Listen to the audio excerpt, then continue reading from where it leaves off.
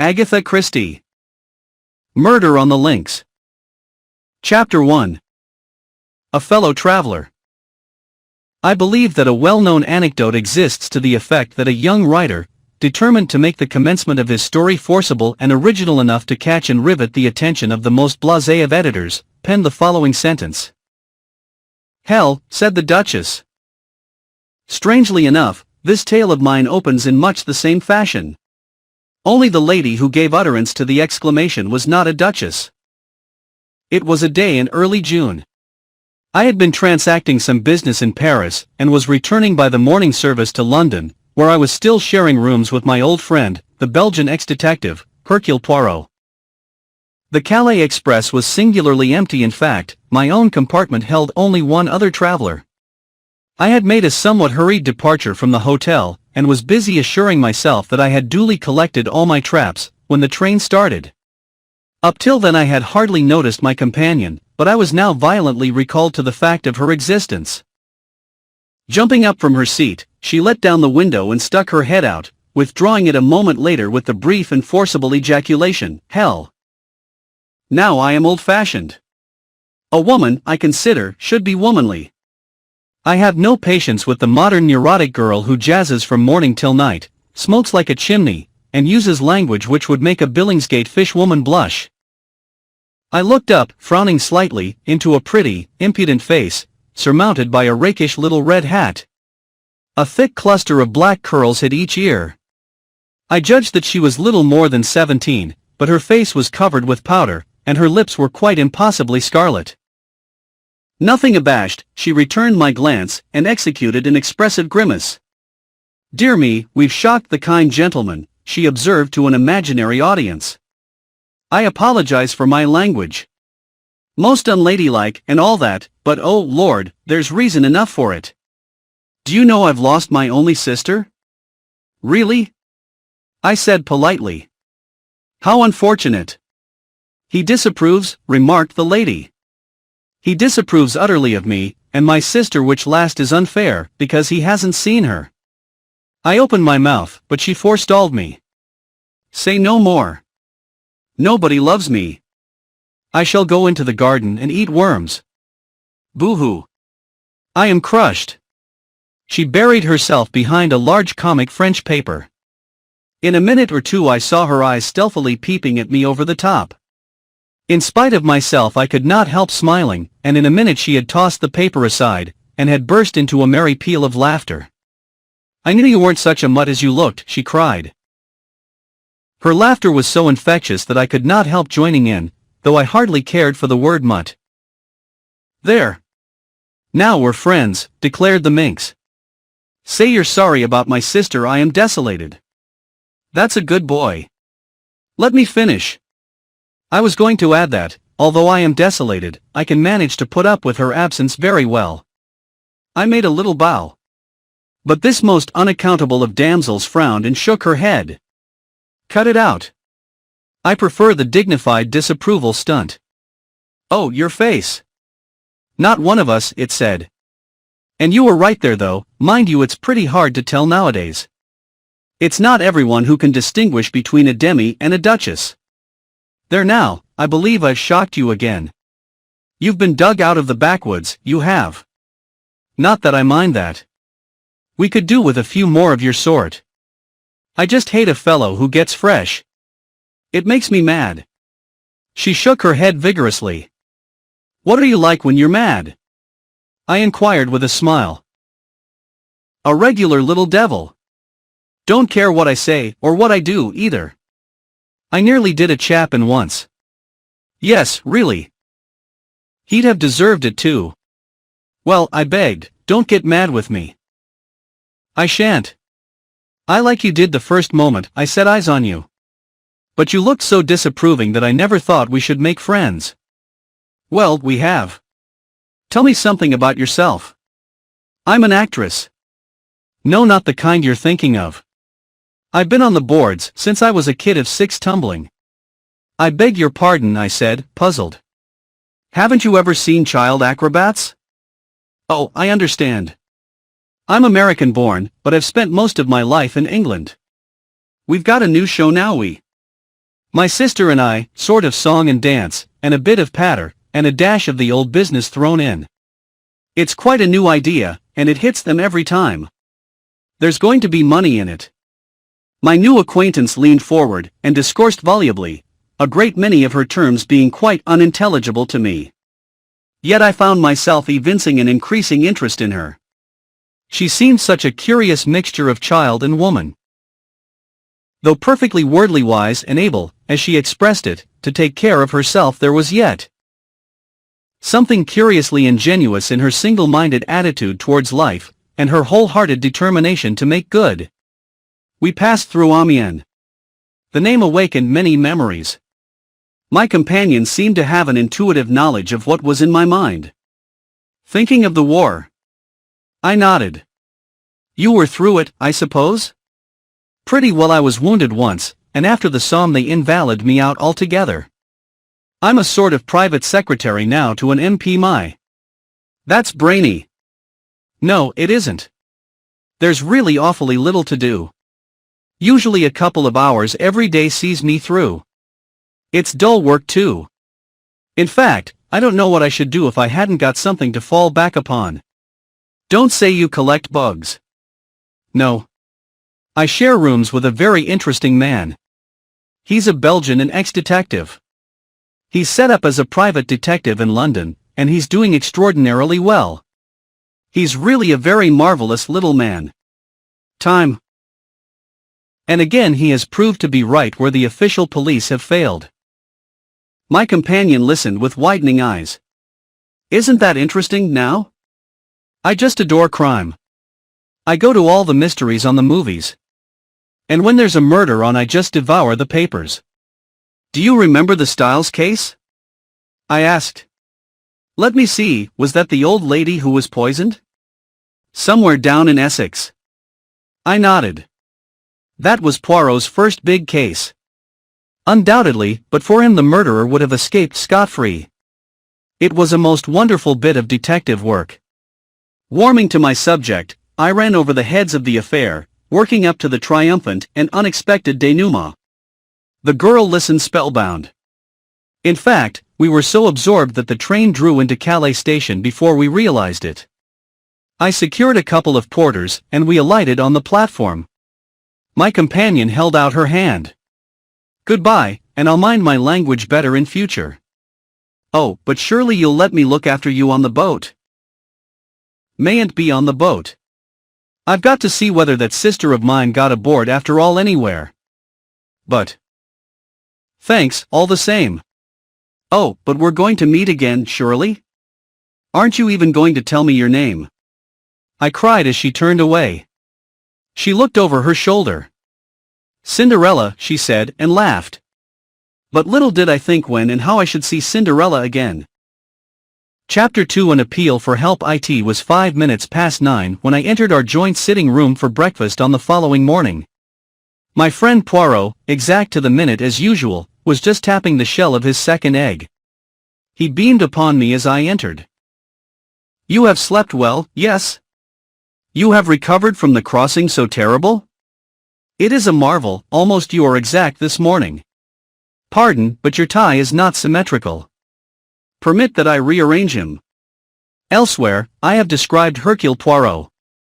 An extraordinary little man. Height, 5 feet 4 inches, egg-shaped head carried a little to one side, eyes that shone green when he was excited, stiff military mustache, air of dignity immense. He was neat and dandified in appearance. For neatness of any kind he had an absolute passion. To see an ornament set crookedly, or a speck of dust, or a slight disarray in one's attire, was torture to the little man until he could ease his feelings by remedying the matter. Order and method were his gods. He had a certain disdain for tangible evidence, such as footprints and cigarette ash, and would maintain that taken by themselves, they would never enable a detective to solve a problem. Then he would tap his egg-shaped head with absurd complacency, and remark with great satisfaction. The true work, it is done from within. The little grey cells, remember always the little grey cells, mon ami. I slipped into my seat, and remarked idly, in answer to Poirot's greeting, that an hour's sea passage from Calais to Dover could hardly be dignified by the epithet terrible. "Anything interesting come by the post?" I asked. Poirot shook his head with a dissatisfied air. "I have not yet examined my letters, but nothing of interest arrives nowadays. The great criminals, the criminals of method, they do not exist." He shook his head despondently, and I roared with laughter. "Cheer up, Poirot, the luck will change.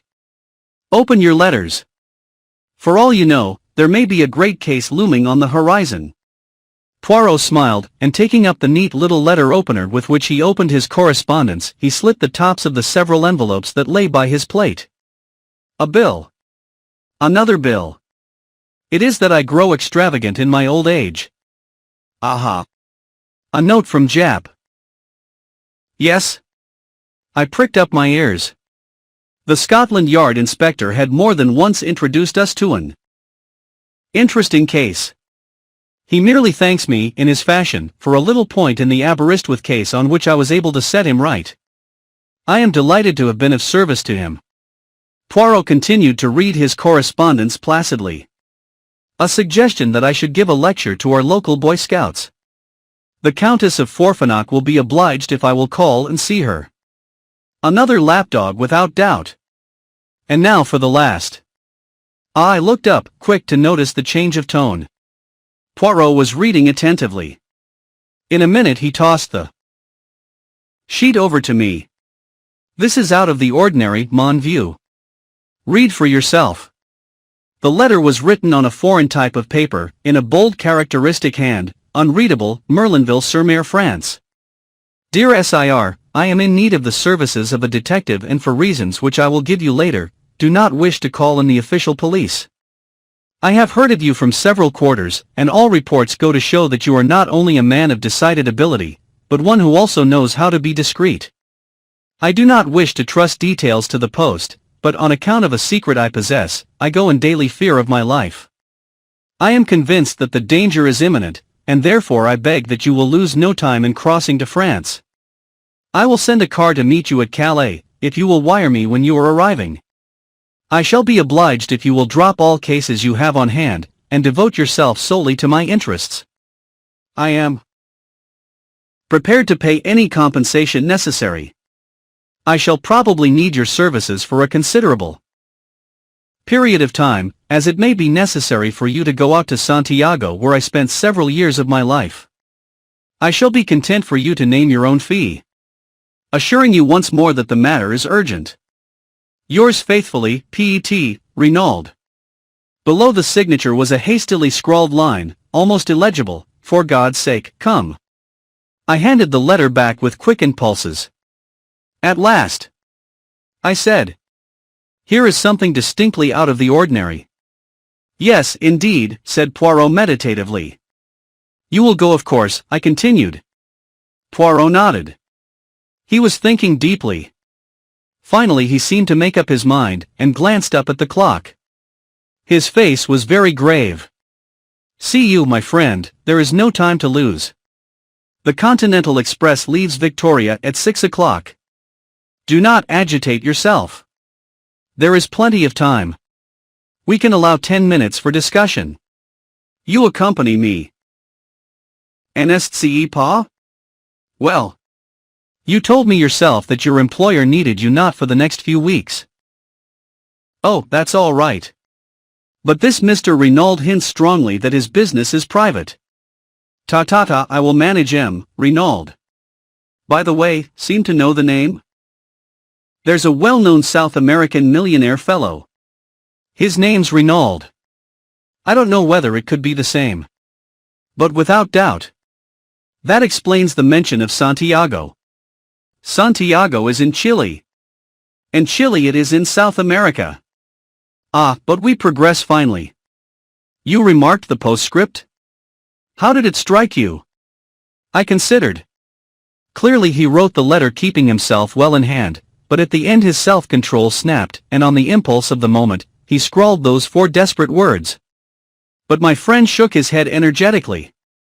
"You are in error.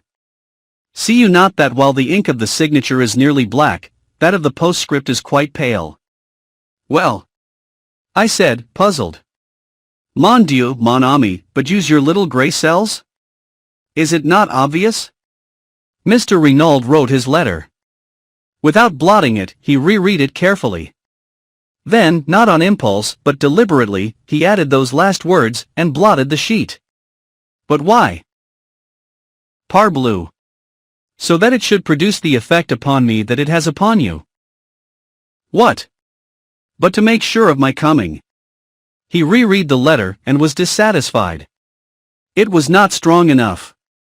He paused, and then added softly, his eyes shining with that green light that always betokened inward excitement, and so, mon ami, since that postscript was added, not on impulse, but soberly, in cold blood, the urgency is very great, and we must reach him as soon as possible. Merlinville, I murmured thoughtfully. I've heard of it, I think. Poirot nodded. It is a quiet little place but chic. It lies about midway between Boulogne and Calais. Mr. Renauld has a house in England, I suppose? Yes, in Rutland Gate, as far as I remember. Also a big place in the country, somewhere in Hertfordshire. But I really know very little about him. He doesn't do much in a social way. I believe he has large South American interests in the city, and has spent most of his life out in Chile and the Argentine. Well, we shall hear all details from the man himself. Come, let us pack. A small suitcase each, and then a taxi to Victoria. 11 o'clock saw our departure from Victoria on our way to Dover. Before starting, Poirot had dispatched a telegram to Mr. Renauld giving the time of our arrival at Calais. On the boat, I knew better than to disturb my friend's solitude. The weather was gorgeous, and the sea as smooth as the proverbial millpond, so I was hardly surprised when a smiling Poirot joined me on disembarking at Calais. A disappointment was in store for us, as no car had been sent to meet us, but Poirot put this down to his telegram having been delayed in transit. We will hire a car, he said cheerfully. And a few minutes later saw us creaking and jolting along, in the most ramshackle of automobiles that ever plied for hire, in the direction of Merlinville. My spirits were at their highest, but my little friend was observing me gravely. You are what the Scotch people call fey, Hastings. It presages disaster. Nonsense. At any rate, you do not share my feelings. No, but I am afraid. Afraid of what? I do not know. But I have a premonition, unreadable. He spoke so gravely that I was impressed in spite of myself. I have a feeling, he said slowly, that this is going to be a big affair, a long, troublesome problem that will not be easy to work out. I would have questioned him further, but we were just coming into the little town of Merlinville, and we slowed up to inquire the way to the Villa Genevieve. Straight on, monsieur, through the town. The Villa Genevieve is about half a mile the other side. You cannot miss it. A big villa, overlooking the sea. We thanked our informant and drove on, leaving the town behind. A fork in the road brought us to a second halt. A peasant was trudging towards us, and we waited for him to come up to us in order to ask the way again. There was a tiny villa standing right by the road, but it was too small and dilapidated to be the one we wanted. As we waited, the gate of it swung open and a girl came out. The peasant was passing us now, and the driver leaned forward from his seat and asked for direction. The Villa Genevieve? Just a few steps up this road to the right, monsieur. You could see it if it were not for the curve. The chauffeur thanked him, and started the car again. My eyes were fascinated by the girl who still stood, with one hand on the gate, watching us. I am an admirer of beauty, and here was one whom nobody could have passed without remark. Very tall, with the proportions of a young goddess, her uncovered golden head gleaming in the sunlight, I swore to myself that she was one of the most beautiful girls I had ever seen. As we swung up the rough road, I turned my head to look after her. By Jove, Poirot, I exclaimed, did you see that young goddess? Poirot raised his eyebrows. Comment, he murmured. Already you have seen a goddess. But, hang it all, wasn't she? Possibly, I did not remark the fact. Surely you noticed her? Mon ami, two people rarely see the same thing. You, for instance, saw a goddess. He hesitated. Yes? I saw only a girl with anxious eyes, said Poirot gravely. But at that moment we drew up at a big green gate, and, simultaneously, we both uttered an exclamation. Before it stood an imposing Sergeant de Ville.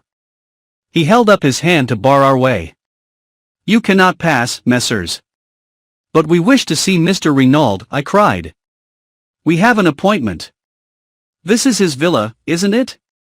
Yes, monsieur, but Poirot leaned forward. But what? Monsieur Renauld was murdered this morning. Chapter 3. At the Villa Genevieve. In a moment Poirot had leapt from the car, his eyes blazing with excitement. What is that you say? Murdered? When? How? The Sergeant de Ville drew himself up. I cannot answer any questions, monsieur. True. I comprehend. Poirot reflected for a minute. The commissary of police, he is without doubt within? Yes, monsieur. Poirot took out a card and scribbled a few words on it. Voila. Will you have the goodness to see that this card is sent into the commissary at once? The man took it and, turning his head over his shoulder, whistled. In a few seconds a comrade joined him, and was handed Poirot's message. There was a wait of some minutes, and then a short, stout man with a huge mustache came bustling down to the gate. The Sergeant de Ville saluted and stood aside. My dear Monsieur Poirot, cried the newcomer, I am delighted to see you. Your arrival is most opportune. Poirot's face had lighted up. Monsieur Bex. This is indeed a pleasure. He turned to me. This is an English friend of mine, Captain Hastings. Monsieur Lucien Bex. The commissary and I bowed to each other ceremoniously, then Bex turned once more to Poirot. Mon vieux, I have not seen you since 1919, that time in Ostend. You have information to give which may assist us? Possibly you know it already. You were aware that I had been sent for? No. By whom? The dead man. It seems that he knew an attempt was going to be made on his life. Unfortunately he sent for me too late. Sacre tonnerre, ejaculated the Frenchman. So he foresaw his own murder. That upsets our theories considerably. But come inside. He held the gate open, and we commenced walking towards the house. Bex continued to talk. The examining magistrate, Monsieur Hautet, must hear of this at once. He has just finished examining the scene of the crime, and is about to begin his interrogations. When was the crime committed? Asked Poirot. The body was discovered this morning about 9 o'clock. Madame Renauld's evidence and that of the doctors goes to show that death must have occurred about 2 a.m. But enter, I pray of you. We had arrived at the steps which led up to the front door of the villa. In the hall another Sergeant de Ville was sitting. He rose at sight of the commissary. Where is Monsieur Hautet now? Inquired the latter. In the garbled, monsieur. Bex opened a door to the left of the hall, and we passed in. Hautet and his clerk were sitting at a big round table. They looked up as we entered. The commissary introduced us and explained our presence. Hautet, the juge d'instruction, was a tall gaunt man, with piercing dark eyes and a neatly cut grey beard, which he had a habit of caressing as he talked. Standing by the mantelpiece was an elderly man, with slightly stooping shoulders, who was introduced to us as Dr. Durand. Most extraordinary, remarked Hautet as the commissary finished speaking. You have the letter here, monsieur? Poirot handed it to him, and the magistrate read it. He speaks of a secret. What a pity he was not more explicit. We are much indebted to you, Monsieur Poirot. I hope you will do us the honor of assisting us in our investigations. Or are you obliged to return to London? Monsieur le Juge, I propose to remain. I did not arrive in time to prevent my client's death, but I feel myself bound in honor to discover the assassin. The magistrate bowed. These sentiments do you honor. Also, without doubt, Madame Renauld will wish to retain your services. We are expecting Giroux from the Charité in Paris any moment, and I am sure that you and he will be able to give each other mutual assistance in your investigations. In the meantime, I hope that you will do me the honor to be present at my interrogations, and I need hardly say that if there is any assistance you require it is at your disposal. I thank you, monsieur. You will comprehend that at present I am completely in the dark. I know nothing whatever. Potet nodded to the commissary, and the latter took up the tale. This morning, the old servant Françoise, on descending to start her work, found the front door ajar. Feeling a momentary alarm as to burglars, she looked into the dining room, but seeing the silver was safe she thought no more about it, concluding that her master had, without doubt, risen early and gone for a stroll. Pardon, monsieur, for interrupting, but was that a common practice of his? No, it was not, but old Françoise has the common idea as regards the English that they are mad, and liable to do the most unaccountable things at any moment. Going to call her mistress as usual, a young maid, Leonie, was horrified to discover her gagged and bound, and almost at the same moment news was brought that Monsieur Renauld's body had been discovered, stone dead, stabbed in the back. Where? That is one of the most extraordinary features of the case. Monsieur Poirot, the body was lying face downwards, in an unclear dot. What? Yes. The pit was freshly dug just a few yards outside the boundary of the villa. And it had been dead how long? Dr. Durand answered him. I examined the body this morning at 10 o'clock. Death must have taken place at least 7 and possibly 10 hours previously. That fixes it at between midnight and 3 a.m. Exactly, and Mrs. Renauld's evidence places it at after 2 a.m., which narrows the field still farther. Death must have been instantaneous and naturally could not have been self-inflicted.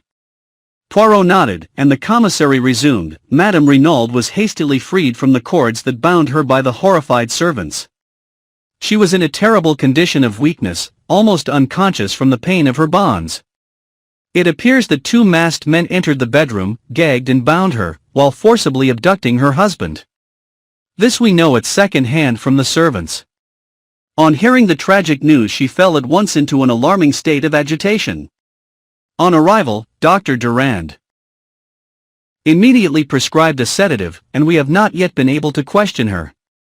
But without doubt she will awake more calm, and be equal to bearing the strain of the interrogation. The commissary paused. And the inmates of the home, monsieur? There is old Françoise, the housekeeper. She lived for many years with the former owners of the Villa Genevieve. Then there are 2 young girls, sisters, Denise and Leonie Hulard. Their home is in Merlinville, and they come of most respectable parents. Then there is the chauffeur whom Monsieur Renauld brought over from England with him, but he is away on a holiday.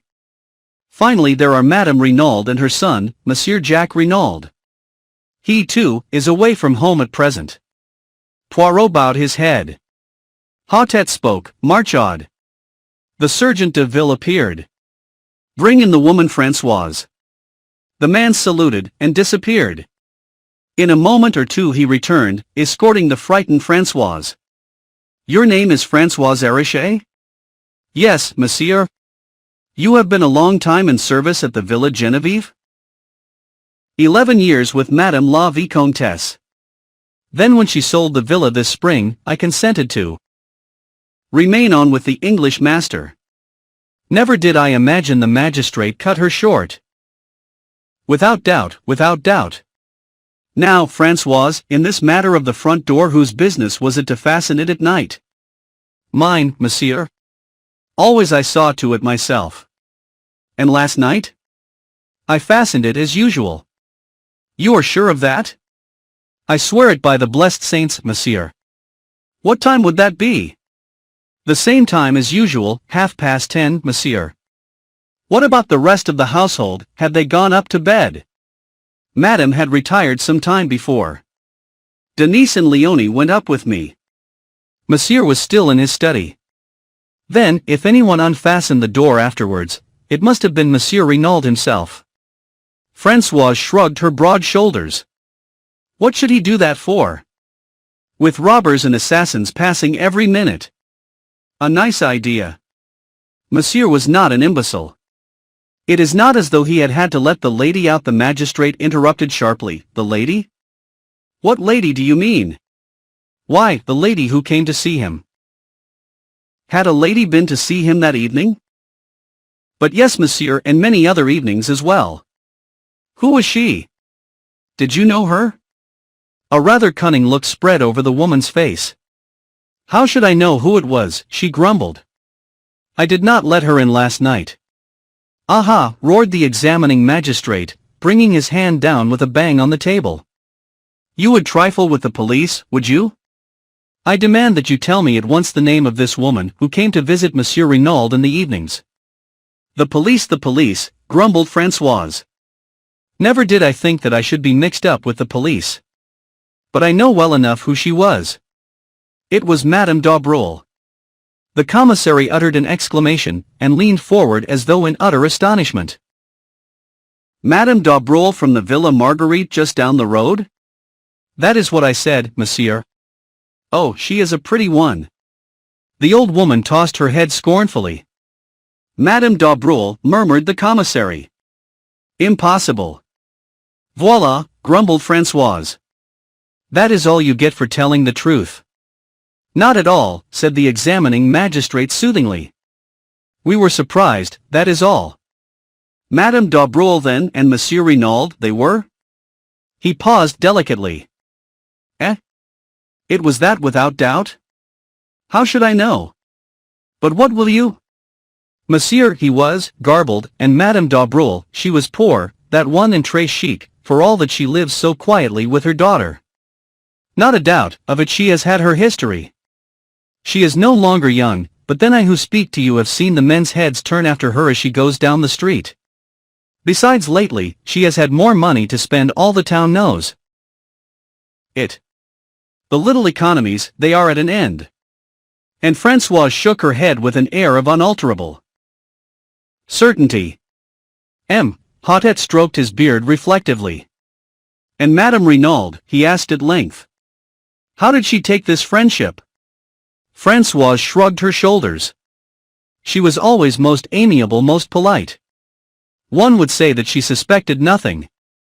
But all the same, is it not so, the heart suffers, monsieur? Day by day, I have watched Madame grow paler and thinner. She was not the same woman who arrived here a month ago. Monsieur, too, has changed. He also has had his worries. One could see that he was on the brink of a crisis of the nerves. And who could wonder, with an affair conducted in such a fashion? No reticence, no discretion. Sun les anglais without doubt. I bounded indignantly in my seat, but the examining magistrate was continuing his questions, undistracted by side issues. You say that Monsieur Renauld had not to let Madame d'Aubreuil out? Had she left, then? Yes, monsieur. I heard them come out of the study and go to the door. Monsieur said good night and shut the door after her. What time was that? About 25 minutes after 10, monsieur. Do you know when Monsieur Renauld went to bed? I heard him come up about 10 minutes after we did. The stair creaks so that one hears everyone who goes up and missing. And that is all? You heard no sound of disturbance during the night? Nothing whatever, monsieur. Which of the servants came down the first in the morning? I did, monsieur. At once I saw the door swinging open. What about the other downstairs windows, were they all fastened? Every one of them. There was nothing suspicious or out of place anywhere. Good. Françoise, you can go. The old woman shuffled towards the door. On the threshold she looked back. I will tell you one thing, monsieur. That Madame d'Aubreuil, she is a bad one. Oh, yes, one woman knows about another. She is a bad one, remember that. And, shaking her head sagely, Françoise left the room. Léonie Allard, called the magistrate. Léonie appeared dissolved in tears, and inclined to be hysterical. Hotet dealt with her adroitly. Her evidence was mainly concerned with the discovery of her mistress gagged and bound, of which she gave rather an exaggerated account. She, like Françoise, had heard nothing during the night. Her sister, Denise, succeeded her. She agreed that her master had changed greatly of late. Every day he became more and more morose. He ate less. He was always depressed. But Denise had her own theory. Without doubt it was the mafia he had on his track. Two masked men, who else could it be? A terrible society that. It is, of course, possible, said the magistrate smoothly. Now, my girl, was it you who admitted Madame d'Aubreul to the house last night? Not that night, monsieur, the night before. But Françoise has just told us that Madame d'Aubreul was here last night? No, monsieur. A lady did come to see Monsieur Renauld last night, but it was not Madame d'Aubreul. Surprised, the magistrate insisted, but the girl held firm. She knew Madame d'Aubreul perfectly by sight. This lady was dark also, but shorter, and much younger. Nothing could shake her statement. Had you ever seen this lady before?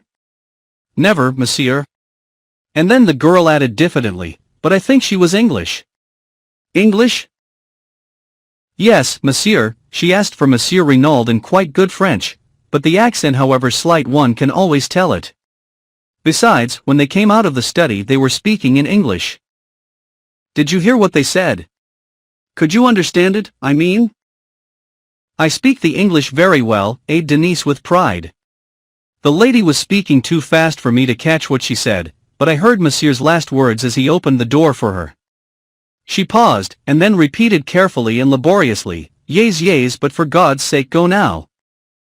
"Yes, yes, but for God's sake go now," repeated the magistrate. He dismissed Denise and, after a moment or two for consideration, recalled Françoise. To her he repeated the question as to whether she had not made a mistake in fixing the night of Madame d'Aubreul's visit. Françoise, however, proved unexpectedly obstinate. It was last night that Madame d'Aubreul had come.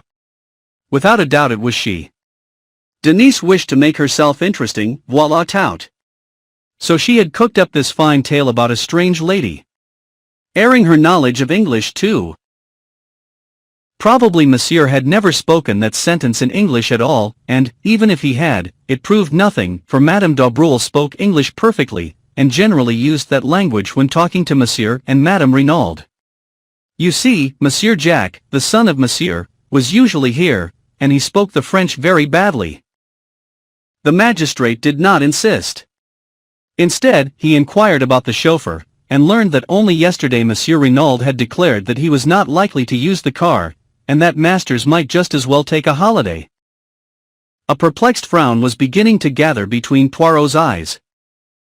"What is it?" I whispered.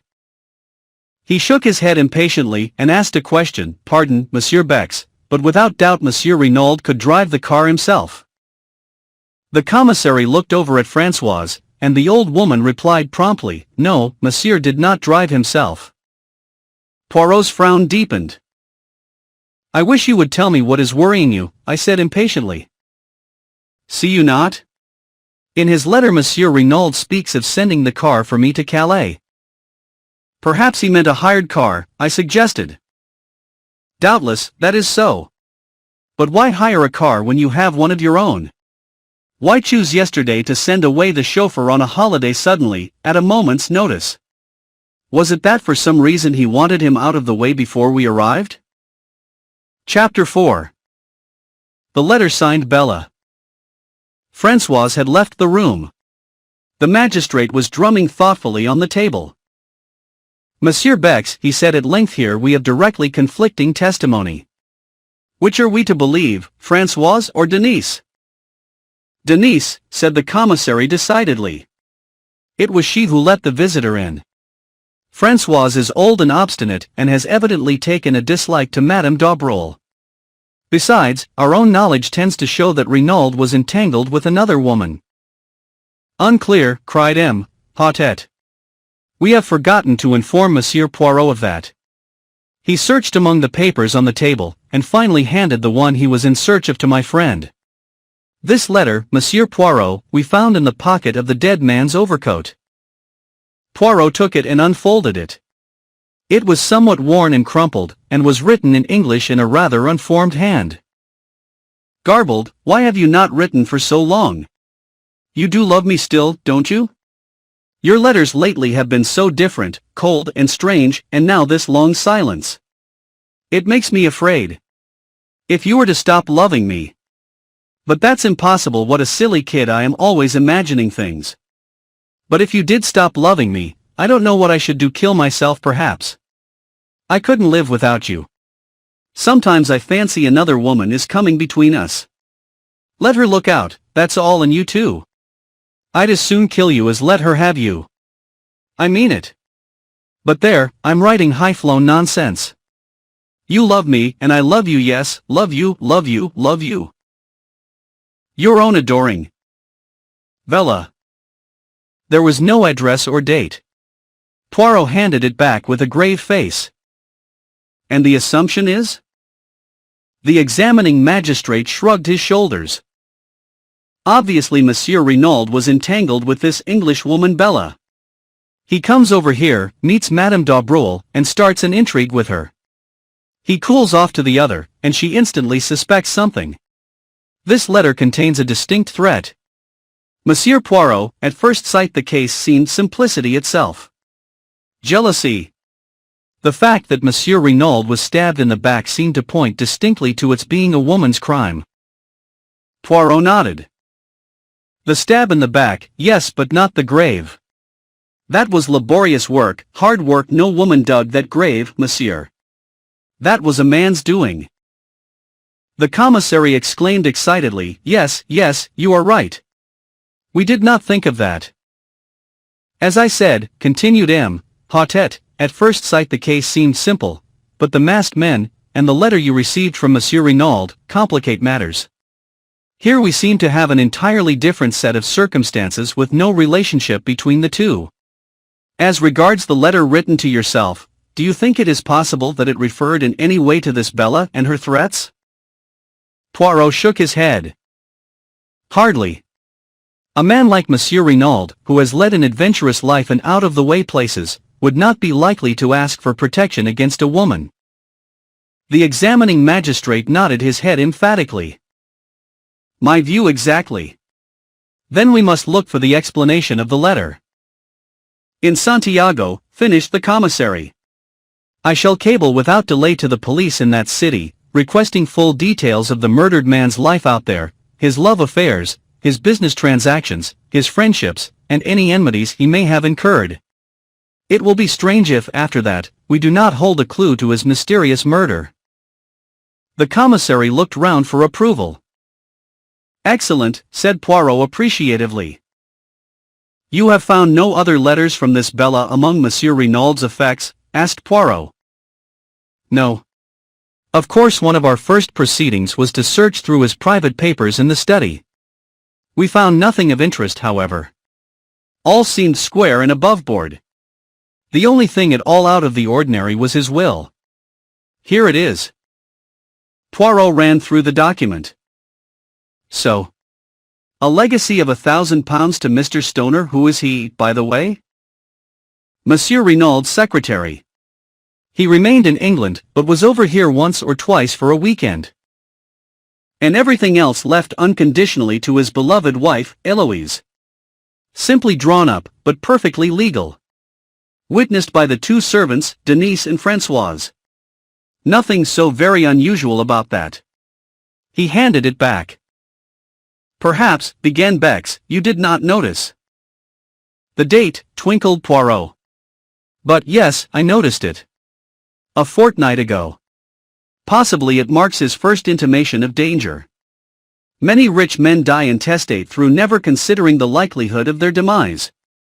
But it is dangerous to draw conclusions prematurely. It points, however, to his having a real liking and fondness for his wife, in spite of his amorous intrigues. Yes, said M. Hautet doubtfully. But it is possibly a little unfair on his son, since it leaves him entirely dependent on his mother. If she were to marry again, and her second husband obtained an ascendancy over her, this boy might never touch a penny of his father's money.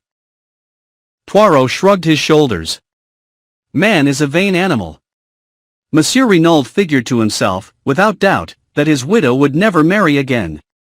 As to the son, it may have been a wise precaution to leave the money in his mother's hands. The sons of rich men are proverbially wild. It may be as you say. Now, Monsieur Poirot, you would without doubt like to visit the scene of the crime.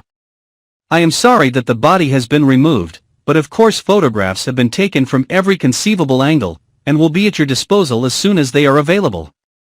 I thank you, monsieur, for all your courtesy. The commissary rose. Come with me, messieurs.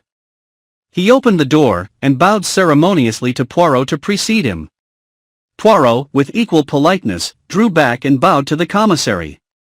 Monsieur? Monsieur? At last they got out into the hall. That room there, it is the study, non? Asked Poirot suddenly, nodding towards the door opposite. Yes. You would like to see it? He threw open the door as he spoke, and we entered. The room which M. Renauld had chosen for his own particular use was small, but furnished with great taste and comfort. A businesslike writing desk, with many pigeonholes, stood in the window. Two large leather-covered armchairs faced the fireplace, and between them was a round table covered with the latest books and magazines. Poirot stood a moment taking in the room, then he stepped forward, passed his hand lightly over the backs of the leather chairs, picked up a magazine from the table, and drew a finger gingerly over the surface of the oak sideboard. His face expressed complete approval. No dust? I asked, with a smile. He beamed on me, appreciative of my knowledge of his peculiarities. Not a particle, mon ami. And for once, perhaps, it is a pity. His sharp, bird-like eyes darted here and there. Ah, he remarked suddenly, with an intonation of relief. The hearthrug is crooked, and he bent down to straighten it. Suddenly he uttered an exclamation and rose. In his hand he held a small fragment of pink paper. In France as in England, he remarked, the domestics omit to sweep under the mats? Bex took the fragment from him, and I came close to examine it. You recognize it at Hastings? I shook my head, puzzled, and yet that particular shade of pink paper was very familiar. The commissary's mental processes were quicker than mine. A fragment of a check, he exclaimed. The piece of paper was roughly about 2 inches square. On it was written in ink the word divine. Garbled, said Bex. This check was payable to, or drawn by, someone named Devine. The former, I fancy, said Poirot. For, if I am not mistaken, the handwriting is that of Monsieur Renauld. That was soon established by comparing it with a memorandum from the desk. Dear me, murmured the commissary, with a crestfallen air, I really cannot imagine how I came to overlook this. Poirot laughed. The moral of that is, always look under the mats. My friend Hastings here will tell you that anything in the least crooked is a torment to me. As soon as I saw that the hearthrug was out of the straight, I said to myself, teens.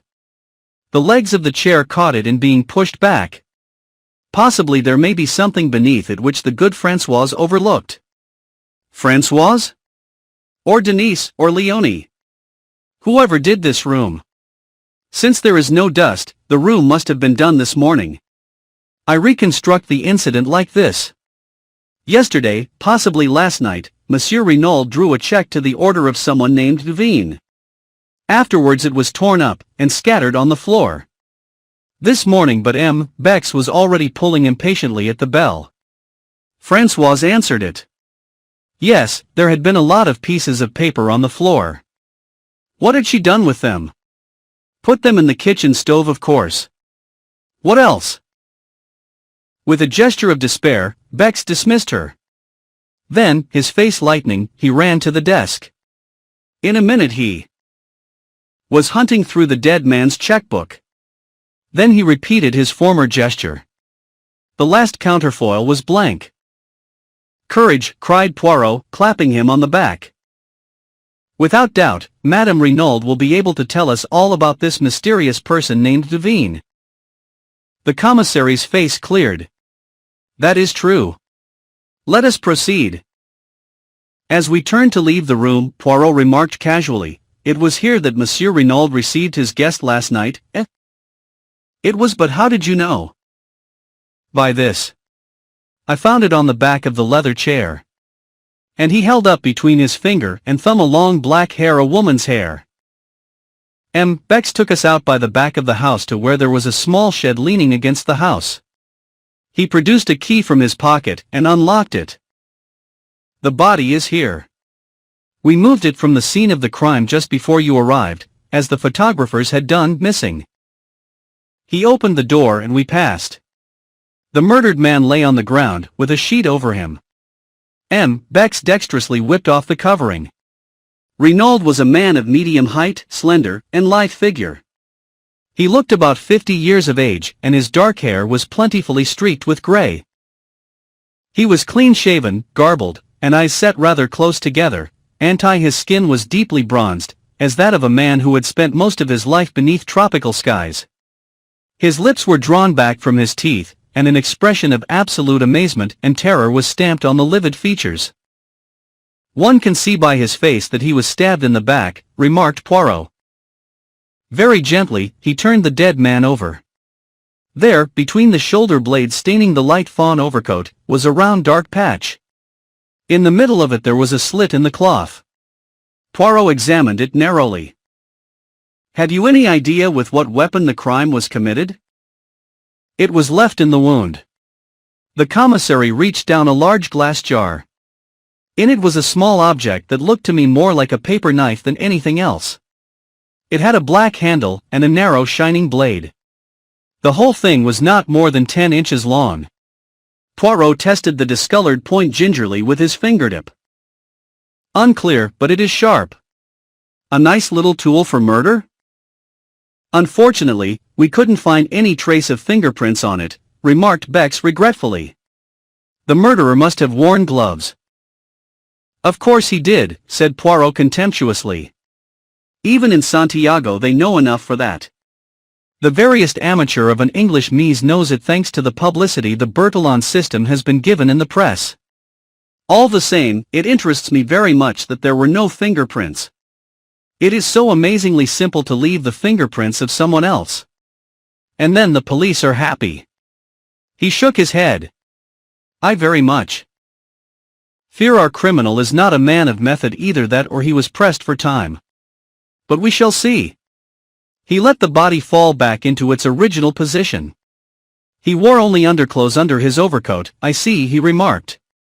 "Yes, the examining magistrate thinks that is rather a curious point." At this minute there was a tap on the door which Bex had closed after him. He strode forward and opened it. Françoise was there. She endeavored to peep in with ghoulish curiosity.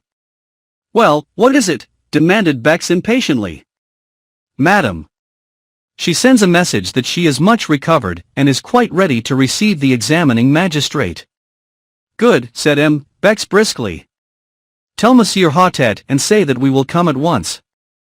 Poirot lingered a moment looking back towards the body. I thought for a moment that he was going to apostrophize it, to declare aloud his determination never to rest till he had discovered the murderer.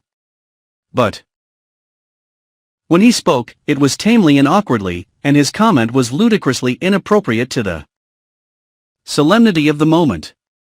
"He wore his overcoat very long," he said constrainedly. Chapter 5 MRS. Renauld's story. We found Hautet awaiting us in the hall, and we all proceeded upstairs together, Françoise marching ahead to show us the way. Poirot went up in a zigzag fashion which puzzled me, until he whispered with a grimace, "No wonder the servants heard Renauld mounting the stairs, not a board of them but creaks fit to awake the dead." At the head of the staircase, a small passage branched off. "The servants' quarters," explained Bex. We continued along a corridor, and Françoise tapped on the last door to the right of it. A faint voice bade us enter, and we passed into a large, sunny apartment looking out towards the sea, which showed blue and sparkling about a quarter of a mile distant. On a couch, propped up with cushions, and attended by Dr. Durand, lay a tall, striking-looking woman. She was middle-aged, and her once dark hair was now almost entirely silvered, but the intense vitality and strength of her personality would have made itself felt anywhere.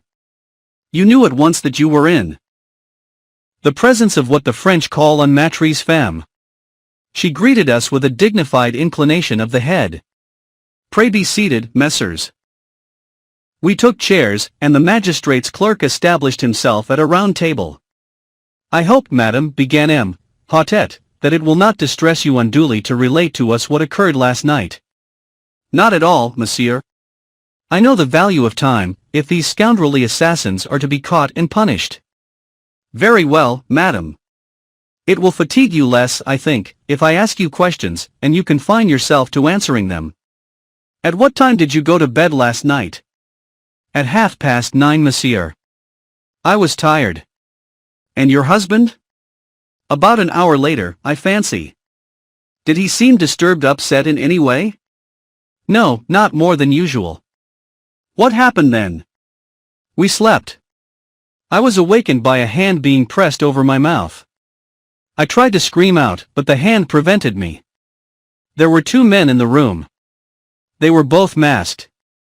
Can you describe them at all, madam? One was very tall, and had a long black beard, the other was short and stout.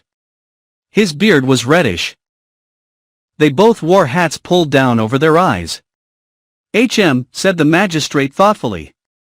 Too much beard, I fear. You mean they were false? Yes, madam. But continue your story.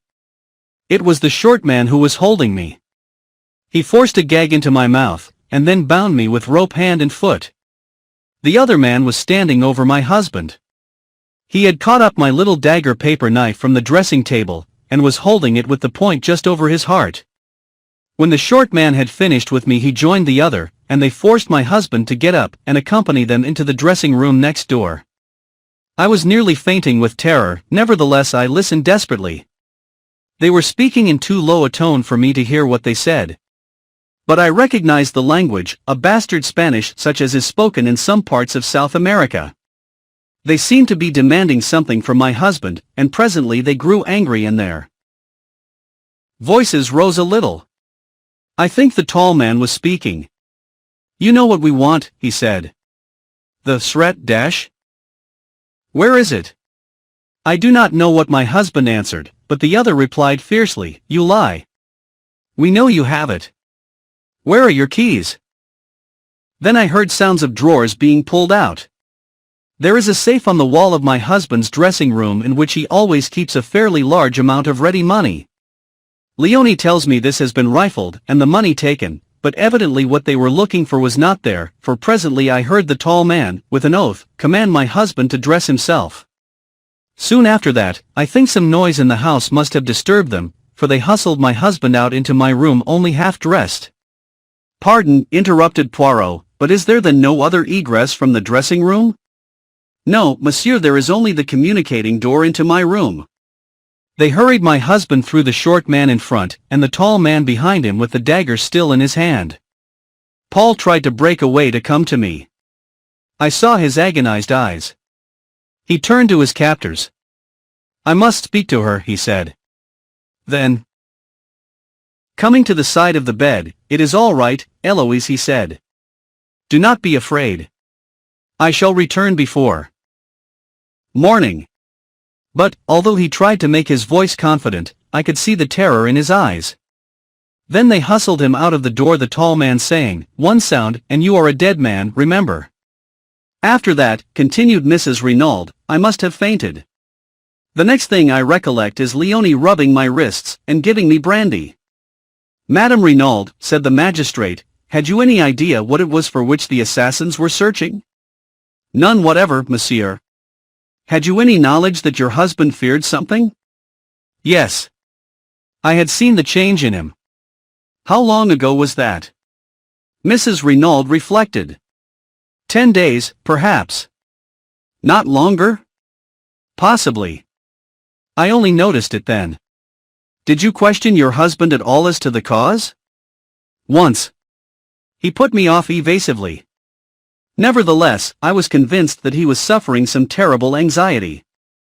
However, since he evidently wished to conceal the fact from me, I tried to pretend that I had noticed nothing.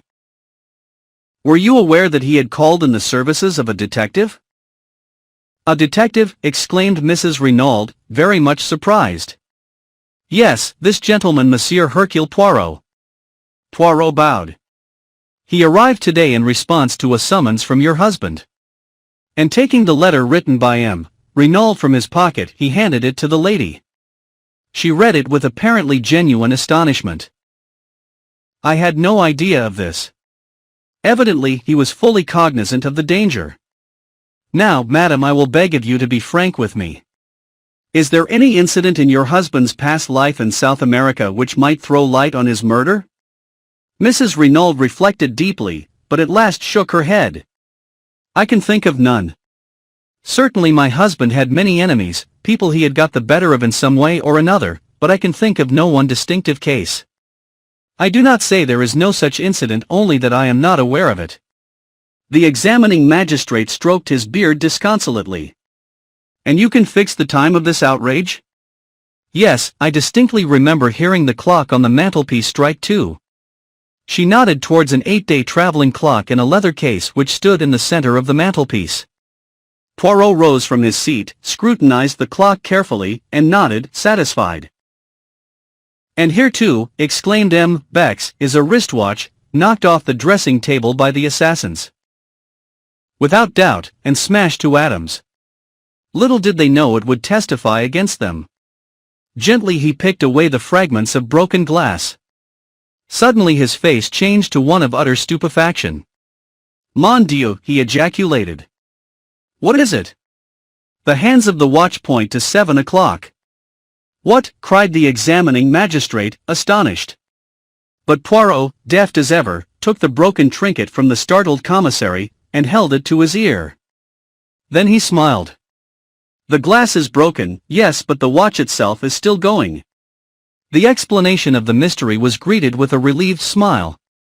But the magistrate bethought him of another point. But surely it is not 7 o'clock now? No, said Poirot gently, it is a few minutes after 5. Possibly the watch gains, is that so, madam? Mrs. Renauld was frowning perplexedly. It does gain, she admitted. But I've never known it gain quite so much as that. With a gesture of impatience the magistrate left the matter of the watch and proceeded with his interrogatory. Madam, the front door was found ajar.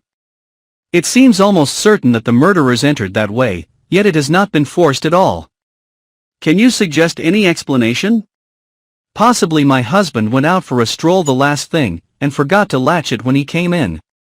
Is that a likely thing to happen? Very. My husband was the most absent-minded of men.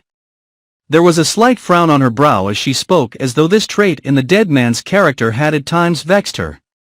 There is one inference I think we might draw, remarked the commissary suddenly. Since the men insisted on Monsieur Renauld dressing himself, it looks as though the place they were taking him to, the place where the secret was concealed, lay some distance away. The magistrate nodded. Yes, far, and yet not too far, since he spoke of being back by morning. What time does the last train leave the station of Merlinville? Asked Poirot.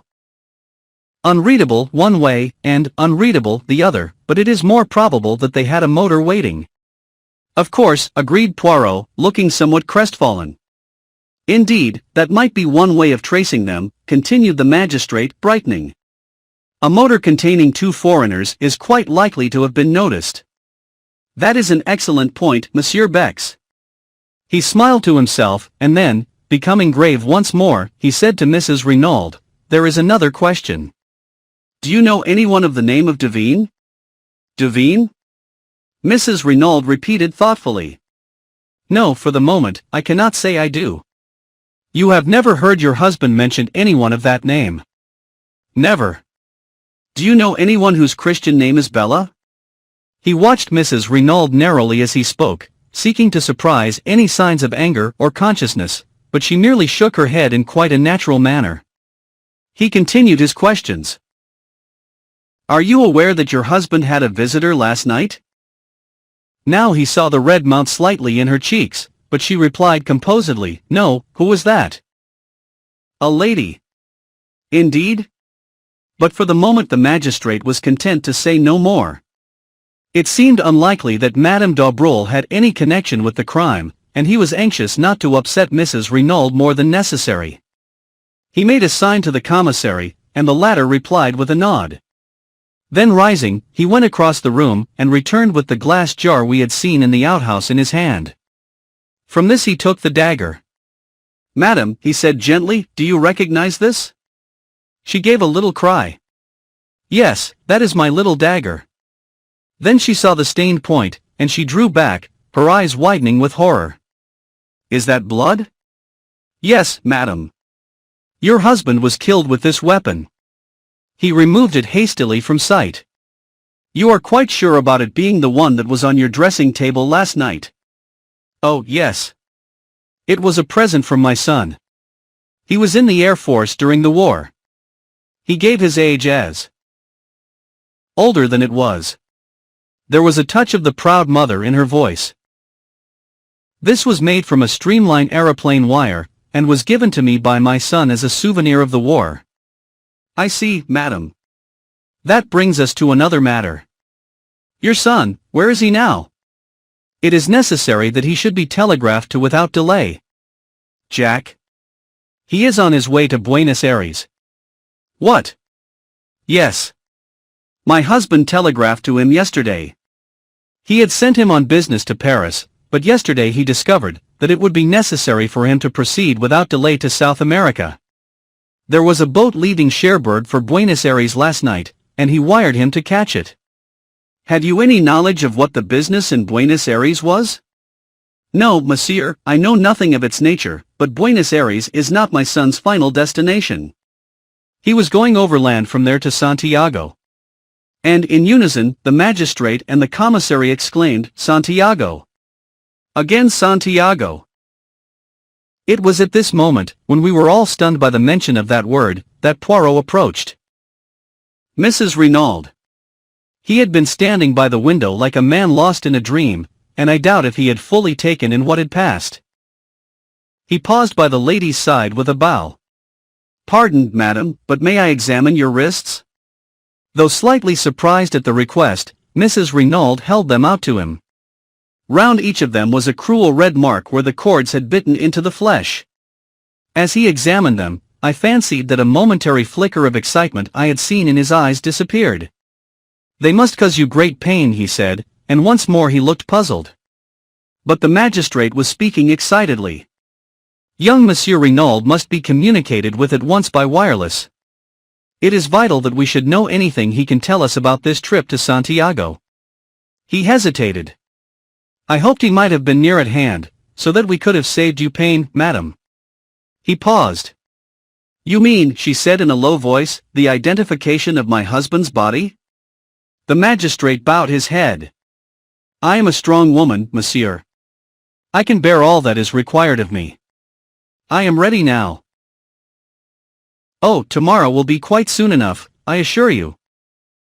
"I prefer to get it over," she said in a low tone, a spasm of pain crossing her face. "If you will be so good as to give me your arms, doctor?" The doctor hastened forward, a cloak was thrown over Mrs. Renauld's shoulders, and a slow procession went down the stairs. Bex hurried on ahead to open the door of the shed. In a minute or two Mrs. Renauld appeared in the doorway. She was very pale, but resolute. She raised her hand to her face. "A moment, messieurs, while I steel myself." She took her hand away, and looked down at the dead man.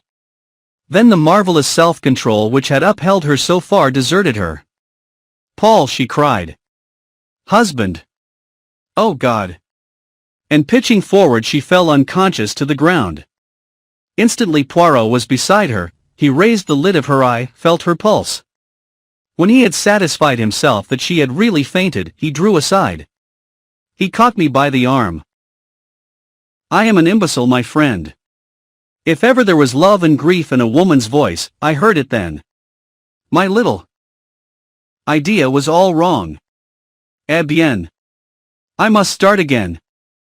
Chapter 6: The Scene of the Crime. Between them, the doctor and Hautet carried the unconscious woman into the house. The commissary looked after them, shaking his head. "Pauvre femme," he murmured to himself. The shock was too much for her. Well, we can do nothing. Now, Monsieur Poirot, shall we visit the place where the crime was committed?" "If you please, Monsieur Bex." We passed through the house, and out by the front door. Poirot had looked up at the staircase in passing, and shook his head in a dissatisfied manner. It is to me incredible that the servants heard nothing. The creaking of that staircase, with 3 people descending it, would awaken the dead. It was the middle of the night, remember. They were sound asleep by then. But Poirot continued to shake his head, as though not fully accepting the explanation.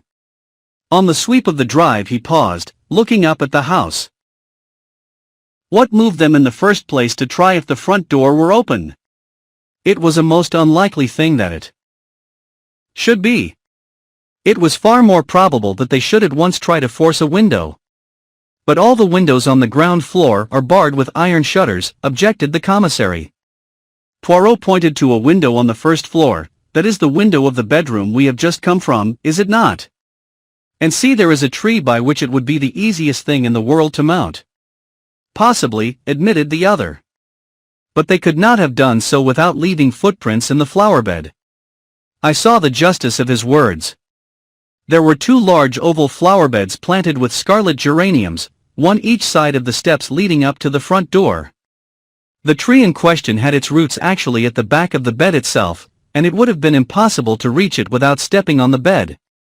You see, continued the commissary, owing to the dry weather no prints would show on the drive or paths, but on the soft mold of the flowerbed, it would have been a very different affair. Poirot went close to the bed and studied it attentively. As Bex had said, the mold was perfectly smooth. There was not an indentation on it anywhere. Poirot nodded, as though convinced, and we turned away, but he suddenly darted off and began examining the other flowerbed. Monsieur Bex, he called. See here. Here are plenty of traces for you. The commissary joined him and smiled. My dear Monsieur Poirot, those are without doubt the footprints of the gardener's large hobnailed boots. In any case, it would have no importance, since this side we have no tree, and consequently no means of gaining access to the upper story. True, said Poirot, evidently crestfallen. So you think these footprints are of no importance? Not the least in the world. Then to my utter astonishment, Poirot pronounced these words, I do not agree with you. I have a little idea that these footprints are the most important things we have seen yet. Beck said nothing, merely shrugged his shoulders. He was far too courteous to utter his real opinion. Shall we proceed, he asked instead. Certainly. I can investigate this matter of the footprints later, said Poirot cheerfully. Instead of following the drive down to the gate, Bex turned up a path that branched off at right angles. It led up a slight incline, round to the right of the house, and was bordered on either side by a kind of shrubbery. Suddenly it emerged into a little clearing from which one obtained a view of the sea. A seat had been placed here, and not far from it was a rather ramshackle shed. A few steps farther on, a neat line of small bushes marked the boundary of the villa grounds. Bex pushed his way through these, and we found ourselves on a wide stretch of open downs. I looked round and saw something that filled me with astonishment. Why, this is a golf course, I cried. Bex nodded. The links are not completed yet, he explained. It is hoped to be able to open them sometime next month. It was some of the men working on them who discovered the body early this morning. I gave a gasp. A little to my left, where for the moment I had overlooked it, was a long narrow pit, and by its face downwards was the body of a man. For a moment my heart gave a terrible leap, and I had a wild fancy that the tragedy had been duplicated. But the commissary dispelled my illusion by moving forward with a sharp exclamation of annoyance. What have my police been about? They had strict orders to allow no one near the place without proper credentials. The man on the ground turned his head over his shoulder. But I have proper credentials, he remarked, and rose slowly to his feet. My dear Monsieur Giroux, cried the commissary. I had no idea that you had arrived, even. The examining magistrate has been awaiting you with the utmost impatience. As he spoke, I was scanning the newcomer with the keenest curiosity. The famous detective from the Paris Charite was familiar to me by name, and I was extremely interested to see him in the flesh. He was very tall, perhaps about 30 years of age, with auburn hair and mustache, and a military carriage. There was a trace of arrogance in his manner which showed that he was fully alive to his own importance. Bex introduced us, presenting Poirot as a colleague. A flicker of interest came into the detective's eye. "I know you by name, Monsieur Poirot," he said. "You cut quite a figure in the old days, didn't you? But methods are very different now." "Crimes, though, are very much the same," remarked Poirot gently. I saw at once that Giroux was prepared to be hostile. He resented the other being associated with him, and I felt that if he came across any clue of importance he would be more than likely to keep it to himself. The examining magistrate began Bex again. But Giroux interrupted rudely, "A fig for the examining magistrate. The light is the important thing. For all practical purposes it will be gone in another half-hour or so. I know all about the case, and the people at the house will do very well until tomorrow, but if we're going to find a clue to the murderers, here is the spot we shall find it. Is it your police who have been trampling all over the place? I thought they knew better nowadays." "Assuredly they do. The marks you complain of were made by the workman who discovered the body." The other grunted disgustedly. "I can see the tracks where the three of them came through the hedge, but they were cunning. You can just recognize the center footmarks as those of Monsieur Renauld, but those on either side have been carefully obliterated. Not that there would really be much to see anyway on this hard ground, but they weren't taking any chances." "The external sign," said Poirot. "That is what you seek?" The other detective stared. "Of course." A very faint smile came to Poirot's lips. He seemed about to speak, but checked himself. He bent down to where a spade was lying. "That's what the grave was dug with, right enough," said Giroux. "But you'll get nothing from it. It was Renauld's own spade, and the man who used it wore gloves. Here they are."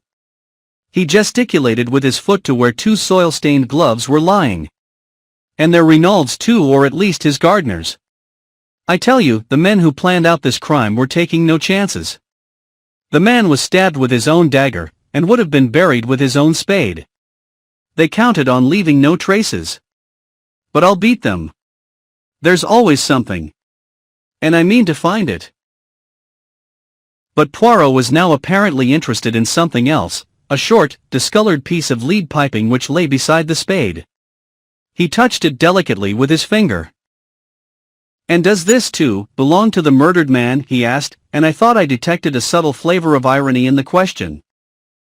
Giroux shrugged his shoulders to indicate that he neither knew nor cared. "May have been lying around here for weeks. Anyway, it doesn't interest me."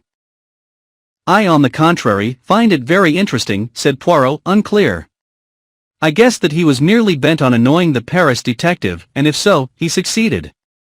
The other turned away rudely, remarking that he had no time to waste, and bending down he resumed his minute search of the ground. Meanwhile Poirot, as though struck by a sudden idea, stepped back over the boundary, and tried the door of the little shed. "That's locked," said Giroux over his shoulder. "But it's only a place where the gardener keeps his rubbish. The spade didn't come from there, but from the tool shed up by the house." "Marvelous," murmured Bex ecstatically to me. "He has been here but half an hour, and he already knows everything. What a man! Undoubtedly Giroux is the greatest detective alive today." Although I disliked the detective heartily, I nevertheless was secretly impressed. Efficiency seemed to radiate from the man. I could not help feeling that, so far, Poirot had not greatly distinguished himself, and it vexed me. He seemed to be directing his attention to all sorts of silly puerile points that had nothing to do with the case. Indeed, at this juncture, he suddenly asked, "Monsieur Bex, tell me, I pray you, the meaning of this whitewashed line that extends all round the grave. Is it a device of the police?" "No, Monsieur Poirot, it is an affair of the golf course. It shows that there is here to be a bunker, as you call it." "A bunker?" Poirot turned to me. "That is the irregular hole filled with sand and a bank at one side, is it not?" I concurred. "Monsieur Renauld, without doubt he played the golf." "Yes, he was a keen golfer. It's mainly owing to him, and to his large subscriptions, that this work is being carried forward. He even had a say in the designing of it. Poirot nodded thoughtfully. Then he remarked, "It was not a very good choice they made of a spot to bury the body? When the men began to dig up the ground, all would have been discovered."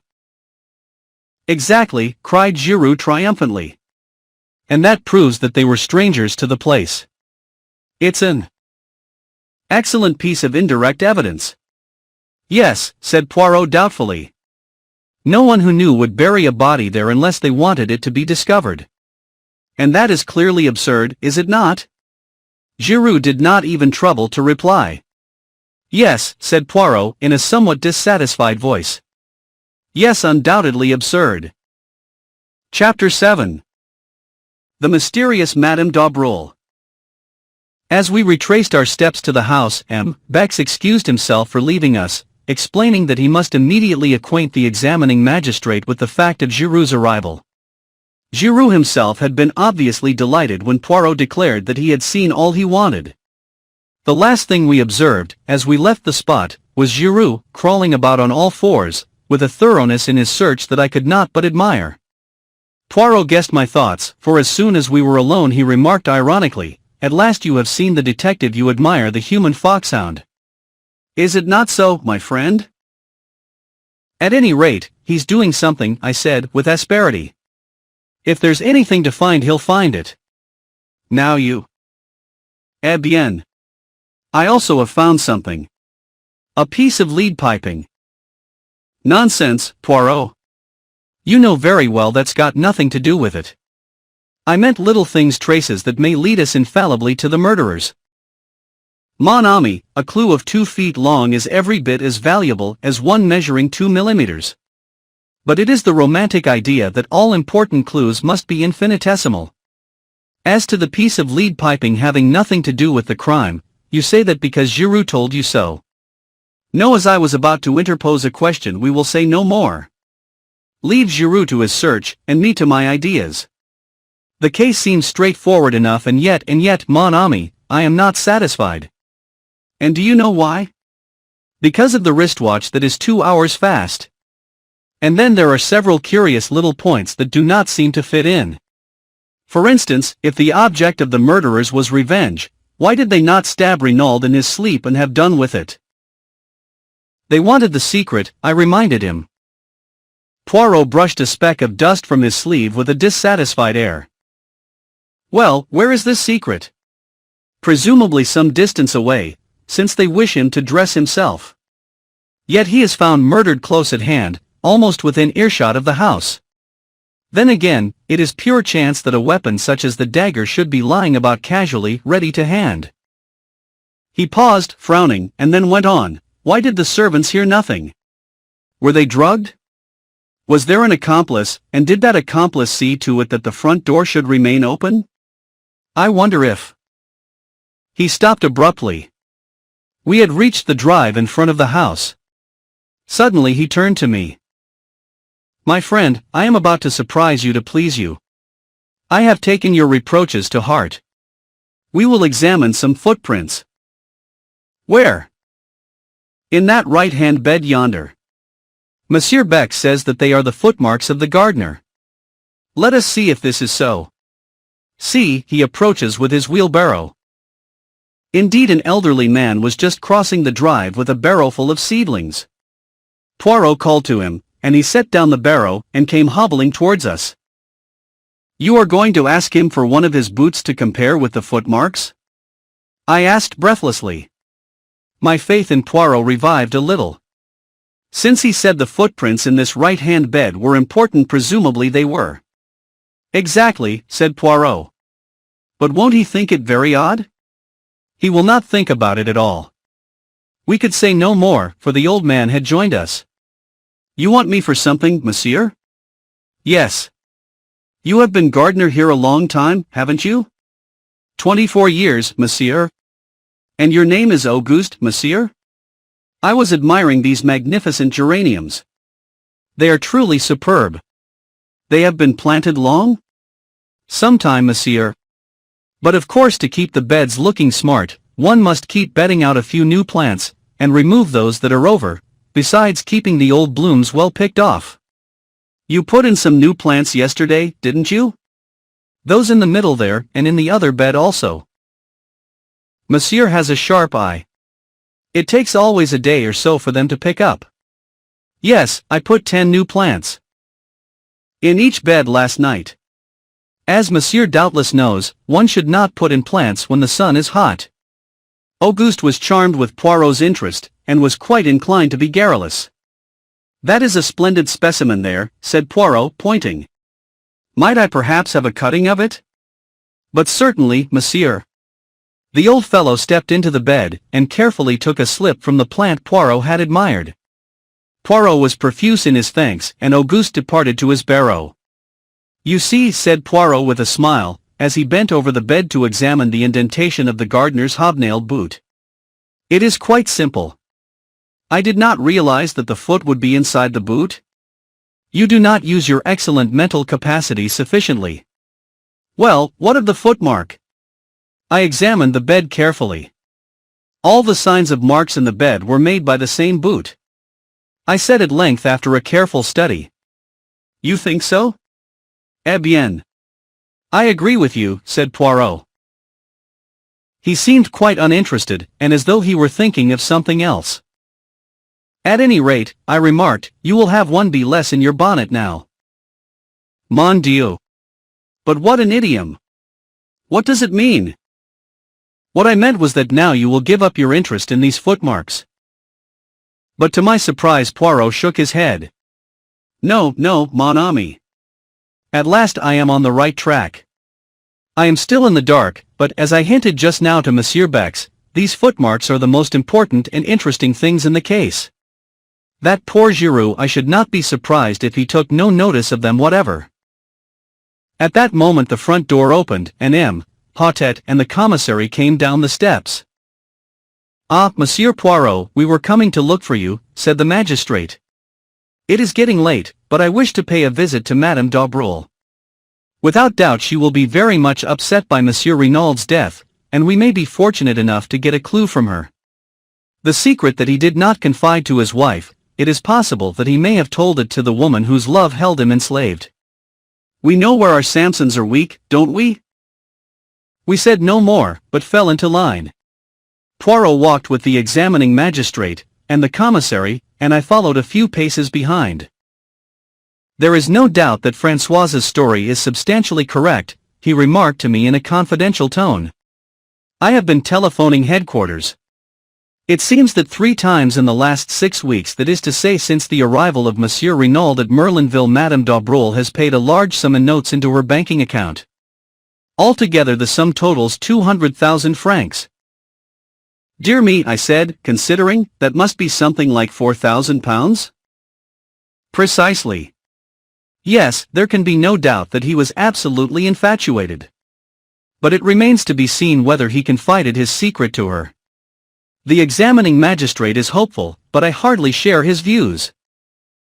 During this conversation we were walking down the lane towards the fork in the road where our car had halted earlier in the afternoon, and in another moment I realized that the Villa Marguerite, the home of the mysterious Madame d'Aubreuil, was the small house from which the beautiful girl had emerged. She has lived here for many years, said the commissary, nodding his head towards the house. Very quietly, very unobtrusively. She seems to have no friends or relations other than the acquaintances she had made in Merlinville. She never refers to the past, nor to her husband. One does not even know if he is alive or dead. There is a mystery about her, you comprehend. I nodded, my interest growing. And the daughter? I ventured. A truly beautiful young girl, modest, devout, all that she should be. One pities her for, though she may know nothing of the past, a man who wants to ask her hand in marriage must necessarily inform himself, and then the commissary shrugged his shoulders cynically. But it would not be her fault, I cried, with rising indignation. No. But what will you? A man is particular about his wife's antecedents. I was prevented from further argument by our arrival at the door. M. Potet rang the bell. A few minutes elapsed, and then we heard a footfall within, and the door was opened. On the threshold stood my young goddess of that afternoon. When she saw us, the color left her cheeks, leaving her deathly white, and her eyes widened with apprehension. There was no doubt about it, she was afraid.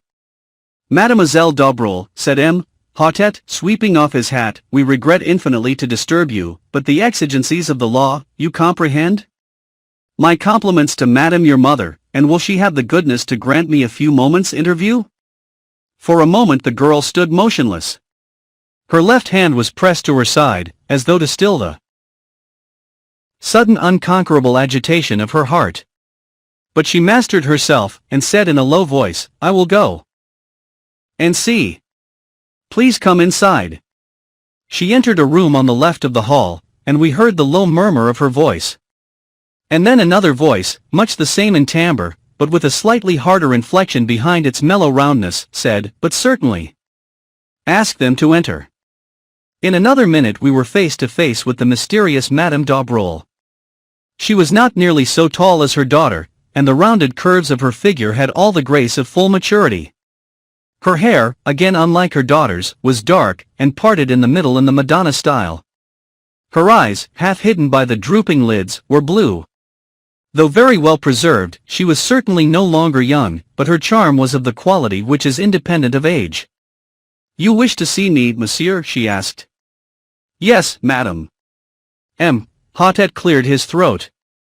"I am investigating the death of Monsieur Renauld. You have heard of it, no doubt." She bowed her head without speaking. Her expression did not change. "We came to ask you whether you can throw any light upon the circumstances surrounding it?" The surprise of her tone was excellent. "Yes, madam. We have reason to believe that you were in the habit of visiting the dead man at his villa in the evenings." "Is that so?" The color rose in the lady's pale cheeks, but she replied quietly, "I deny your right to ask me such a question. Madam, we are investigating a murder." "Well, what of it?" "I had nothing to do with the murder, madam, we do not say that for a moment." "But you knew the dead man well. Did he ever confide in you as to any danger that threatened him?" "Never." "Did he ever mention his life in Santiago, and any enemies he may have made there?" "No." "Then you can give us no help at all." "I fear not. I really do not see why you should come to me." "Cannot his wife tell you what you want to know?" Her voice held a slender inflection of irony. "Mrs. Renauld has told us all she can." "Ah," said Madame d'Aubreuil. "I wonder you wonder what, madam?" "Nothing." The examining magistrate looked at her. He was aware that he was fighting a duel, and that he had no mean antagonist. "You persist in your statement that Monsieur Renauld confided nothing to you? Why should you think it likely that he should confide in me?" "Because, madam," said M. Hotet, with calculated brutality, "a man tells to his mistress what he does. Not always tell to his wife." "Ah!" She sprang forward. Her eyes flashed fire. "Monsieur, you insult me. And before my daughter. I can tell you nothing. Have the goodness to leave my house." The honors undoubtedly rested with the lady. We left the Villa Marguerite like a shamefaced pack of schoolboys. The magistrate muttered angry ejaculations to himself. Poirot seemed lost in thought. Suddenly he came out of his reverie with a start, and inquired of M. Hotet if there was a good hotel near at hand. "There is a small place, the Hotel de Bains, on this side of the town. A few hundred yards down the road. It will be handy for your investigations." "We shall see you in the morning, then, I presume?" "Yes, I thank you, Monsieur Hotet." With mutual civilities we parted company, Poirot and I going towards Merlinville, and the others returning to the Villa Genevieve. "The French police system is very marvelous," said Poirot, looking after them. "The information they possess about everyone's life, down to the most commonplace detail, is extraordinary. Though he has only been here a little over 6 weeks, they are perfectly well acquainted with Monsieur Renaud's tastes and pursuits, and at a moment's notice they can produce information as to Madame d'Aubreuil's banking account, and the sums that have lately been paid in. Undoubtedly the dossier is a great institution. But what is that?" He turned sharply. A figure was running hatless down the road after us. It was Martha d'Aubriol. "I beg your pardon," she cried breathlessly, as she reached us. "I should not do this, I know. You must not tell my mother. But is it true, what the people say, that Monsieur Renauld called in a detective before he died, and that you are he?" "Yes, mademoiselle," said Poirot gently. "It is quite true. But how did you learn it?" "François told our Amélie," explained Martha with a blush. Poirot made a grimace. "The secrecy, it is impossible in an affair of this kind." "Not that it matters." "Well, mademoiselle, what is it you want to know?" The gift hesitated. She seemed longing, yet fearing, to speak. At last, almost in a whisper, she asked, "Is anyone suspected?" Poirot eyed her keenly. Then he replied evasively, "Suspicion is in the air at present, mademoiselle."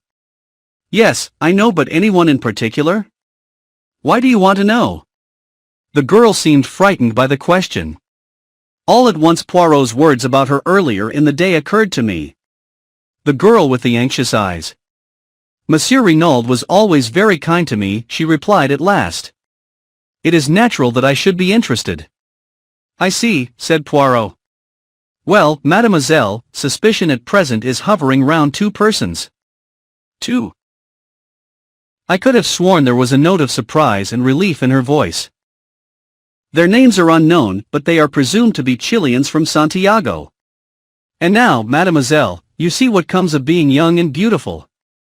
I have betrayed professional secrets for you." The girl laughed merrily, and then, rather shyly, she thanked him. "I must go back now. Mama will miss me." And she turned and ran back up the road, looking like a modern Atlanta. I stared after her.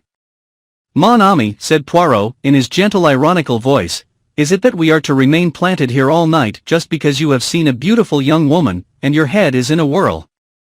I laughed and apologized. "But she is beautiful, Poirot. Anyone might be excused for being bowled over by her." But to my surprise Poirot shook his head very earnestly. "Ah, mon ami, do not set your heart on Martha d'Aubriol. She is not for you, that one. Take it from Papa Poirot." "Why," I cried, "the commissary assured me that she was as good as she is beautiful. A perfect angel." "Some of the greatest criminals I have known had the faces of angels," remarked Poirot cheerfully. "A malformation of the gray cells may coincide quite easily with the face of a Madonna." "Poirot," I cried, horrified, "you cannot mean that you suspect an innocent child like this." "Ta. Do not excite yourself. I have not said that I suspected her. But you must admit that her anxiety to know about the case is somewhat unusual. For once I see farther than you do," I said. "Her anxiety is not for herself but for her mother." "My friend," said Poirot, "as usual, you see nothing at all. Madame d'Aubriol is very well able to look after herself without her daughter worrying about her. I admit I was teasing you just now, but all the same I repeat what I said before. Do not set your heart on that girl. She is not for you. I, Hercule Poirot, know it. Serge. If only I could remember where I had seen that face." "What face?" I asked, surprised. "The daughter's?" "No. The mother's." Noting my surprise, he nodded emphatically. "But yes, it is as I tell you.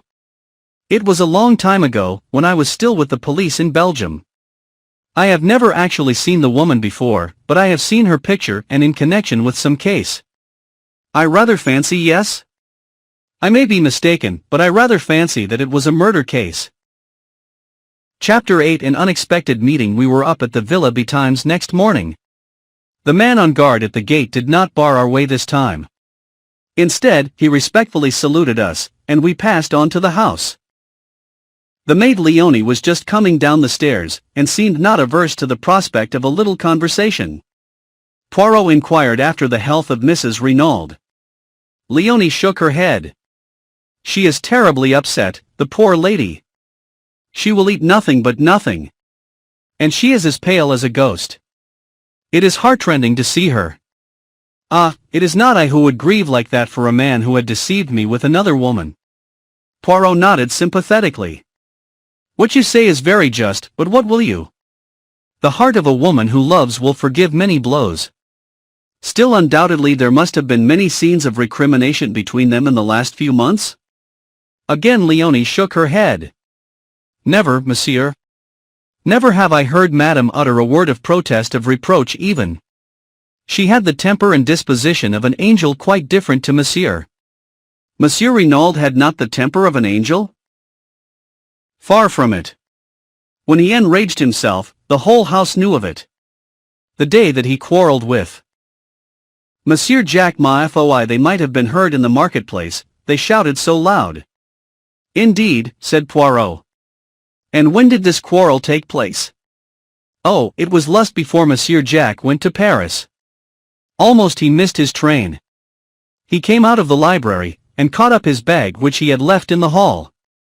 The automobile, it was being repaired, and he had to run for the station. I was dusting the salon, and I saw him pass, and his face was white with 2 burning spots of red. Ah, but he was angry. Leonie was enjoying her narrative thoroughly. And the dispute, what was it about? Ah, that I do not know, confessed Leonie. It is true that they shouted, but their voices were so loud and high, and they spoke so fast, that only one well acquainted with English could have comprehended. But monsieur, he was like a thundercloud all day. Impossible to please him. The sound of a door shutting upstairs cut short Leonie's loquacity. And Françoise who awaits me, she exclaimed, awakening to a tardy remembrance of her duties.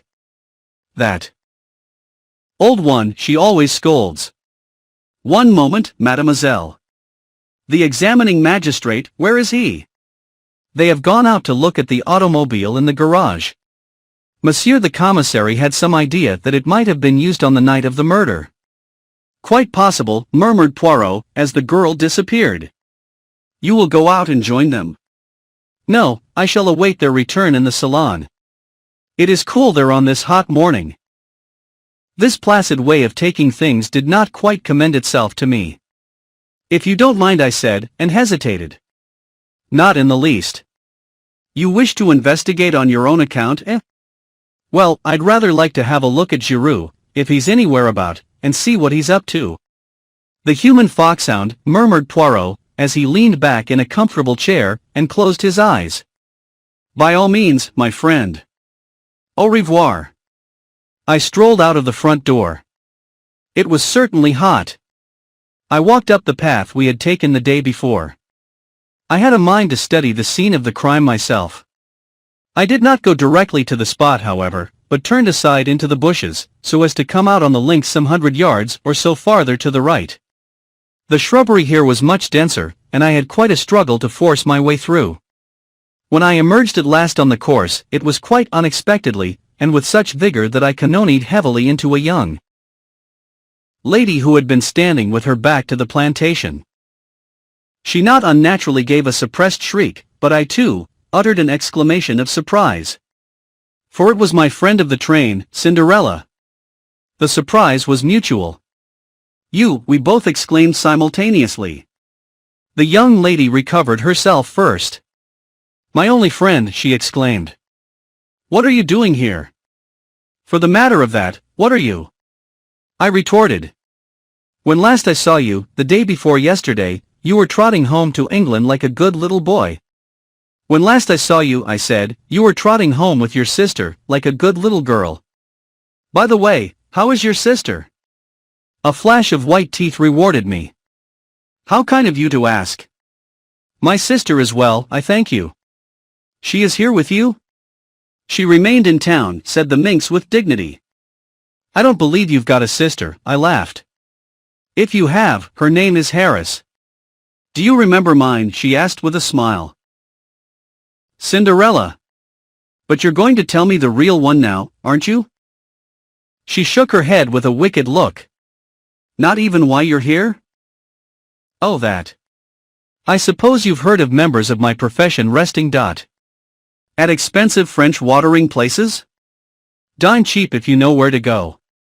I eyed her keenly. Still, you'd no intention of coming here when I met you 2 days ago?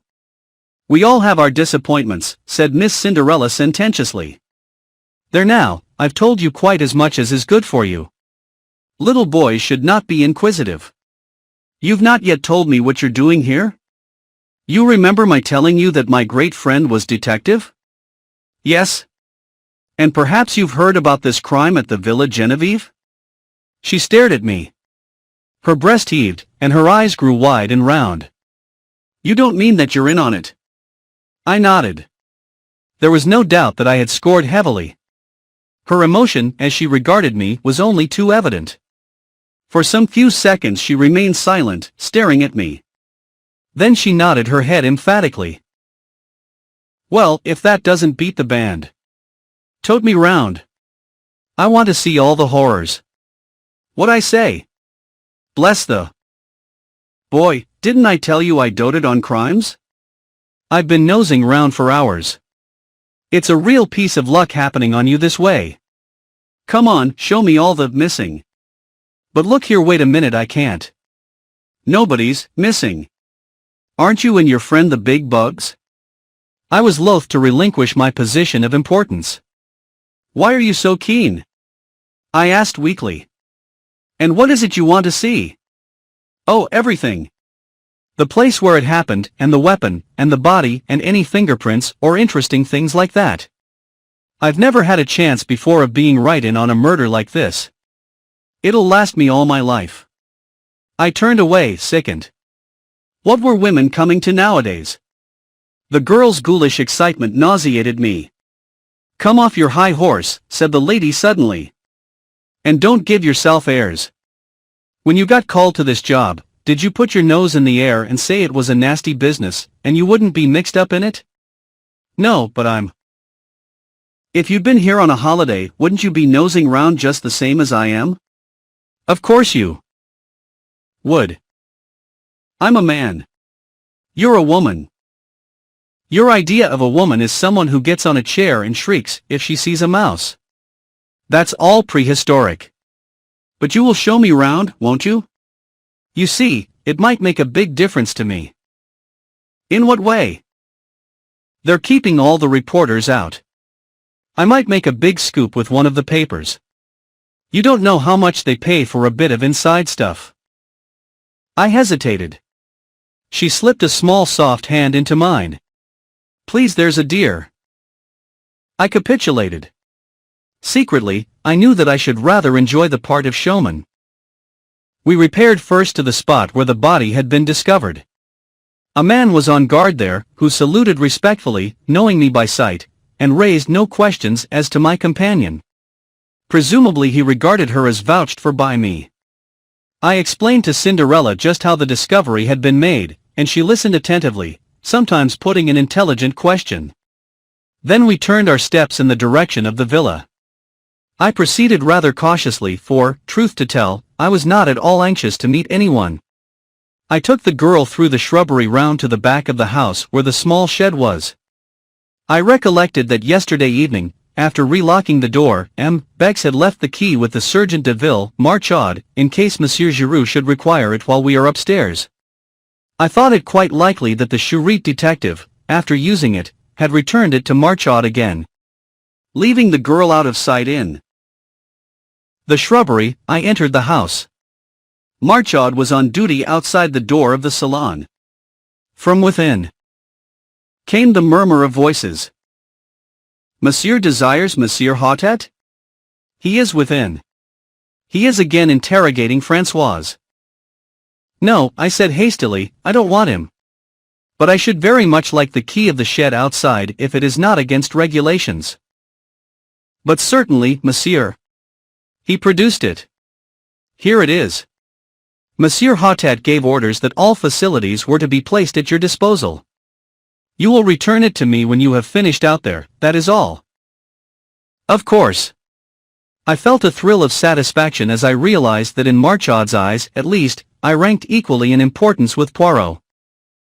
The girl was waiting for me. She gave an exclamation of delight as she saw the key in my hand. You've got it then? Of course, I said coolly. All the same, you know, what I'm doing is highly irregular. You've been a perfect darling, and I shan't forget it. Come along. They can't see us from the house, can they?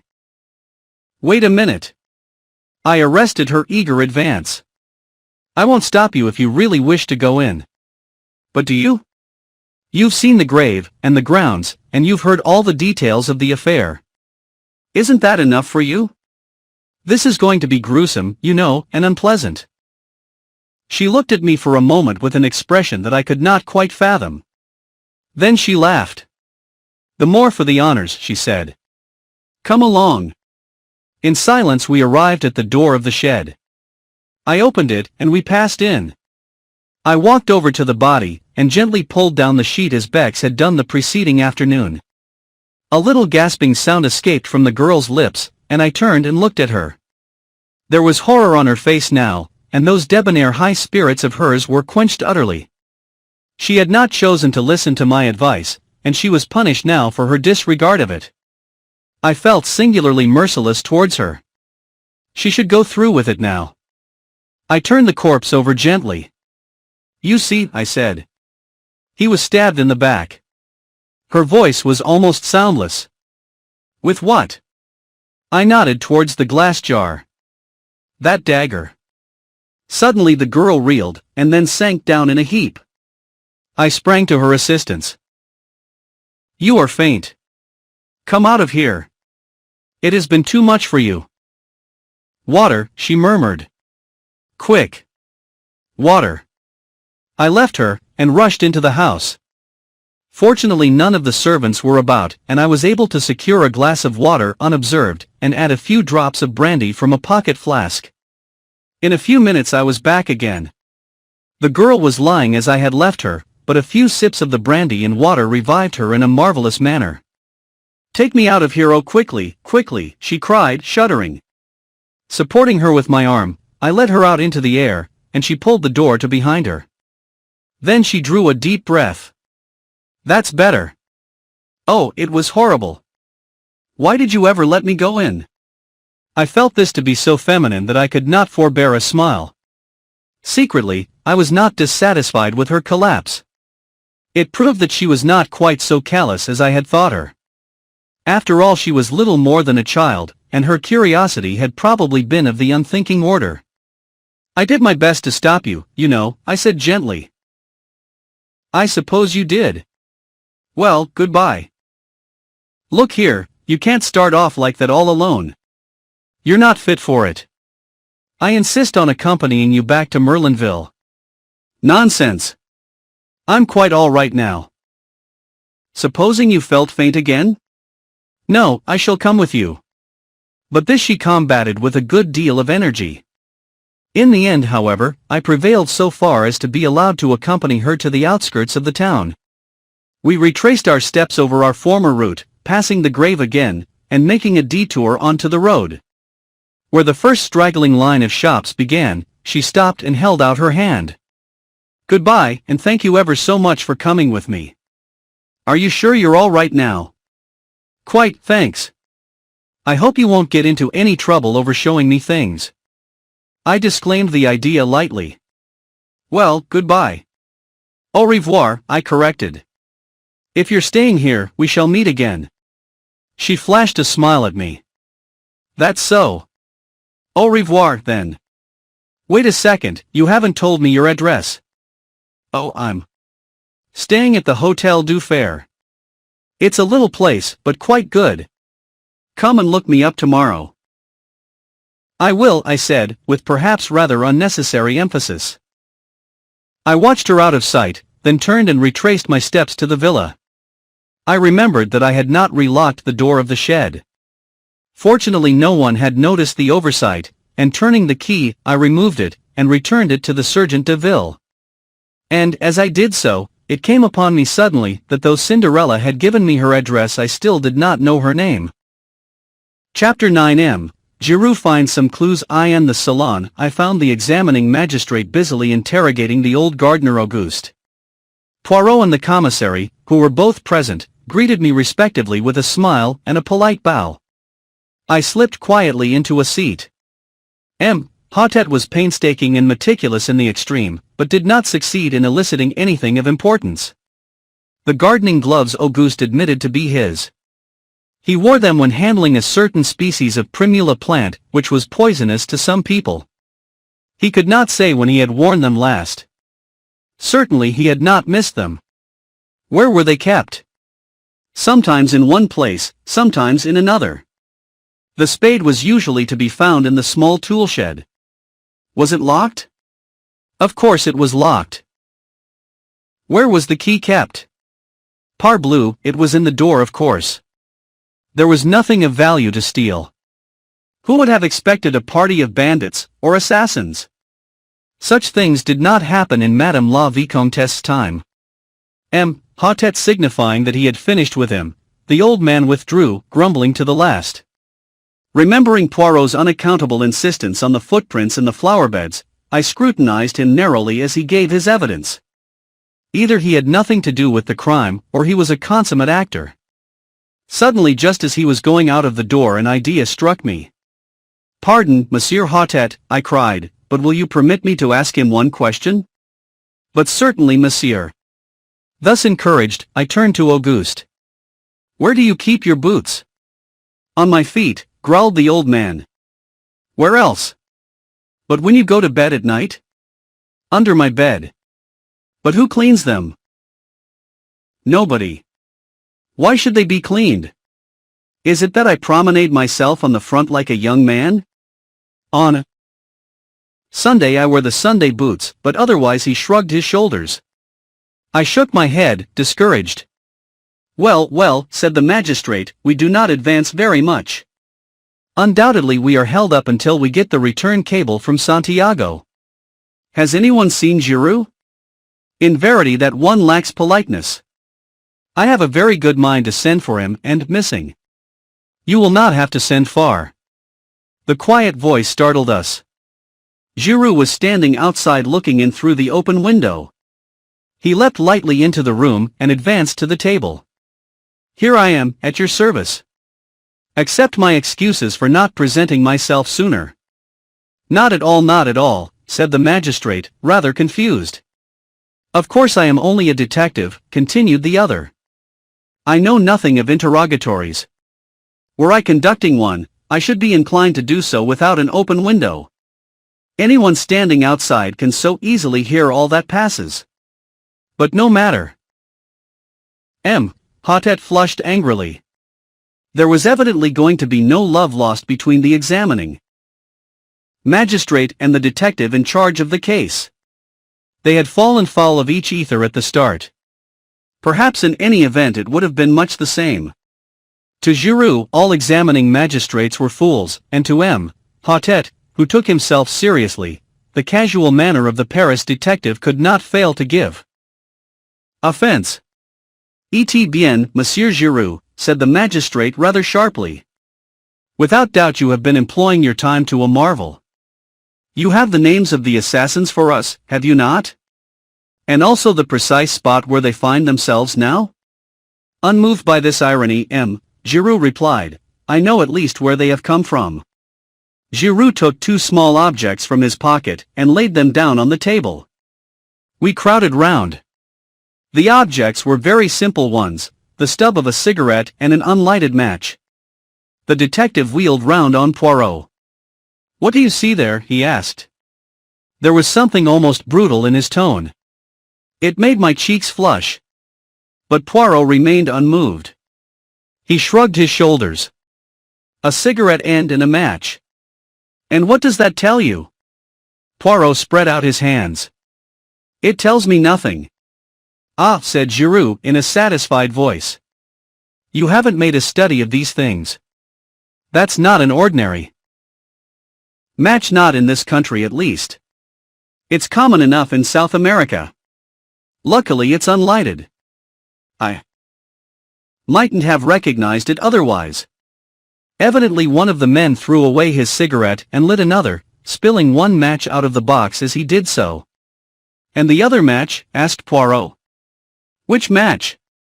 "The one he did light his cigarette with." "You have found that also?" "No, perhaps you didn't search very thoroughly." Not searched thoroughly. For a moment it seemed as though the detective was going to break out angrily, but with an effort he controlled himself. I see you love a joke, Monsieur Poirot. But in any case, match or no match, the cigarette end would be sufficient. It is a South American cigarette with licorice pectoral paper. Poirot bowed. The commissary spoke. The cigarette end and match might have belonged to Monsieur Renauld. Remember, it is only 2 years since he returned from South America. No, replied the other confidently. I have already searched among the effects of Monsieur Renauld. The cigarettes he smoked and the matches he used are quite different. You do not think it odd, asked Poirot, that these strangers should come unprovided with a weapon, with gloves, with a spade, and that they should so conveniently find all these things? Giroux smiled in a rather superior manner. Undoubtedly it is strange. Indeed, without the theory that I hold, it would be inexplicable. Aha, said M. Hautet. An accomplice within the house. Or outside it, said Giroux, with a peculiar smile. But someone must have admitted them. We cannot allow that, by an unparalleled piece of good fortune, they found the door ajar for them to walk in? The door was open for them, but it could just as easily be opened from outside by someone who possessed a key. But who would possess a key? Giroux shrugged his shoulders. As for that, no one who possesses one is going to admit the fact if he can help it. But several people might have had one. Monsieur Jacques Renauld, the son, for instance. It is true that he is on his way to South America, but he might have lost the key or had it stolen from him. Then there is the gardener. He has been here many years. One of the younger servants may have a lover. It is easy to take an impression of a key and have one cut. There are many possibilities. Then there is another person who, I should judge, is exceedingly likely to have such a thing. Who is that? Madame d'Aubreuil, said the detective. Said the magistrate. So you have heard about that, have you? I hear everything, said Giroux imperturbably. There is one thing I could swear you have not heard, said Hautet, delighted to be able to show superior knowledge, and without more ado he retailed the story of the mysterious visitor the night before. He also touched on the check made out to Devine, and finally handed Giroux the letter signed Bella. All very interesting. But my theory remains unaffected. And your theory is? For the moment I prefer not to say. Remember, I am only just beginning my investigations. Tell me one thing, Monsieur Giroux, said Poirot suddenly. Your theory allows for the door being opened. It does not explain why it wasn't open. When they departed, would it not have been natural for them to close it behind them? If a surgeon had chanced to come up to the house, as is sometimes done, to see that all is well, they might have been discovered and overtaken almost at once. Bah! They forgot it. A mistake, I grant you. Then to my surprise Poirot uttered almost the same words that he had uttered to Bex the previous evening. I do not agree with you. The door being left open was the result of either design or necessity, and any theory that does not admit that fact is bound to prove vain. We all regarded the little man with a good deal of astonishment. The confession of ignorance drawn from him over the match end had, I thought, been bound to humiliate him, but here he was self-satisfied as ever, lying down the how to Giroux without a tremor. The detective twisted his mustache, eyeing my friend in a somewhat bantering fashion. You don't agree with me, Well, what strikes you particularly about the case? Let's hear your views. One thing presents itself to me as being significant. Tell me, Monsieur Giroux, does nothing strike you as familiar about this case? Is there nothing it reminds you of? Familiar? Reminds me of? I can't say offhand. I don't think so, though. You are wrong, said Poirot quietly. A crime almost precisely similar has been committed before. When? And where? Ah, that, unfortunately. I cannot for the moment remember, but I shall do so. I had hoped you might be able to assist me. Giroux snorted incredulously. There have been many affairs of masked men. I cannot remember the details of them all. The crimes all resemble each other more or less. There is such a thing as the individual touch. Poirot suddenly assumed his lecturing manner, and addressed us collectively. I am speaking to you now of the psychology of crime. Monsieur Giroux knows quite well that each criminal has his particular method, and that the police, when called in to investigate, say, a case of burglary, can often make a shrewd guess at the offender, simply by the peculiar methods he has employed. Jap would tell you the same, Hastings. Man is an unoriginal animal. Unoriginal within the law in his daily respectable life, equally unoriginal outside the law. If a man commits a crime, any other crime he commits will resemble it closely. The English murderer who disposed of his wives in succession by drowning them in their baths was a case in point. Had he varied his methods, he might have escaped detection to this day. But he obeyed the common dictates of human nature, arguing that what had once succeeded would succeed again, and he paid the penalty of his lack of originality. And the point of all this, sneered Giroux, that, when you have two crimes precisely similar in design and execution, you find the same brain behind them both. I am looking for that brain, Monsieur Giroux, and I shall find it. Here we have a true clue, a psychological clue. You may know all about cigarettes and match ends, Monsieur Giroux, but I, Hercule Poirot, know the mind of man. Giroux remained singularly unimpressed. For your guidance, continued Poirot, I will also advise you of one fact which might fail to be brought to your notice.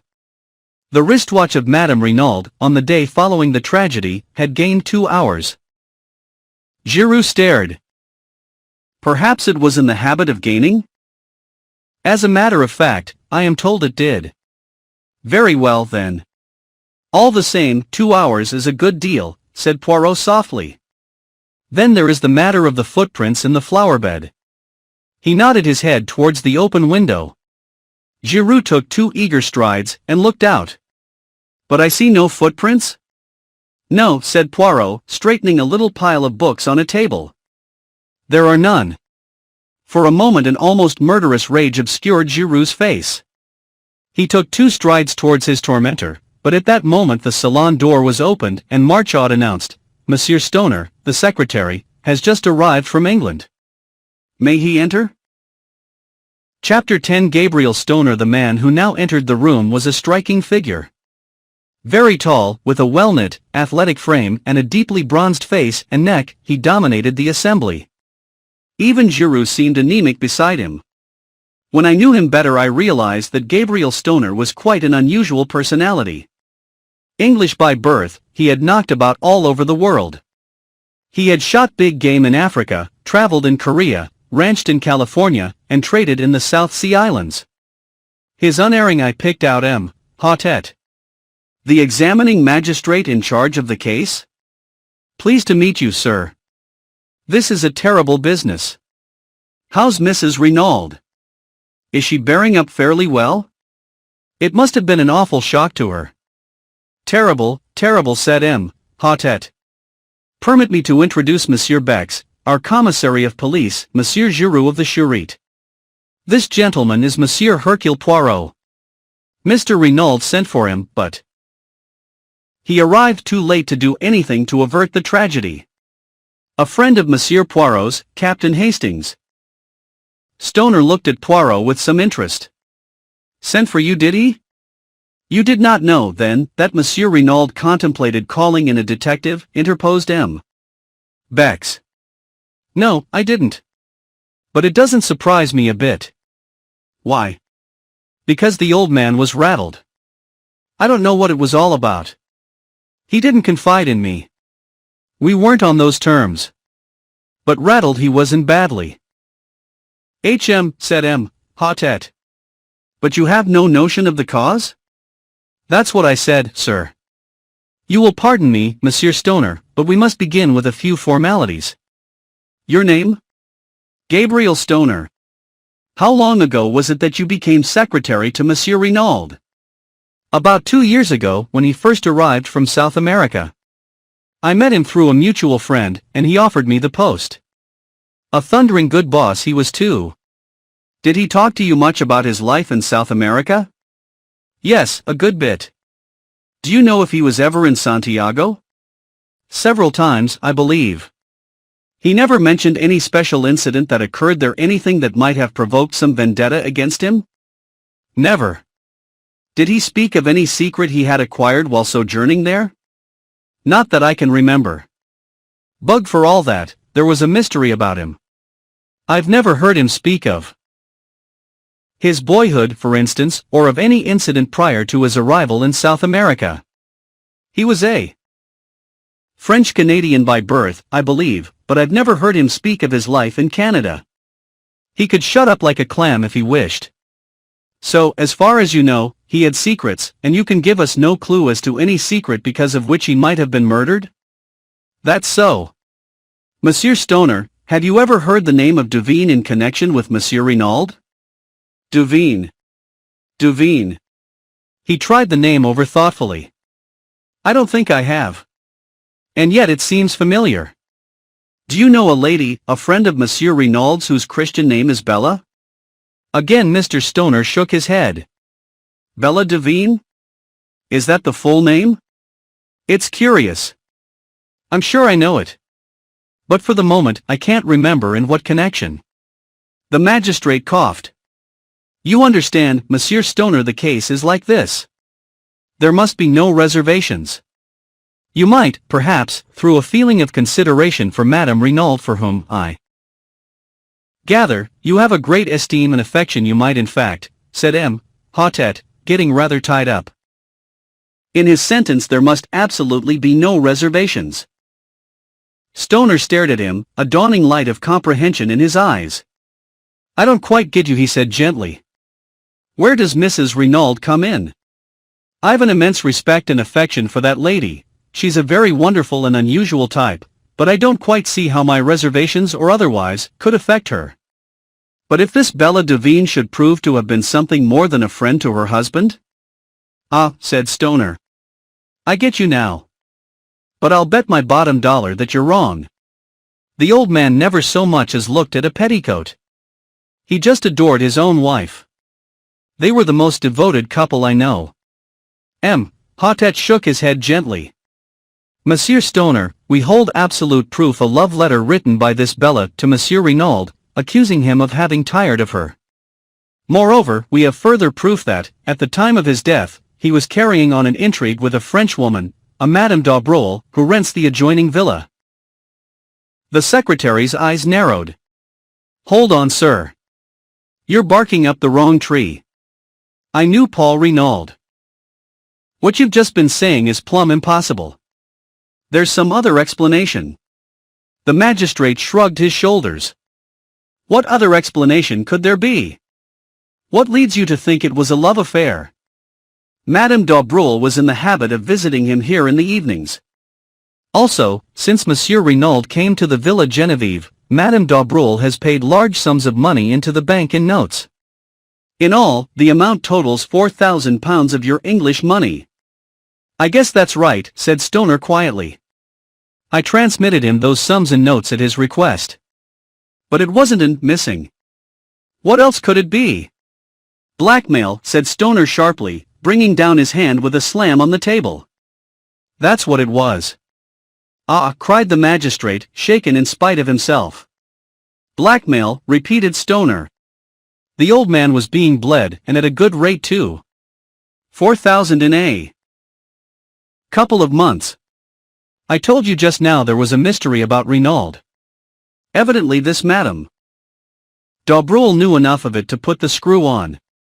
It is possible, the commissary cried exultedly. Decidedly it is possible. Possible, roared Stoner. It's certain.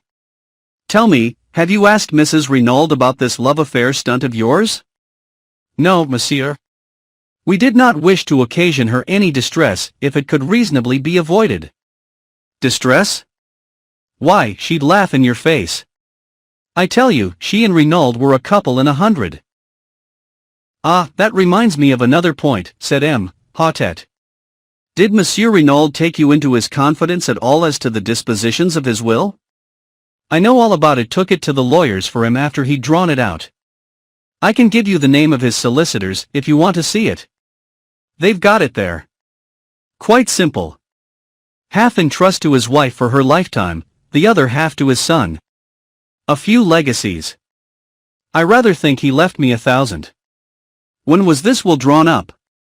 Oh, about a year and a half ago. Will it surprise you very much, Monsieur Stoner, to hear that Monsieur Renauld had made another will less than a fortnight ago? Stoner was obviously very much surprised. I'd no idea of it. What's it like? The whole of his vast fortune is left unreservedly to his wife. There is no mention of his son. Mr. Stoner gave vent to a prolonged whistle. I call that rather rough on the lad. His mother adores him. Of course, but to the world at large it looks rather like a want of confidence on his father's part. It will be rather galling to his pride. Still, it all goes to prove what I told you, that Renauld and his wife were on first-rate terms. Quite so, said M. Hautet. It is possible we shall have to revise our ideas on several points. We have, of course, cabled to Santiago, and are expecting a reply from there any minute. In all probability, everything will then be perfectly clear and straightforward. On the other hand, your suggestion of blackmail is true. Madame d'Aubreuil ought to be able to give us valuable information. Poirot interjected a remark. Monsieur Stoner, the English chauffeur, Masters, had he been long with Monsieur Renauld? Over a year. Had you any idea whether he has ever been in South America? I'm quite sure he hasn't. Before coming to M. Renauld he had been for many years with some people in Gloucestershire whom I know well. In fact, you can answer for him as being above suspicion? Absolutely. Poirot seemed somewhat crestfallen. Meanwhile the magistrate had summoned Marchaud. My compliments to Madame Renauld, and I should be glad to speak to her for a few minutes. Beg her not to disturb herself. I will wait upon her upstairs. Marchaud saluted and disappeared. We waited some minutes and then, to our surprise, the door opened and Mrs. Renauld, deathly pale in her heavy mourning, entered the room. M. Hautet brought forward a chair, uttering vigorous protestations, and she thanked him with a smile. Stoner was holding one hand of hers in his with an eloquent sympathy. Words evidently failed him. Mrs. Renauld turned to M. Hautet. You wish to ask me something? With your permission, madam. I understand your husband was a French-Canadian by birth. Can you tell me anything of his youth or upbringing? She shook her head. My husband was always very reticent about himself, monsieur. He came from the northwest, I know, but I fancy that he had an unhappy childhood, for he never cared to speak of that time. Our life was lived entirely in the present and the future. Was there any mystery in his past life? Mrs. Renauld smiled a little and shook her head. Nothing so romantic, I am sure, monsieur. M. Hautet also smiled. True, we must not permit ourselves to get melodramatic. There is one thing more. He hesitated. Stoner broke in impetuously. They've got an extraordinary idea into their heads, Mrs. Renauld. They actually fancy that Mr. Renauld was carrying on an intrigue with a Madame d'Aubreuil who, it seems, lives next door. The scarlet color flamed into Mrs. Renauld's cheeks. She flung her head up, then bit her lip, her face quivering. Stoner stood looking at her in astonishment, but M. Bex leaned forward and said gently, We regret to cause you pain, madam, but have you any reason to believe that Madame d'Aubreuil was your husband's mistress? With a sob of anguish, Mrs. Renauld buried her face in her hands. Her shoulders heaved convulsively. At last she lifted her head and said brokenly, She may have been. Never in all my life have I seen anything to equal the blank amazement on Stoner's face. He was thoroughly taken aback. Chapter 11. Jacques Renauld. What the next development of the conversation would have been I cannot say, for at that moment the door was thrown open violently, and a tall young man strode into the room. Just for a moment I had the uncanny sensation that the dead man had come to life again. Then I realized that this dark head was untouched with grey, and that, in point of fact, it was a mere boy who now burst in among us with so little ceremony. He went straight to Mrs. Renauld with an impetuosity that took no heed of the presence of others. Mother! Jack! With a cry she folded him in her arms. My dearest! But what brings you here? You were to sail on the Aurora from Cherbourg 2 days ago? Then, suddenly recalling to herself the presence of others, she turned with a certain dignity. My son Messrs. Aha, said M. Hotet, acknowledging the young man's bow. So you did not sail on the Aurora? No, monsieur. As I was about to explain, the Aurora was detained 24 hours through engine trouble. I should have sailed last night instead of the night before, but happening to buy an evening papers I saw in it an account of the awful tragedy that had befallen us. His voice broke and the tears came into his eyes. My poor father, my poor father. Staring at him like one in a dream, Mrs. Renauld repeated, so you did not sail? And then, with a gesture of infinite weariness, she murmured as though to herself, after all, it does not matter now. Sit down, Monsieur Renauld, I beg of you, said M. Hotet, indicating a chair. My sympathy for you is profound. It must have been a terrible shock to you to learn the news as you did. However, it is most fortunate that you were prevented from sailing. I am in hopes that you may be able to give us just the information we need to clear up this mystery. I am at your disposal, monsieur. Ask me any questions you please. To begin with, I understand that this journey was being undertaken at your father's request? Quite so, monsieur. I received a telegram bidding me to proceed without delay to Buenos Aires, and from thence the Andes to Valparaiso, and on to Santiago. Ah. And the object of this journey? I have no idea. What? No. See, here is the telegram. The magistrate took it and read it aloud. Proceed immediately Cherbourg, embark Aurora sailing tonight Buenos Aires. Ultimate destination Santiago. Further instructions will await you Buenos Aires. Do not fail. Matter is of utmost importance. Garbled. And there had been no previous correspondence on the matter? Jack Renauld shook his head. That is the only intimation of any kind. I knew, of course, that my father, having lived so long out there, had necessarily many interests in South America. But he had never mooted any suggestion of sending me out. You have, of course, been a good deal in South America, M. Renauld?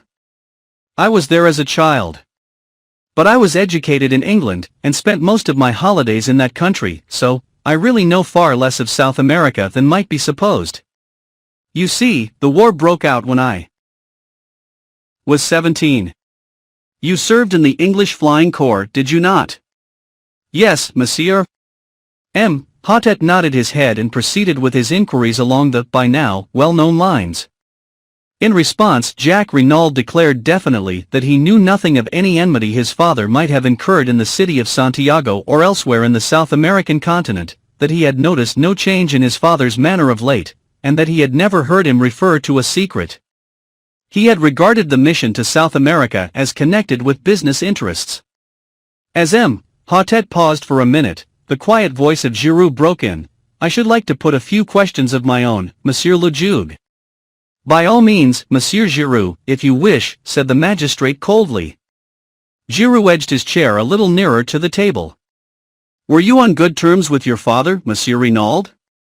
Certainly I was, returned the lad haughtily. You assert that positively? Yes. No little disputes, eh? Jack shrugged his shoulders. Everyone may have a difference of opinion now and then. Quite so, quite so. But, if anyone were to assert that you had a violent quarrel with your father on the eve of your departure for Paris, that person, without doubt, would be lying? I could not but admire the ingenuity of Giroux. His boast, I know everything, had been no idle one. Jack Renauld was clearly disconcerted by the question. We did have an argument, he admitted. Ah, an argument. In the course of that argument, did you use this phrase, when you are dead I can do as I please? I may have done, muttered the other. I don't know. In response to that, did your father say, but I am not dead yet? To which you responded, I wish you were. The boy made no answer. His hands fiddled nervously with the things on the table in front of him. I must request an answer, please, Monsieur Renauld, said Giroux sharply. With an angry exclamation, the boy swept a heavy paper knife to the floor. What does it matter? You might as well know. Yes, I did quarrel with my father. I dare say I said all those things. I was so angry I cannot even remember what I said. I was furious. I could almost have killed him at that moment there. Make the most of that. He leant back in his chair, flushed and defiant. Giroux smiled, then, moving his chair back a little, said, "That is all. You would, without doubt, prefer to continue the interrogatory, Monsieur Hautet." "Ah, yes, exactly," said M. Hautet. "And what was the subject of your quarrel?" "That I decline to state." M. Hautet sat up in his chair. "Monsieur Renauld, it is not permitted to trifle with the law," he thundered. "What was the subject of the quarrel?" Young Renauld remained silent, his boyish face sullen and overcast. But another voice spoke, imperturbable and calm, the voice of Hercule Poirot. "I will inform you, if you like, monsieur." "You know?" "Certainly I know. The subject of the quarrel was Mademoiselle Martha d'Aubreuil." Renauld sprang round, startled. The magistrate leaned forward. "Is that so, monsieur?" Jacques Renauld bowed his head. "Yes," he admitted. "I love Mademoiselle d'Aubreuil, and I wish to marry her." When I informed my father of the fact, he flew at once into a violent rage. Naturally, I could not stand hearing the girl I loved insulted, and I too lost my temper. M. Hautet looked across at Mrs. Renauld. "You were aware of this attachment, madam?" "I feared it," she replied simply. "Mother," cried the boy. "You too. Martha is as good as she is beautiful. What can you have against her?" "I have nothing against Mademoiselle d'Aubreuil in any way. But I should prefer you to marry an Englishwoman, or if a Frenchwoman, not one who has a mother of doubtful antecedents." Her rancor against the older woman showed plainly in her voice, and I could well understand that it must have been a bitter blow to her when her only son showed signs of falling in love with the daughter of her rival. Mrs. Renauld continued, addressing the magistrate, "I ought, perhaps, to have spoken to my husband on the subject, but I hoped that it was only a boy and girl flirtation which would blow over all the quicker if no notice was taken of it. I blame myself now for my silence, but my husband, as I told you, had seemed so anxious and careworn, different altogether from his normal self, that I was chiefly concerned not to give him any additional worry." M. Hautet nodded. "When you informed your father of your intentions towards Mademoiselle d'Aubreuil," he resumed, "he was surprised?" "He seemed completely taken aback. Then he ordered me peremptorily to dismiss any such idea from my mind. He would never give his consent to such a marriage." Nettled, I demanded what he had against Mademoiselle d'Aubreuil. To that he could give no satisfactory reply, but spoke in slighting terms of the mystery surrounding the lives of the mother and daughter. I answered that I was marrying Martha and not her antecedents, but he shouted me down with a peremptory refusal to discuss the matter in any way. The whole thing must be given up. The injustice and high-handedness of it all maddened me, especially since he himself always seemed to go out of his way to be attentive to the d'Aubreuils, and was always suggesting that they should be asked to the house. I lost my head, and we quarreled in earnest. My father reminded me that I was entirely dependent on him, and it must have been in answer to that that I made the remark about doing as I pleased after his death. Poirot interrupted with a quick question. "You were aware, then, of the terms of your father's will?" "I knew that he had left half his fortune to me, the other half in trust for my mother, to come to me at her death," replied the lad. "Proceed with your story," said the magistrate. "After that we shouted at each other in sheer rage, until I suddenly realized that I was in danger of missing my train to Paris. I had to run for the station, still in a white heat of fury. However, once well away, I calmed down. I wrote to Martha telling her what had happened, and her reply soothed me still further. She pointed out to me that we had only to be steadfast, and any opposition was bound to give way at last. Our affection for each other must be trim and proved, and when my parents realized that it was no light infatuation on my part, they would doubtless relent towards us. Of course, to her, I had not dwelt on my father's principal objection to the match. I soon saw that I should do my cause no good by violence. To pass to another matter, are you acquainted with the name of Devine, Monsieur Renauld? Devine, said Jack. Devine? He leant forward and slowly picked up the paper knife he had swept from the table. As he lifted his head, his eyes met the watching ones of Giroux. Devine? No, I can't say I do. Will you read this letter, Monsieur Renauld? And tell me if you have any idea as to who the person was who addressed it to your father. Jack Renauld took the letter and read it through, the color mounting in his face as he did so. Addressed to my father? The emotion and indignation in his tones were evident. Yes. We found it in the pocket of his coat. Does he hesitated, throwing the merest fraction of a glance towards his mother. The magistrate understood. As yet no. Can you give us any clue as to the writer? I have no idea whatsoever.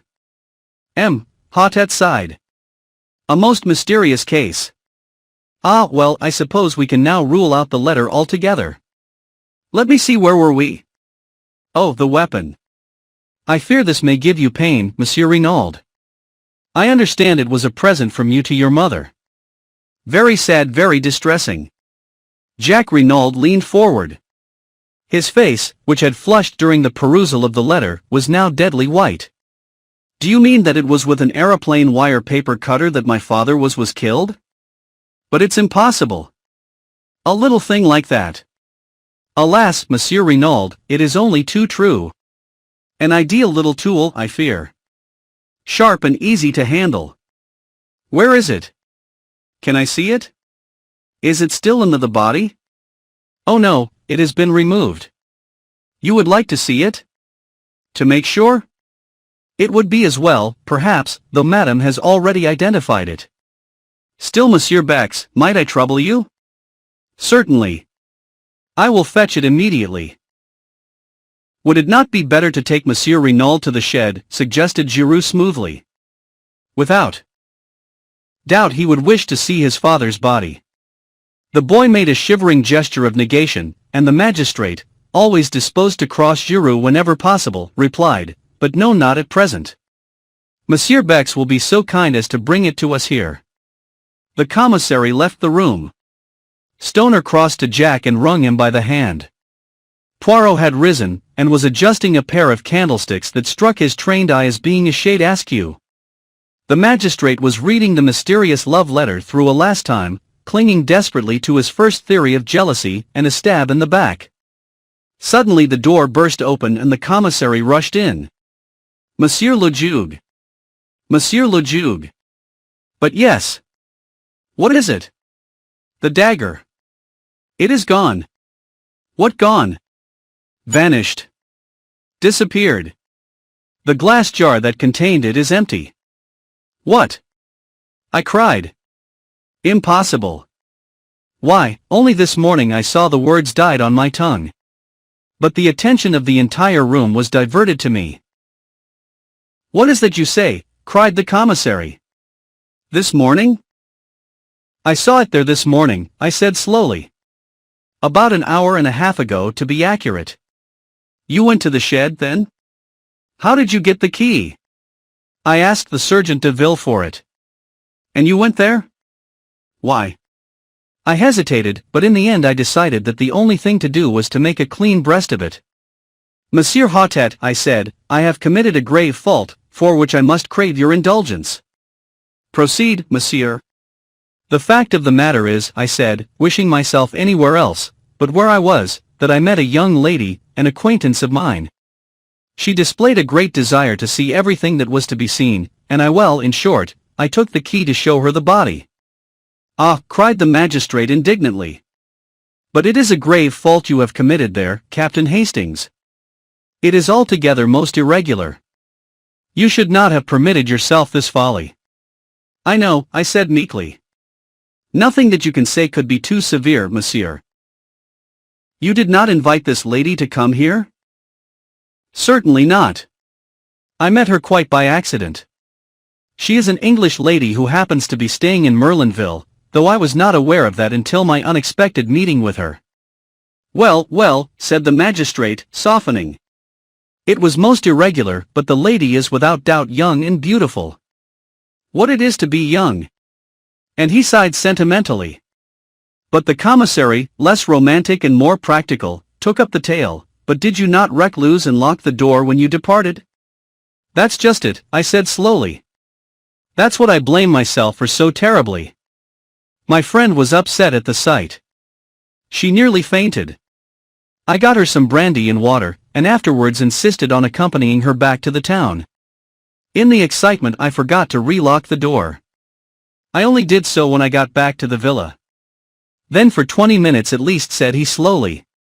He stopped, missing. Exactly, I said. 20 minutes, mused the commissary. It is deplorable, said M. Hotet, his sternness of manner returning. Without precedent. Suddenly another voice spoke. You find it deplorable? Asked Giroux. Certainly I do. I find it admirable, said the other imperturbably. This unexpected ally quite bewildered me. Admirable, Monsieur Giroux? Asked the magistrate, studying him cautiously out of the corner of his eye. Precisely. And why? Because we know now that the assassin, or an accomplice of the assassin, has been near the villa only an hour ago. It will be strange if, with that knowledge, we do not shortly lay hands upon him.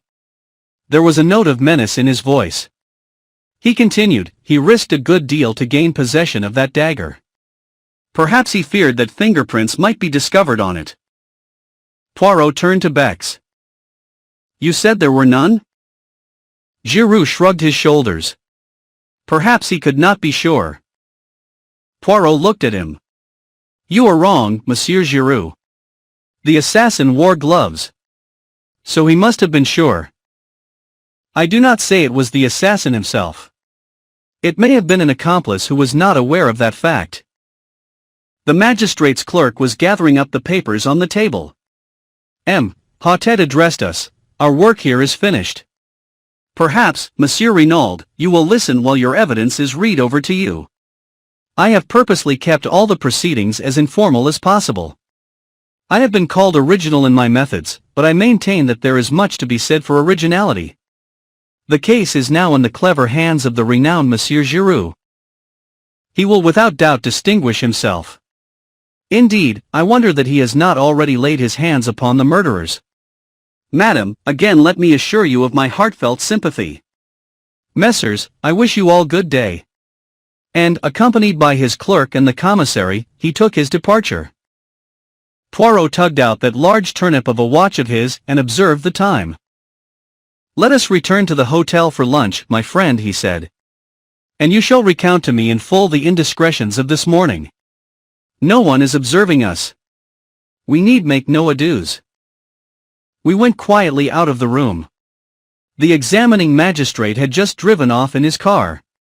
I was going down the steps when Poirot's voice arrested me. One little moment, my friend. Dexterously he whipped out his yard measure and proceeded, quite solemnly, to measure an overcoat hanging in the hall, from the collar to the hem. I had not seen it hanging there before, and guessed that it belonged to either Mr. Stoner or Jack Renauld. Then, with a little satisfied grunt, Poirot returned the measure to his pocket and followed me out into the open air. Chapter 12. Poirot elucidates certain points. Why did you measure that overcoat? I asked, with some curiosity, as we walked down the hot white road at a leisurely pace. Parbleu, to see how long it was, replied my friend imperturbably. I was vexed. Poirot's incurable habit of making a mystery out of nothing never failed to irritate me. I relapsed into silence, and followed a train of thought of my own. Although I had not noticed them specially at the time, certain words Mrs. Renauld had addressed to her son now recurred to me, fraught with a new significance. So you did not sail, she had said, and then had added, after all, it does not matter now. What had she meant by that? The words were enigmatical significant. Was it possible that she knew more than we supposed? She had denied all knowledge of the mysterious mission with which her husband was to have entrusted his son. But was she really less ignorant than she pretended? Could she enlighten us if she chose, and was her silence part of a carefully thought-out and preconceived plan? The more I thought about it, the more I was convinced that I was right. Mrs. Renauld knew more than she chose to tell. In her surprise at seeing her son, she had momentarily betrayed herself. I felt convinced that she knew, if not the assassins, at least the motive for the assassination.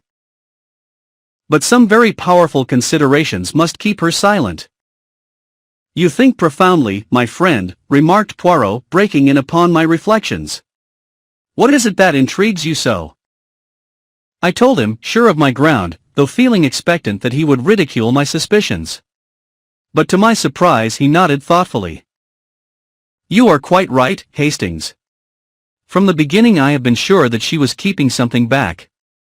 At first I suspected her, if not of inspiring, at least of conniving at the crime." "You suspected her?" I cried. "But certainly. She benefits enormously. In fact, by this new will, she is the only person to benefit. So, from the start, she was singled out for attention. You may have noticed that I took an early opportunity of examining her wrists. I wished to see whether there was any possibility that she had gagged and bound herself. Then, I saw at once that there was no fake. The cords had actually been drawn so tight as to cut into the flesh. That ruled out the possibility of her having committed the crime single-handed. But it was still possible for her to have connived at it, or to have been the instigator with an accomplice. Moreover, the story, as she told it, was singularly familiar to me. The masked men that she could not recognize, the mention of the secret I had heard, or read, all these things before. Another little detail confirmed my belief that she was not speaking the truth. The wristwatch, Hastings, the wristwatch. Again that wristwatch. Poirot was eyeing me curiously. "You see, mon ami? You comprehend?" "No," I replied with some ill burnout. "I neither see nor comprehend. You make all these confounded mysteries, and it's useless asking you to explain. You always like keeping something up your sleeve to the last minute." "Do not enrage yourself, my friend," said Poirot with a smile. "I will explain if you wish. But not a word to Giroux, c'est entendu? He treats me as an old one of no importance. We shall see. In common fairness I gave him a hint. If he does not choose to act upon it, that is his own lookout." I assured Poirot that he could rely upon my discretion. "C'est bien. Let us then employ our little grey cells. Tell me, my friend, at what time, according to you, did the tragedy take place?" "Why, at 2 o'clock or thereabouts," I said, astonished. "You remember, Mrs. Renauld told us that she heard the clock strike while the men were in the room." "Exactly, and on the strength of that, you, the examining magistrate, Bex, and everyone else, accept the time without further question. But I, Hercule Poirot, say that Madame Renauld lied. The crime took place at least 2 hours earlier." "But the doctors?" "They declared, after examination of the body, that death had taken place between 10 and 7 hours previously. Mon ami, for some reason it was imperative that the crime should seem to have taken place later than it actually did. You have read of a smashed watch or clock recording the exact hour of a crime. So that the time should not rest on Madame Renauld's testimony alone, someone moved on the hands of that wristwatch to 2 o'clock, and then dashed it violently to the ground. But, as is often the case, they cheated their own object. The glass was smashed, but the mechanism of the watch was uninjured. It was a most disastrous maneuver on their part, for it at once drew my attention to 2 points. Firstly, that Madame Renauld was lying. Secondly, that there must be some vital reason for the postponement of the time." "But what reason could there be?" "Ah, that is the question. There we have the whole mystery. As yet, I cannot explain it. There is only one idea that presents itself to me as having a possible connection." "And that is?" "The last train left Merlinville at 17 minutes past 12. I followed it out slowly. So that, the crime apparently taking place some 2 hours later, anyone leaving by that train would have an unimpeachable alibi." "Perfect, Hastings. You have it." I sprang up. "But we must inquire at the station. Surely they cannot have failed to notice two foreigners who left by that train. We must go there at once. You think so, Hastings? Of course. Let us go there now. Poirot restrained my ardor with a light touch upon the arm. Go by all means if you wish, mon ami, but if you go, I should not ask for particulars of two foreigners. I stared and he said rather impatiently, La, you do not believe all that rigmarole, do you? The masked men and all the rest of cette histoire? His words took me so much aback, that I hardly knew how to respond. He went on serenely, you heard me say to Giroux, did you not, that all the details of this crime were familiar to me? Eh bien, that presupposes one of two things, either the brain that planned the first crime also planned this one, or else an account read, unreadable, unconsciously remained in our assassin's memory and prompted the details. I shall be able to pronounce definitely on that after he broke off. I was revolving sundry matters in my mind. But Mr. Renauld's letter? It distinctly mentions a secret in Santiago. Undoubtedly there was a secret in Monsieur Renauld's life, there can be no doubt of that. On the other hand, the word Santiago, to my mind, is a red herring, dragged in to put us off the scent. It is possible that it was used in the same way on Monsieur Renauld, to keep him from directing his suspicions to a quarter nearer at hand. Oh, be assured Hastings, the danger that threatened him was not in Santiago, it was near at hand in France. He spoke so gravely and with such assurance, that I could not fail to be convinced. But I essayed one objection, and the match and cigarette end found near the body? What of them? A light of pure enjoyment lit up Poirot's face. Planted. Deliberately planted there for Giroux or one of his tribe to find. Ah, he is smart, Giroux, he can do his tricks. So can a good retriever dog. He comes in so pleased with himself. 4 hours he has crawled on his stomach. See what I have found, he says. And then again to me, what do you see here? Me, I answer with profound and deep truth, nothing. And Giroux, the great Giroux, he laughs, he thinks to himself, oh, he is imbecile, this old one. But we shall see. But my mind had reverted to the main facts. Then all this story of the masked men is false.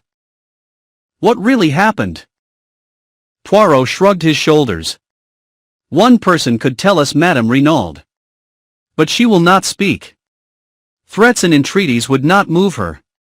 A remarkable woman that, Hastings. I recognized as soon as I saw her that I had to deal with a woman of unusual character. At first, as I told you, I was inclined to suspect her of being concerned in the crime. Afterwards I altered my opinion. What made you do that? Her spontaneous and genuine grief at the sight of her husband's body. I could swear that the agony in that cry of hers was genuine. Yes, I said thoughtfully, one cannot mistake these things.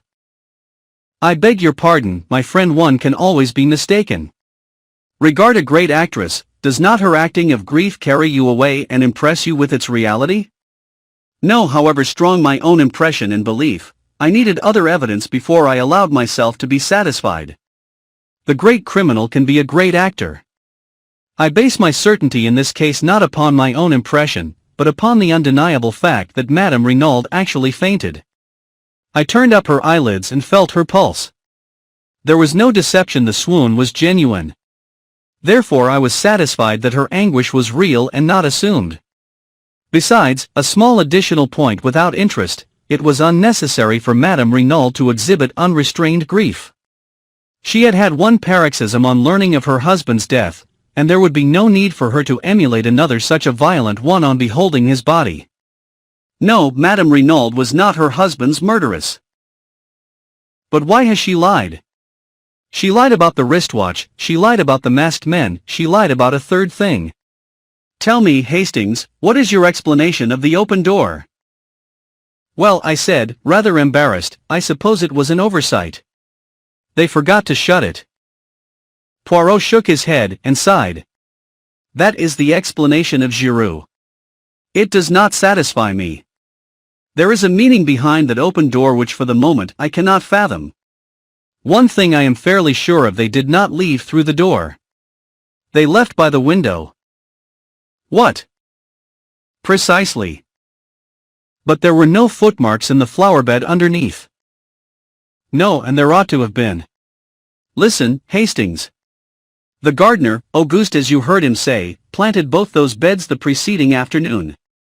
In the one there are plenty of impressions of his big hobnailed boots, in the other, none. You see? Someone had passed that way, someone who, to obliterate their footprints, smoothed over the surface of the bed with a rake. Where did they get a rake? Where they got the spade and the gardening gloves, said Poirot impatiently. There is no difficulty about that. What makes you think that they left that way though? Surely it is more probable that they entered by the window and left by the door? That is possible, of course. Yet I have a strong idea that they left by the window. I think you are wrong. Perhaps, mon ami. I mused, thinking over the new field of conjecture that Poirot's deductions had opened up to me. I recalled my wonder at his cryptic allusion to the flowerbed and the wristwatch. His remarks had seemed so meaningless at the moment, and now, for the first time I realized how remarkably, from a few slight incidents, he had unraveled much of the mystery that surrounded the case. I paid a belated homage to my friend. In the meantime, I said, considering, although we know a great deal more than we did, we are no nearer to solving the mystery of who killed Mr. Renauld. No, said Poirot cheerfully. In fact, we are a great deal farther off. The fact seemed to afford him such peculiar satisfaction that I gazed at him in wonder. He met my eye and smiled. Suddenly a light burst upon me. Poirot. Mrs. Renauld. I see it now. She must be shielding somebody. From the quietness with which Poirot received my remark, I could see that the idea had already occurred to him. Yes, he said thoughtfully. Shielding someone or screening someone. One of the two. Then, as we entered our hotel, he enjoined silence on me with a gesture. Chapter 13. The Girl with the Anxious Eyes. We lunched with an excellent appetite. For a while we ate in silence, and then Poirot observed maliciously, "Eh bien? And your indiscretions? You recount them not?" I felt myself blushing. "Oh, you mean this morning?" I endeavored to adopt a tone of absolute nonchalance. But I was no match for Poirot. In a very few minutes he had extracted the whole story from me, his eyes twinkling as he did so. "Teen. A story of the most romantic. What is her name, this charming young lady?" I had to confess that I did not know. "Still more romantic. The first rencontre in the train from Paris, the second here. Journeys end in lovers' meetings, is not that the saying? Don't be an ass, Poirot. Yesterday it was Mademoiselle d'Aubreuil, today it is Mademoiselle Cinderella. Decidedly you have the heart of a Turk, Hastings. You should establish a harem. It's all very well to rag me. Mademoiselle d'Aubreuil is a very beautiful girl, and I do admire her immensely. I don't mind admitting it. The other's nothing. I don't suppose I shall ever see her again." "You do not propose to see the lady again?" His last words were almost a question, and I was aware of the sharpness with which he darted a glance at me. And before my eyes, writ large in letters of fire, I saw the words Hotel du Fer, and I heard again her voice saying, "Come and look me up," and my own answering with interest, "I will." I answered Poirot lightly enough. "She asked me to look her up, but of course I shan't." "Why of course?" "Well, I don't want to." "Mademoiselle Cinderella is staying at the Hotel d'Angleterre, you told me, did you not?" "No. Hotel du Fer." "True, I forgot." A moment's misgiving shot across my mind. Surely I had never mentioned any hotel to Poirot. I looked across at him and felt reassured. He was cutting his bread into neat little squares, completely absorbed in his task. He must have fancied I had told him where the girl was staying. We had coffee outside facing the sea. Poirot smoked one of his tiny cigarettes, and then drew his watch from his pocket. "The train to Paris leaves at (25), he observed. "I should be starting." "Paris?" I cried. "That is what I said, mon ami." "You are going to Paris?" But why? He replied very seriously, to look for the murderer of Monsieur Renauld. You think he is in Paris? I am quite certain that he is not. Nevertheless, it is there that I must look for him. You do not understand, but I will explain it all to you in good time. Believe me, this journey to Paris is necessary. I shall not be away long. In all probability I shall return tomorrow. I do not propose that you should accompany me. Remain here and keep an eye on Giroux. Also cultivate the society of Monsieur Renauld. Phil. That reminds me, I said. I meant to ask you how you knew about those two. Mon ami, I know human nature. Throw together a boy like young Renauld and a beautiful girl like Mademoiselle Martha, and the result is almost inevitable. Then, the quarrel. It was money or a woman, and, remembering Leonie's description of the lad's anger, I decided on the latter. So I made my guess and I was right. You already suspected that she loved young Renauld? Poirot smiled. At any rate, I saw that she had anxious eyes. That is how I always think of Mademoiselle d'Aubreuil, a girl with anxious eyes. His voice was so grave that it impressed me uncomfortably. What do you mean by that, Poirot? I fancy, my friend, that we shall see before very long. But I must start. I will come and see you off, I said, rising. You will do nothing of the sort. I forbid it. He was so peremptory that I stared at him in surprise. He nodded emphatically. I mean it, mon ami. Au revoir. I felt rather at a loose end after Poirot had left me. I strolled down to the beach and watched the bathers, without feeling energetic enough to join them. I rather fancied that Cinderella might be disporting herself among them in some wonderful costume, but I saw no signs of her. I strolled aimlessly along the sands towards the farther end of the town. It occurred to me that, after all, it would only be decent feeling on my part to inquire after the girl. And it would save trouble in the end. The matter would then be finished with. There would be no need for me to trouble about her any further. But if I did not go at all, she might quite possibly come and look me up at the villa. Accordingly, I left the beach and walked inland. I soon found the Hotel du Fer, a very unpretentious building. It was annoying in the extreme not to know the lady's name and, to save my dignity, I decided to stroll inside and look around. Probably I should find her in the lounge. I went in, but there was no sign of her. I waited for some time, till my impatience got the better of me. I took the concierge aside and slipped 5 francs into his hand. I wish to see a lady who is staying here. A young English lady, small and dark. I am not sure of her name. The man shook his head and seemed to be suppressing a grin. There is no such lady as you described staying here. But the lady told me she was staying here. Monsieur must have made a mistake, or it is more likely the lady did, since there has been another gentleman here inquiring for her. What is that you say? I cried, surprised. But yes, monsieur. A gentleman who described her just as you have done. What was he like? He was a small gentleman, well dressed, very neat, very spotless, the mustache very stiff, the head of a peculiar shape, and the eyes green. Poirot. So that was why he refused to let me accompany him to the station. The impertinence of it. I would thank him not to meddle in my concerns. Did he fancy I needed a nurse to look after me? Thanking the man, I departed, somewhat at a loss, and still much incensed with my meddlesome friend. But where was the lady? I set aside my wrath and tried to puzzle it out. Evidently, through inadvertence, she had named the wrong hotel. Then another thought struck me. Was it inadvertence? Or had she deliberately withheld her name and given me the wrong address? The more I thought about it, the more I felt convinced that this last surmise of mine was right. For some reason or other she did not wish to let the acquaintance ripen into friendship. And, though half an hour earlier this had been precisely my own view, I did not enjoy having the tables turned upon me. The whole affair was profoundly unsatisfactory, and I went up to the Villa Genevieve in a condition of distinct ill burnout. I did not go to the house, but went up the path to the little bench by the shed, and sat there moodily enough.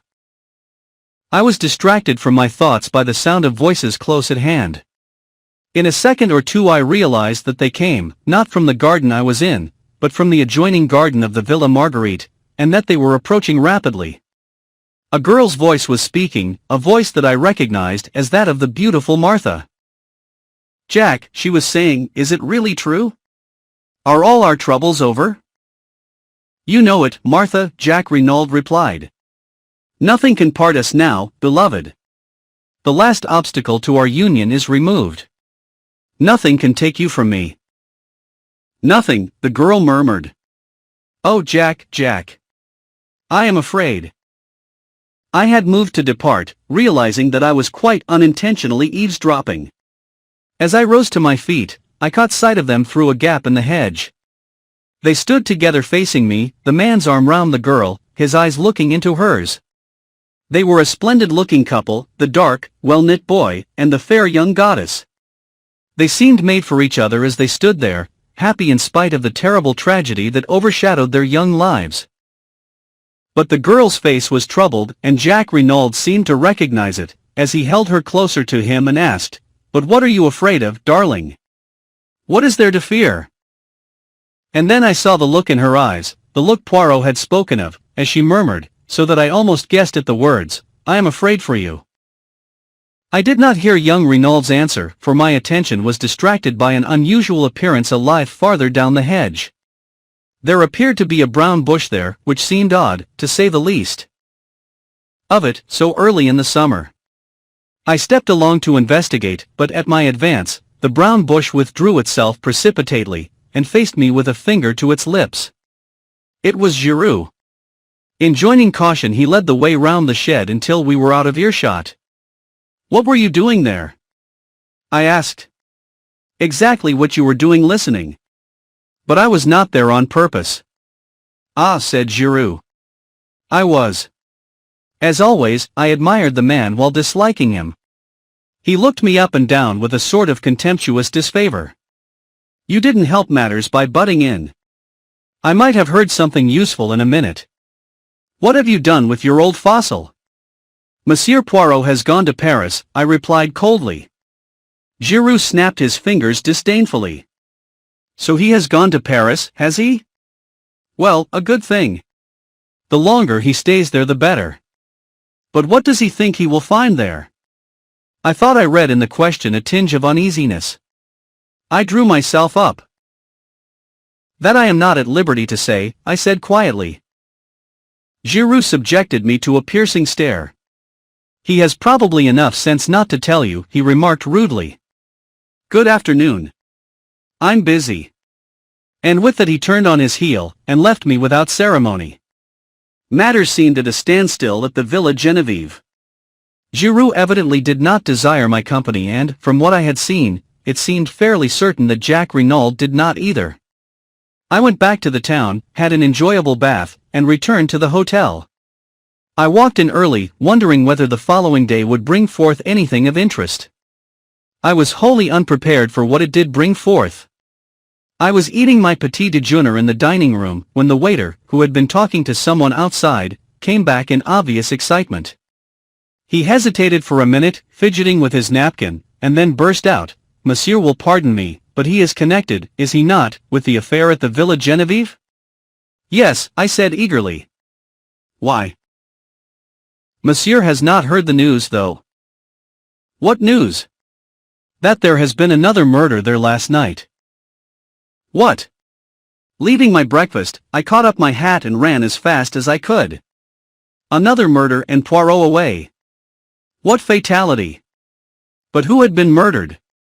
I dashed in at the gate. A group of servants were in the drive, talking and gesticulating.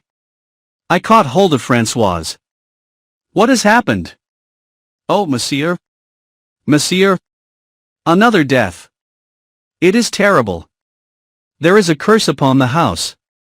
But yes, I say it, a curse.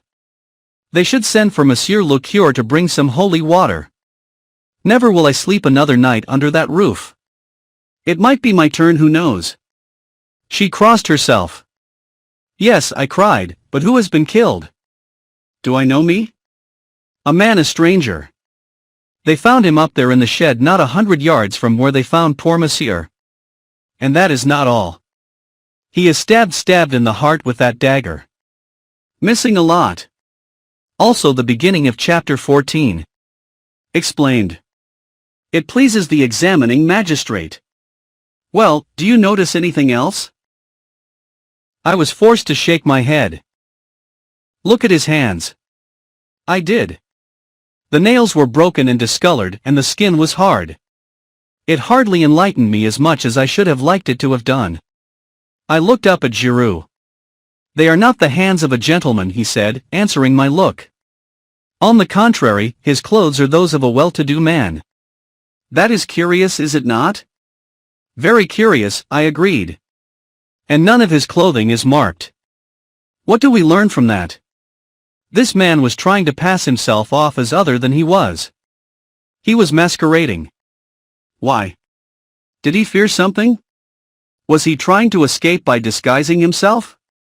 As yet we do not know, but one thing we do know: he was as anxious to conceal his identity as we are to discover it. He looked down at the body again. As before, there are no fingerprints on the handle of the dagger. The murderer again wore gloves. You think, then, that the murderer was the same in both cases? I asked eagerly. Giroux became inscrutable. Never mind what I think. We shall see. Marchaud, the sergeant de ville, appeared at the door. Monsieur? Why is Madame Renauld not here? I sent for her a quarter of an hour ago. She is coming up the path now, monsieur, and her son with her. Good. I only want one at a time, though. Marchaud saluted and disappeared again. A moment later he reappeared with Mrs. Renauld. Here is Madame. Giroux came forward with a curt bow. This way, Madame. He led her across and then, standing suddenly aside, here is the man. Do you know him? And as he spoke his eyes, gimlet-like, bored into her face, seeking to read her mind, noting every indication of her, garbled, but Mrs. Renauld remained perfectly calm, too calm, I felt. She looked down at the corpse almost without interest, certainly without any sign of agitation or recognition. No, she said. I have never seen him in my life. He is quite a stranger to me. You are sure? Quite sure. You do not recognize in him one of your assailants, for instance? No, she seemed to hesitate, as though struck by the idea. No, I do not think so. Of course they wore beards, false ones, the magistrate thought, but still. Now she seemed to make her mind up definitely. I am sure neither of the two was this man. Garbled, Giroux merely grunted. Whether he was unreadable or chagrined I could not tell. He called Marchaud. You have got the other there? The other was Madame d'Aubreuil. She, unclear, indignantly, sprang with vehemence. Oh, Monsieur, this is an outrage. What have I to do with all this? Madame, said Giroux brutally, I am investigating not one murder, but 2 murders.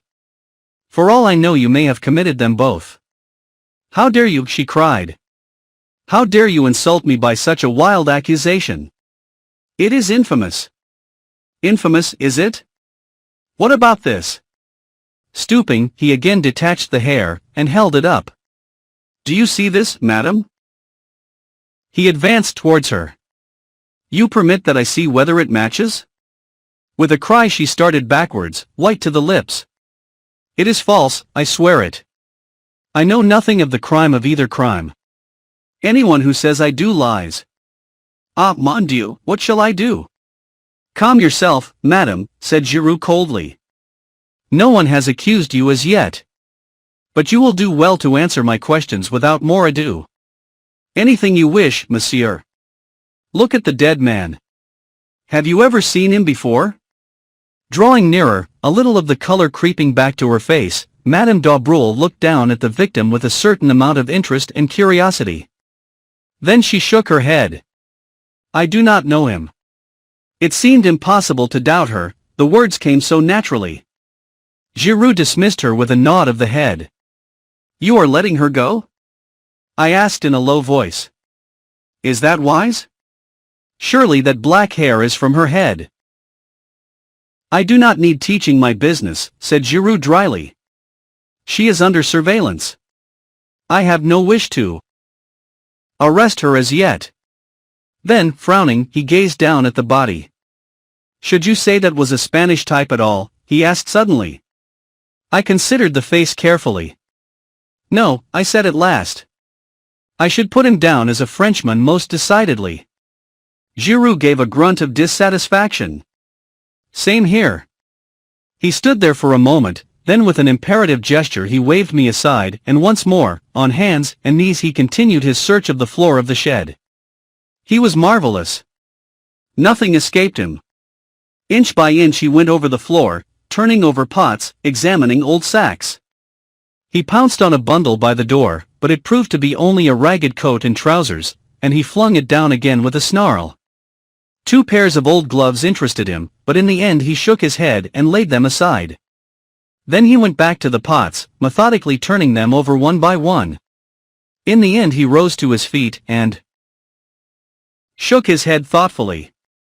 He seemed harried and perplexed. I think he had forgotten my presence. But at the moment a stir and bustle was heard outside, and our old friend, the examining magistrate accompanied by his clerk and M. Bex with the doctor behind them, came bustling in. But this is extraordinary, Monsieur Giroux, cried M. Hautet. Another crime. Ah, we have not got to the bottom of this case. There is some deep mystery here. But who is the victim this time? That is just what nobody can tell us, monsieur. He has not been identified. Where is the body? Asked the doctor. Giroux moved aside a little. They're in the corner. He has been stabbed to the heart, as you see. And with the dagger that was stolen yesterday morning.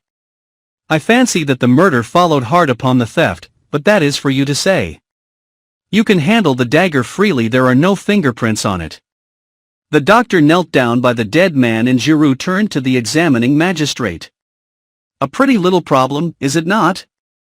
But I shall solve it. And so no one can identify him, mused the magistrate. Could it possibly be one of the assassins? They may have fallen out among themselves. Giroux shook his head. The man is a Frenchman. I would take my oath on that. But at that moment they were interrupted by the doctor, who was sitting back on his heels with a perplexed expression. You say he was killed yesterday morning? I fix it by the theft of the dagger, explained Giroux. He may, of course, have been killed later in the day. Later in the day? Fiddlesticks. This man has been dead at least 48 hours, and probably longer. We stared at each other in blank amazement. Chapter 15. A photograph. The doctor's words were so surprising that we were all momentarily taken aback. Here was a man stabbed with a dagger which we knew to have been stolen only 24 hours previously, and yet Dr. Durand asserted positively that he had been dead at least 48 hours. The whole thing was fantastic to the last extreme. We were still recovering from the surprise of the doctor's announcement when a telegram was brought to me. It had been sent up from the hotel to the villa. I tore it open. It was from Poirot, and announced his return by the train arriving at Merlinville at garbled. I looked at my watch and saw that I had just time to get comfortably to the station and meet him there. I felt that it was of the utmost importance that he should know at once of the new and startling developments in the case. Evidently, I reflected, Poirot had had no difficulty in finding what he wanted in Paris. The quickness of his return proved that very few hours had sufficed. I wondered how he would take the exciting news I had to impart. The train was some minutes late, and I strolled aimlessly up and down the platform until it occurred to me that I might pass the time by asking a few questions as to who had left Merlinville by the last train on the evening of the tragedy. I approached the chief porter, an intelligent-looking man, and had little difficulty in persuading him to enter upon the subject. It was a disgrace to the police, he hotly affirmed, that such brigands or assassins should be allowed to go about unpunished. I hinted that there was some possibility they might have left by the midnight train, but he negatived the idea decidedly. He would have noticed 2 foreigners, he was sure of it. Only about 20 people had left by the train, and he could not have failed to observe them. I do not know what put the idea into my head. Possibly it was the deep anxiety underlying Martha d'Aubreul's eyes, but I asked suddenly, "Young Monsieur Renauld, he did not leave by that train, did he?" "Ah, no, monsieur. To arrive and start off again within half an hour, it would not be amusing, that." I stared at the man, the significance of his words almost escaping me. Then I saw. "You mean," I said, my heart beating a little, "that Monsieur Jacques Renauld arrived at Merlinville that evening?" "But yes, monsieur. By the last train arriving the other way, the 4. My brain whirled. That, then, was the reason of Martha's poignant anxiety. Jacques Renauld had been in Merlinville on the night of the crime. But why had he not said so? Why, on the contrary, had he led us to believe that he had remained in Cherbourg? Remembering his frank boyish countenance, I could hardly bring myself to believe that he had any connection with the crime.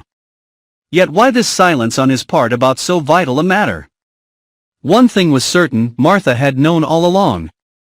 Hence her anxiety and her eager questioning of Poirot as to whether anyone was suspected. My cogitations were interrupted by the arrival of the train, and in another moment I was greeting Poirot. The little man was radiant. He beamed and vociferated and, forgetting my English reluctance, embraced me warmly on the platform. "Mon crier ami, I have succeeded, but succeeded to a marvel."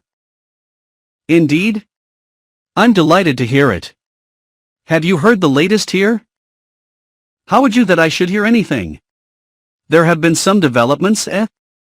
The brave Giroux, he has made an arrest? Or even arrests, perhaps? Ah, but I make him look foolish, that one. But where are you taking me, my friend? Do we not go to the hotel? It is necessary that I attend to my mustaches, they are deplorably limp from the heat of traveling. Also, without doubt, there is dust on my coat. And my tie, that I must rearrange." I cut short his remonstrances. "My dear Poirot, never mind all that. We must go to the villa at once. There has been another murder." Never have I seen a man so flabbergasted. His jaw dropped. All the jauntiness went out of his bearing. He stared at me open-mouthed. "What is that you say? Another murder? Ah then, but I am all wrong. I have failed. Giroux may mock himself at me, he will have reason. You did not expect it, then?" "I? Not the least in the world. It demolishes my theory, it ruins everything, no." He stopped dead, thumping himself on the chest. "It is impossible. I cannot be wrong. The facts, taken methodically, and in their proper order, admit of only one explanation. I must be right. I am right." But then he interrupted me. "Wait, my friend. I must be right, therefore this new murder is impossible unless. No, wait, I implore you. Say no word." He was silent for a moment or two, then resuming his normal manner, he said in a quiet, assured voice, "The victim is a man of middle age. His body was found in the locked shed near the scene of the crime, and had been dead at least 48 hours. And it is most probable that he was stabbed in a similar manner to Mr. Renauld, though not necessarily in the back." To my knowledge of Poirot, he had never done anything so amazing as this. And, almost inevitably, a doubt crossed my mind. "Poirot," I cried, "you're pulling my leg. You've heard all about it already." He turned his earnest gaze upon me reproachfully. "Would I do such a thing? I assure you that I have heard nothing whatsoever. Did you not observe the shock your news was to me? But how on earth could you know all that?" "I was right, then. But I knew it. The little grey cells, my friend, the little grey cells. They told me. Thus, and in no other way, could there have been a second death. Now tell me all. If we go round to the left here, we can take a shortcut across the golf links which will bring us to the back of the Villa Genevieve much more quickly." As we walked, taking the way he had indicated. I recounted all I knew. Poirot listened attentively. The dagger was in the wound, you say? That is curious. You are sure it was the same one? Absolutely certain. That's what makes it so impossible. Nothing is impossible. There may have been 2 daggers. I raised my eyebrows. Surely that is in the highest degree unlikely? It would be a most extraordinary coincidence. You speak as usual, without reflection, Hastings. In some cases 2 identical weapons could be highly improbable. But not here. This particular weapon was a war souvenir which was made to Jack Renauld's orders. It is really highly unlikely, when you come to think of it, that he should have had only one made. Very probably he would have another for his own use. But nobody has mentioned such a thing, I objected. A hint of the lecturer crept into Poirot's tone. My friend, in working upon a case, one does not take into account only the things that are mentioned. There is no reason to mention many things which may be important. Equally, there is often an excellent reason for not mentioning them. You can take your choice of the 2 motives. I was silent, impressed in spite of myself. Another few minutes brought us to the famous shed. We found all our friends there, and after an interchange of polite amenities, Poirot began his task. Having watched Giroux at work, I was keenly interested. Poirot bestowed but a cursory glance on the surroundings. The only thing he examined was the ragged coat and trousers by the door. A disdainful smile rose to Giroux's lips, and, as though noting it, Poirot flung the bundle down again. Old clothes of the gardeners, he queried. Exactly, said Giroux. Poirot knelt down by the body. His fingers were rapid but methodical. He examined the texture of the clothes, and satisfied himself that there were no marks on them. The boots he subjected to special care, also the dirty and broken fingernails. While examining the latter he threw a quick question at Giroux. You saw them? Yes, I saw them, replied the other. His face remained inscrutable. Suddenly Poirot stiffened. Dr. Durand. Yes? The doctor came forward. There is foam on the lips. You observed it? I didn't notice it, I must admit. But you observe it now? Oh, certainly. Poirot again shot a question at Giroux. You noticed it without doubt? The other did not reply. Poirot proceeded. The dagger had been withdrawn from the wound. It was in a glass jar by the side of the body. Poirot examined it, then he studied the wound closely. When he looked up his eyes were shining. It is a strange wound this. It has not bled. There is no stain on the clothes. The blade of the dagger is slightly discolored, that is all. What do you think, monsieur? I can only say that it is most abnormal. It is not abnormal at all. It is most simple.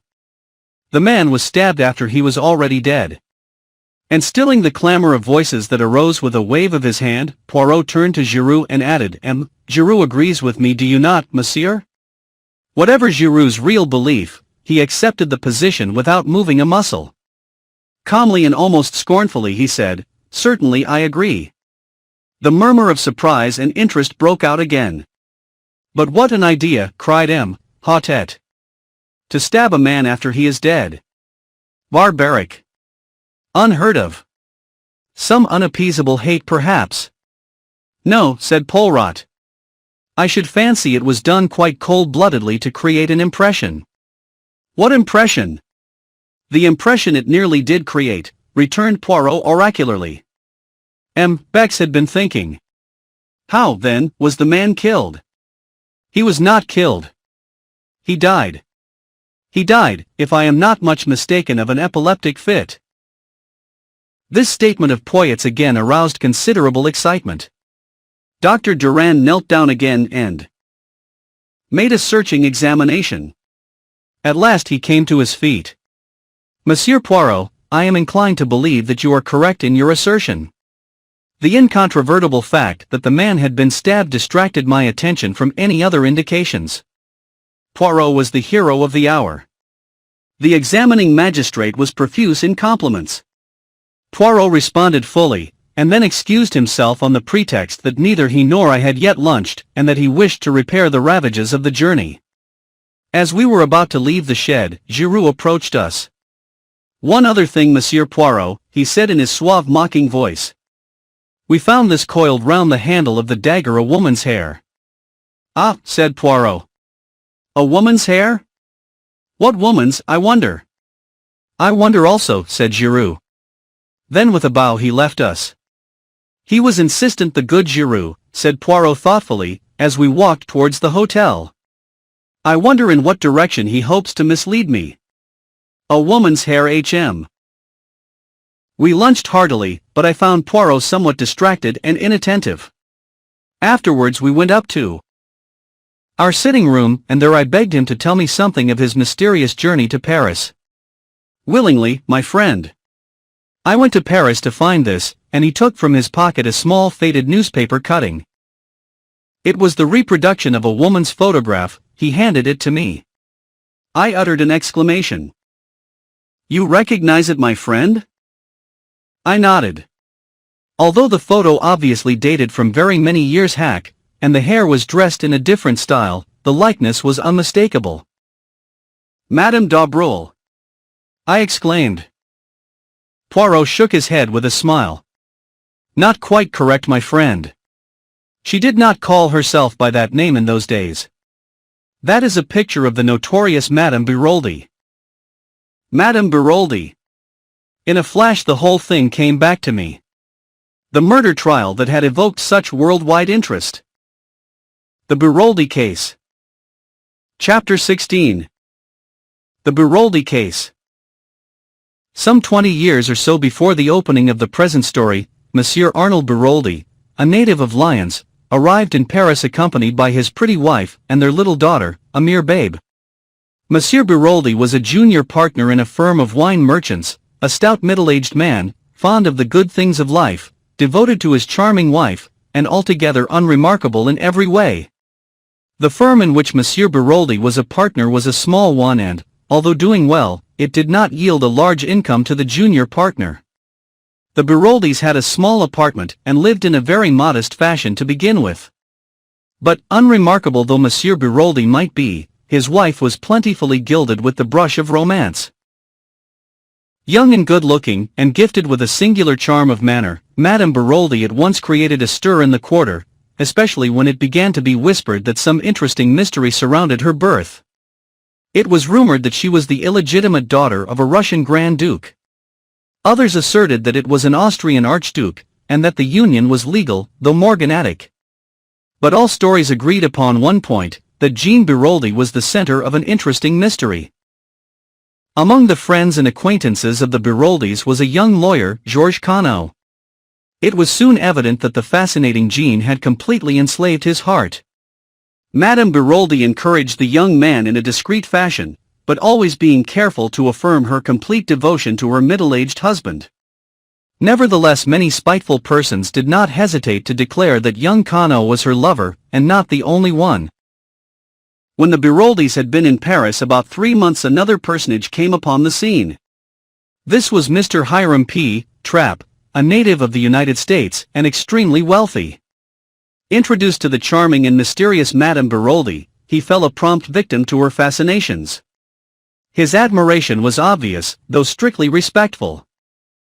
About this time, Madame Biroldi became more outspoken in her confidences. To several friends, she declared herself greatly worried on her husband's behalf. She explained that he had been drawn into several schemes of a political nature, and also referred to some important papers that had been entrusted to him for safekeeping and which concerned a secret of far-reaching European importance. They had been entrusted to his custody to throw pursuers off the track, but Madame Biroldi was nervous, having recognized several important members of the revolutionary circle in Paris. On the 28th day of November the blow fell. The woman who came daily to clean and cook for the Biroldis was surprised to find the door of the apartment standing wide open. Hearing faint moans issuing from the bedroom, she went in. A terrible sight met her eyes. Madame Beroldi lay on the floor bound hand and foot, uttering feeble moans, having managed to free her mouth from a gag. On the bed was Monsieur Beroldi, lying in a pool of blood, with a knife driven through his heart. Madame Beroldi's story was clear enough. Suddenly awakened from sleep, she had discerned two masked men bending over her. Stifling her cries, they had bound and gagged her. They had then demanded of Monsieur Beroldi the famous secret. But the intrepid wine merchant refused point-blank to accede to their request. Angered by his refusal, one of the men impulsively stabbed him through the heart. With the dead man's keys, they had opened the safe in the corner, and had carried away with them a mass of papers. Both men were heavily bearded, and had worn masks, but Madame Beroldi declared positively that they were Russians. The affair created an immense sensation. Time went on, and the mysterious bearded men were never traced. And then, just as public interest was beginning to die down, a startling development occurred. Madame Beroldi was arrested and charged with the murder of her husband. The trial, when it came on, aroused widespread interest. The youth and beauty of the accused and her mysterious, unreadable, were sufficient to make of it unreadable. It was proved beyond doubt that Jean Beroldi's parents were a highly respectable and prosaic couple, fruit merchants who lived on the outskirts of Lyons. The Russian Grand Duke, the court intrigues, and the political schemes, all the stories were traced back to the lady herself. Remorselessly, the whole story of her life was laid bare. The motive for the murder was found in Mr. Hiram P. Trapp. Mr. Trapp did his best, but, endlessly and agilely cross-questioned, he was forced to admit that he loved the lady, and that, had she been free, he would have asked her to be his wife. The fact that the relations between them were admittedly platonic strengthened the case against the accused. Debarred from becoming his mistress by the simple honorable nature of the man, Jean Beroldi had conceived the monstrous project of ridding herself of her elderly, undistinguished husband and becoming the wife of the rich Mr. Trapp. Throughout, Madame Beroldi confronted her accusers with complete sang-froid and self-possession. Her story never varied.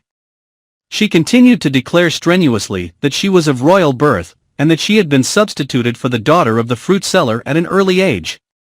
Absurd and completely unsubstantiated as these statements were, a great number of people believed implicitly in their truth. But the prosecution was implacable. It denounced the masked Russians as a myth, and asserted that the crime had been committed by Madame Beroldi and her lover, Georges Cano. A warrant was issued for the arrest of the latter, but he had wisely disappeared. Evidence showed that the bonds which secured Madame Beroldi were so loose that she could easily have freed herself. And then, towards the close of the trial, a letter, posted in Paris, was sent to the public prosecutor. It was from Georges Cano and, without revealing his whereabouts, it contained a full confession of the crime. He declared that he had indeed struck the fatal blow at Madame Beroldi's instigation. The crime had been planned between them. Believing that her husband ill-treated her, and maddened by his own passion for her, a passion which he believed her to return, he had planned the crime and struck the fatal blow that should free the woman he loved from a hateful bondage. Now, for the first time, he learnt of Mr. Hiram P. Trapp and realized that the woman he loved had betrayed him. Not for his sake did she wish to be free, but in order to marry the wealthy American. She had used him as a cat's paw, and now, in his jealous rage, he turned and denounced her, declaring that throughout he had acted at her instigation. And then Madame Beroldi proved herself the remarkable woman she undoubtedly was. Without hesitation, she dropped her previous defense, and admitted that the Russians were a pure invention on her part. The real murderer was Georges Cano. Maddened by passion, he had committed the crime, vowing that if she did not keep silence, he would exact a terrible vengeance from her.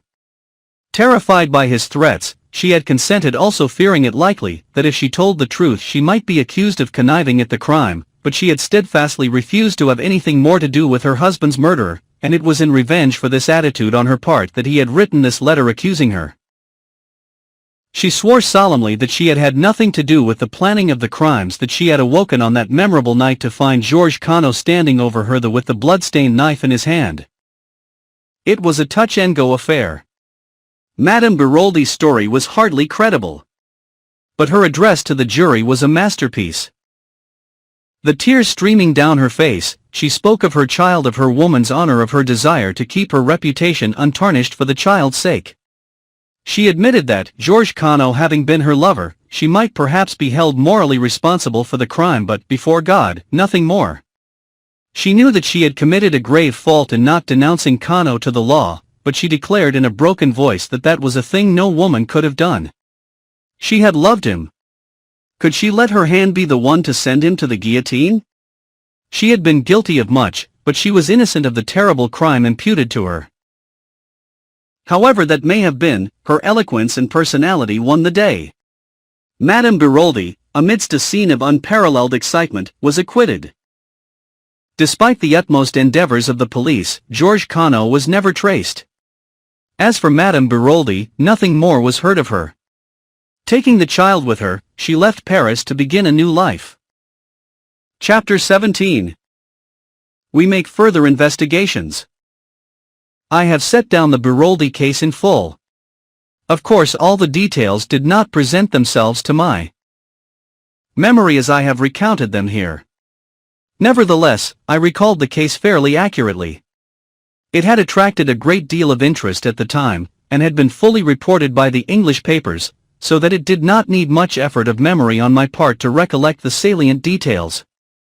Just for the moment, in my excitement, it seemed to clear up the whole matter. I admit that I am impulsive, and Poirot deplores my custom of jumping to conclusions, but I think I had some excuse in this instance. The remarkable way in which this discovery justified Poirot's point of view struck me at once. "Poirot," I said, "I congratulate you. I see everything now." Poirot lit one of his little cigarettes with his usual precision. Then he looked up. "And since you see everything now, mon ami, what exactly is it that you see?" "Why, that it was Madame d'Aubreul Beroldi who murdered Mr. Renauld. The similarity of the two cases proves that beyond a doubt." "Then you consider that Madame Beroldi was wrongly acquitted?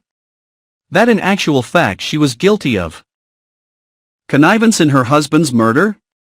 I opened my eyes wide. "Of course. Don't you?" Poirot walked to the end of the room, absent-mindedly straightened a chair, and then said thoughtfully, "Yes, that is my opinion. But there is no of course about it, my friend. Technically speaking, Madame Beroldi is innocent. Of that crime, perhaps. But not of this." Poirot sat down again and regarded me, his thoughtful air more marked than ever. "So it is definitely your opinion, Hastings, that Madame d'Aubreul murdered Monsieur Renauld?" "Yes." "Why?" He shot the question at me with such suddenness that I was taken aback. "Why?" I stammered. "Why?" "Oh, because I came to a stop." Poirot nodded his head at me. "You see, you come to a stumbling block at once. Why should Madame d'Aubreul, I shall call her that for clearness' sake, murder Monsieur Renauld? We can find no shadow of a motive. She does not benefit by his death. Considered as either mistress or blackmailer, she stands to lose. You cannot have a murder without motive. The first crime was different. There we had a rich lover waiting to step into her husband's shoes. Money is not the only motive for murder, I objected. True, agreed Poirot placidly. There are two others, the crime passional is one. And there is the third. Rare motive, murder for an idea which implies some form of mental derangement on the part of the murderer.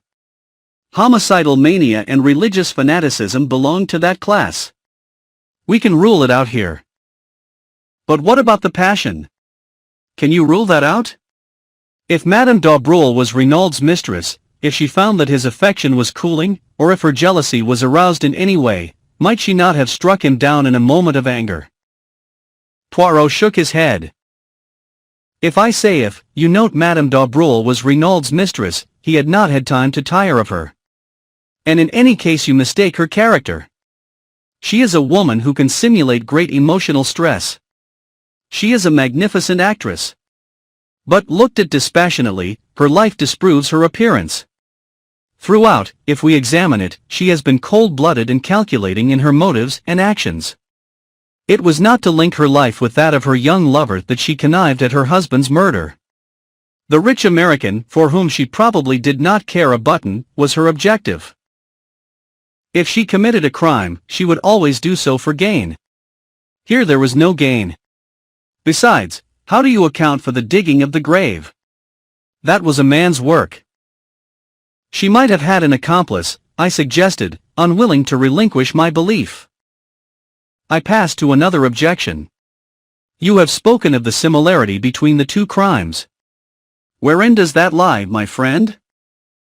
I stared at him in astonishment. Why, Poirot, it was you who remarked on that. The story of the masked men, the secret, the papers. Poirot smiled a little.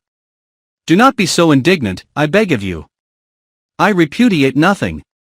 The similarity of the two stories links the two cases together inevitably. But reflect now on something very curious. It is not Madame d'Aubreuil who tells us this tale. If it were, all would indeed be plain sailing. It is Madame Renauld. Is she then in league with the other? I can't believe that, I said slowly. If she is, she must be the most consummate actress the world has ever known. Ta, said Poirot impatiently. Again you have the sentiment and not the logic. If it is necessary for a criminal to be a consummate actress, then by all means assume her to be one. But is it necessary? I do not believe Mrs. Renauld to be in league with Madame d'Aubreuil for several reasons. Missing. Night of the crime. I had hoped to catch my astute little friend napping, but as usual he was omniscient. He, too, had inquired at the station. And without doubt we are not original in the idea. Hastings. The excellent Giroux, he also has probably made the same inquiries. You don't think I said, and then stopped. Ah no, it would be too horrible. Poirot looked inquiringly at me, but I said no more. It had just occurred to me that though there were 7 men, directly and indirectly connected with the case, Mrs. Renauld, Madame d'Aubreuil and her daughter, the mysterious visitor and the 3 servants, there was, with the exception of old Auguste, who could hardly count, only one man, Jack Renauld. I had no time to develop farther the appalling idea that had occurred to me, for Jack Renauld was ushered into the room. Poirot greeted him in a businesslike manner. Take a seat, monsieur. I regret infinitely to derange you, but you will perhaps understand that the atmosphere of the villa is not too congenial to me. Monsieur Giroux and I do not see eye to eye about everything. His politeness to me has not been striking, and you will comprehend that I do not intend any little discoveries I may make to benefit him in any way. Exactly, Monsieur Poirot, said the lad. That fellow Giroux is an unconditioned brute, and I'd be delighted to see someone score at his expense. Then I may ask a little favor of you? Certainly. I will ask you to go to the railway station, and take a train to the next station along the line, Abilac. Ask at the cloakroom whether 2 foreigners deposited a valise there on the night of the murder. It is a small station, and they are almost certain to remember. Will you do this? Of course I will, said the boy, mystified though ready for the task. I and my friend, you comprehend, have business elsewhere, explained Poirot. There is a train in a quarter of an hour, and I will ask you not to return to the villa, as I have no wish for Giroux to get an inkling of your errand. Very well, I will go straight to the station. He rose to his feet. Poirot's voice stopped him. One moment, Monsieur Renauld, there is one little matter that puzzles me. Why did you not mention to Monsieur Hautet this morning that you were in Merlinville on the night of the crime? Jack Renauld's face went crimson. With an effort he controlled himself. You have made a mistake. I was in Cherbourg as I told the examining magistrate this morning. Poirot looked at him, his eyes narrowed cat-like until they only showed a gleam of green. Then it is a singular mistake that I have made there, for it is shared by the station staff. They say you arrived by the train. For a moment Jack Renauld hesitated, then he made up his mind. And if I did? I suppose you do not mean to accuse me of participating in my father's murder?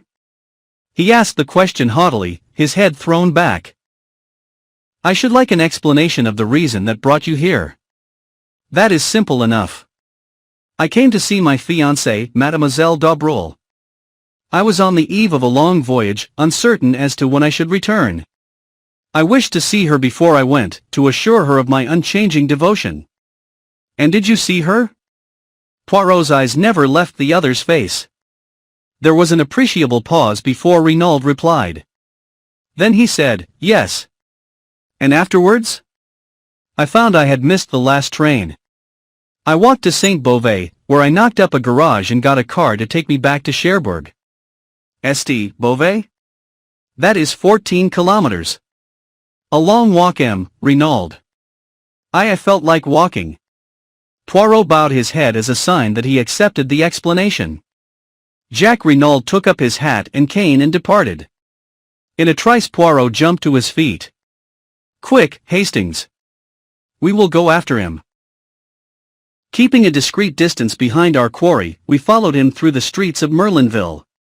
But when Poirot saw that he took the turning to the station, he checked himself. All is well. He has taken the bait. He will go to Abilac, and will inquire for the mythical valise left by the mythical foreigners. Yes, mon ami, all that was a little invention of mine. You wanted him out of the way. I exclaimed. Your penetration is amazing, Hastings. Now, if you please, we will go up to the Villa Genevieve. Chapter 18. Girouax once at the Villa Poirot led the way up to the shed where the second body had been discovered.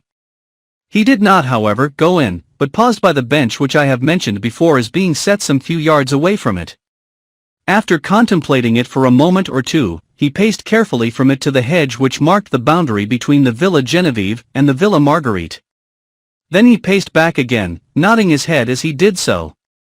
Returning again to the hedge, he parted the bushes with his hands. With good fortune, he remarked to me over his shoulder, Mademoiselle Martha may find herself in the garden. I desire to speak to her, and would prefer not to call formally at the Villa Marguerite. Ah, all is well, there she is. PST, mademoiselle. PST. Un moment, voila. I joined him at the moment that Martha d'Aubreuil, looking slightly startled, came running up to the hedge at his missing. A little word with you, mademoiselle, if it is permitted. Certainly, Monsieur Poirot. Despite her acquiescence, her eyes looked troubled and afraid. Mademoiselle, do you remember running after me on the road the day that I came to your house with the examining magistrate? You asked me if anyone were suspected of the crime. And you told me 2 Chileans. Her voice sounded rather breathless, and her left hand stole to her breast. Will you ask me the same question again, mademoiselle? What do you mean? This. If you were to ask me that question again, I should give you a different answer. Someone is suspected but not a Chilean. Who?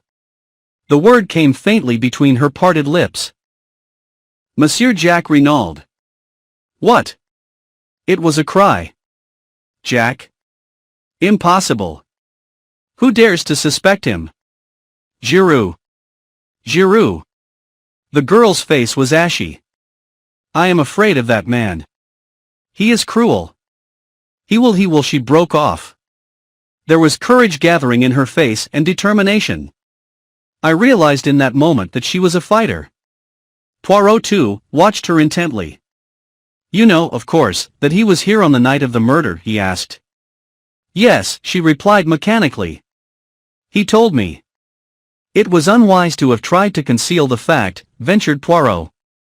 Yes, yes, she replied impatiently. But we cannot waste time on regrets. We must find something to save him. He is innocent, of course, but that will not help him with a man like Giroux, who has his reputation to think of. He must arrest someone, and that someone will be Jack. The facts will tell against him, said Poirot. You realize that? She faced him squarely. I am not a child, monsieur. I can be brave and look facts in the face. He is innocent, and we must save him. She spoke with a kind of desperate energy, then was silent, frowning as she thought. Mademoiselle, said Poirot, observing her keenly, is there not something that you are keeping back that you could tell us? She nodded perplexedly. Yes, there is something, but I hardly know whether you will believe it. It seems so absurd. At any rate, tell us, mademoiselle. It is this. Giroux sent for me as an afterthought, to see if I could identify the man in there. She signed with her head towards the shed. I could not. At least I could not at the moment. But since I have been thinking, well, it seems so queer, and yet I am almost sure.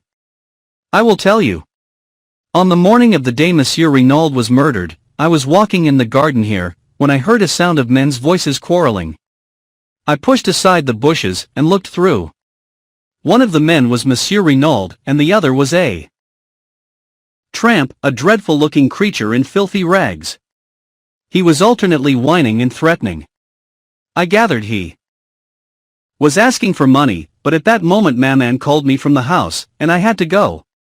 That is all, only I am almost sure that the tramp and the dead man in the shed are one and the same. Poirot uttered an exclamation. But why did you not say so at the time, mademoiselle? Because at first it only struck me that the face was vaguely familiar in some way. The man was differently dressed, and apparently belonged to a superior station in life. A voice called from the house. Maman, whispered Martha, I must go. And she slipped away through the trees. Come, said Poirot, and taking my arm turned in the direction of the villa. What do you really think? I asked in some curiosity. Was that story true, or did the girl make it up in order to divert suspicion from her lover? It is a curious tale, said Poirot, but I believe it to be the absolute truth. Unwittingly, mademoiselle. Martha told us the truth on another point and incidentally gave Jacques Renauld the lie. Did you notice his hesitation when I asked him if he saw Martha d'Aubreuil on the night of the crime? He paused and then said yes. I suspected that he was lying. It was necessary for me to see Mademoiselle Martha before he could put her on her guard. 3 little words gave me the information I wanted. When I asked her if she knew that Jacques Renauld was here that night, she answered, he told me. Now, Hastings, what was Jacques Renauld doing here on that eventful evening, and if he did not see Mademoiselle Martha, whom did he see? Surely, Poirot, I cried, aghast, you cannot believe that a boy like that would murder his own father. Mon ami, said Poirot. You continue to be of a sentimentality unbelievable. I have seen mothers who murdered their little children for the sake of the insurance money. After that, one can believe anything. And the motive? Money, of course. Remember that Jacques Renauld thought that he would come into half his father's fortune at the father's death. But the tramp. Where does he come in? Poirot shrugged his shoulders. Giroux would say that he was an accomplice in Apache who helped young Renauld to commit the crime, and who was conveniently put out of the way afterwards. But the hair round the dagger? The woman's hair? Ah, said Poirot, smiling broadly. That is the cream of Giroux's little jest. According to it is not a woman's hair at all. Remember that the youths of today wear their hair brushed straight back from the forehead with pomade or hair wash to make it lie flat. Consequently, some of the hairs are of considerable length. And you believe that too? No, said Poirot, with a curious smile. For I know it to be the hair of a woman, and more, which woman? Madame d'Aubreuil, I announced positively. Perhaps, said Poirot, regarding me quizzically. But I refused to allow myself to get annoyed. What are we going to do now? I asked, as we entered the hall of the Villa Genevieve. I wish to make a search among the effects of Jacques Renauld. That is why I had to get him out of the way for a few hours. Neatly and methodically, Poirot opened each drawer in turn, examined the contents, and returned them exactly to their places. It was a singularly dull and uninteresting proceeding. Poirot waited on through collars, pajamas, and socks. A purring noise outside drew me to the window. Instantly I became galvanized into life. Poirot! I cried. A car has just driven up. Giroux is in it, and Jacques Renauld, and 2 gendarmes. Sacre tonnerre, growled Poirot. That animal of a Giroux, could he not wait? I shall not be able to. Replace the things in this last drawer with the proper method. Let us be quick. Unceremoniously he tumbled out the things on the floor, mostly ties and handkerchiefs. Suddenly, with a of triumph, Poirot pounced on something, a small square of cardboard, evidently a photograph. Thrusting it into his pocket, he returned the things pell-mell to the drawer, and seizing me by the arm dragged me out of the room and down the stairs. In the hall stood Giroux, contemplating his prisoner. "Good afternoon, Monsieur Giroux," said Poirot. "What have we here?" Giroux nodded his head towards Jack. "He was trying to make a getaway, but I was too sharp for him. He's under arrest for the murder of his father, Monsieur Paul Renauld."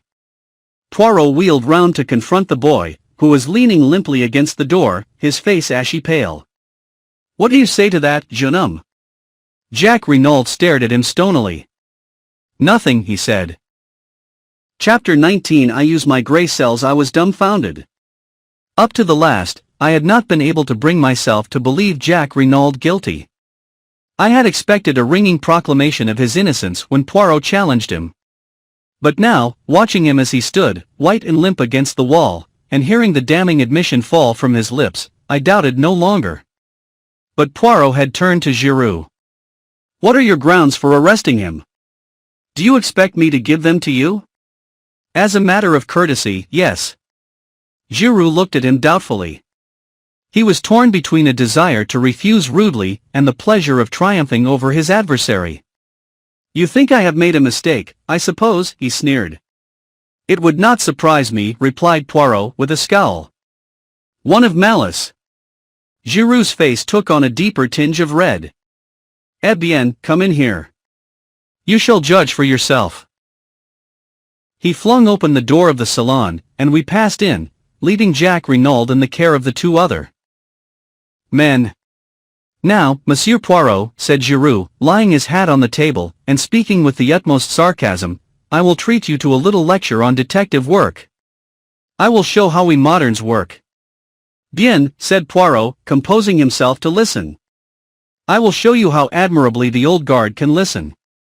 And he leaned back and closed his eyes, opening them for a moment to remark, "Do not fear that I shall sleep. I will attend most carefully." "Of course," began Giroux, "I soon saw through all that Chilean tomfoolery. Two men were in it, but they were not mysterious foreigners. All that was a blind." "Very creditable so far, my dear Giroux," murmured Poirot. "Especially after that clever trick of theirs with the match and cigarette end." Giroux glared, but continued. "A man must have been connected with the case in order to dig the grave. There is no man who actually benefits by the crime, but there was a man who thought he would benefit. I heard of Jack Renauld's quarrel with his father, and of the threats that he had used. The motive was established. Now as to means. Jack Renauld was in Merlinville that night. He concealed the fact which turned suspicion into certainty. Then we found a second victim stabbed with the same dagger. We know when that dagger was stolen. Captain Hastings here can fix the time. Jack Renauld, arriving from Cherbourg, was the only person who could have taken it. I have accounted for all the other members of the household." Poirot interrupted. "You are wrong. There is one other person who could have taken the dagger." "You refer to Monsieur Stoner? He arrived at the front door, in an automobile which had brought him straight from Calais." "Ah. Believe me, I have looked into everything. Monsieur Jack Renauld arrived by train. An hour elapsed between his arrival and the moment when he presented himself at the house. Without doubt, he saw Captain Hastings and his companion leave the shed, slipped in himself, and took the dagger, stabbed his accomplice in the shed, who was already dead." Giroux shrugged his shoulders. "Possibly he did not observe that. He may have judged him to be sleeping. Without doubt they had a rendezvous. In any case he knew this apparent second murder would greatly complicate the case." "It did. But it could not deceive Monsieur Giroux," murmured Poirot. "You mock at me. But I will give you one last irrefutable proof. Madame Renauld's story was false, a fabrication from beginning to end. We believe Madame Renauld to have loved her husband, yet she lied to shield his murderer. For whom will a woman lie? Sometimes for herself, usually for the man she loves, always for her children. That is the irrefutable proof. You cannot get round it." Giroux paused, flushed and triumphant. Poirot regarded him steadily. "That is my case," said Giroux. "What have you to say to it?" "Only that there is one thing you have failed to take into account." "What is that?" Jack Renauld was presumably acquainted with the planning out of the golf course. He knew that the body would be discovered almost at once when they started to dig the bunker. Giroux laughed out loud. "But it is idiotic what you say there. He wanted the body to be found. Until it was found, he could not presume death, and would have been unable to enter into his inheritance." I saw a quick flash of green in Poirot's eyes as he rose to his feet. "Then why bury it?" he asked very softly. "Reflect, Giroux. Since it was to Jack Renauld's advantage that the body should be found without delay, why dig a grave at all?" Giroux did not reply. The question found him unprepared. He shrugged his shoulders as though to intimate that it was of no importance. Poirot moved towards the door. I followed him. "There is one more thing that you have failed to take into account," he said over his shoulder. "What is that?" "The piece of lead piping," said Poirot, and left the room. Jack Renauld still stood in the hall, with a white dumb face, but as we came out of the salon he looked up sharply. At the same moment there was the sound of a footfall on the staircase. Mrs. Renauld was descending it. At the sight of her son, standing between the two myrmidons of the law, she stopped as though petrified. "Jack," she faltered. "Jack, what is this?" He looked up at her, his face set. "They have arrested me, mother." "What?" She uttered a piercing cry, and before anyone could get to her, swayed, and fell heavily. We both ran to her and lifted her up. In a minute Poirot stood up again. "She has cut her head badly, on the corner of the stairs. I fancy there is slight concussion also. If Giroux wants a statement from her, he will have to wait. She will probably be unconscious for at least a week." Denise and Françoise had run to their mistress, and leaving her in their charge Poirot left the house. He walked with his head down, frowning thoughtfully. For some time I did not speak, but at last I ventured to put a question to him. "Do you believe then, in spite of all appearances to the contrary, that Jack Renauld may not be guilty?" Poirot did not answer at once, but after a long wait he said gravely, "I do not know, Hastings. There is just a chance of it. Of course Giroux is all wrong from beginning to end. If Jack Renauld is guilty, it is in spite of Giroux's arguments, not because of them. And the gravest indictment against him is known only to me." "What is that?" I asked, impressed. "If you would use your grey cells, and see the whole case clearly as I do, you too would perceive it, my friend." This was what I called one of Poirot's irritating answers. He went on, without waiting for me to speak, "Let us walk this way to the sea. We will sit on that little mound there, overlooking the beach, and review the case. You shall know all that I know, but I would prefer that you should come at the truth by your own efforts, not by my leading you by the hand." We established ourselves on the grassy knoll as Poirot had suggested, looking out to sea.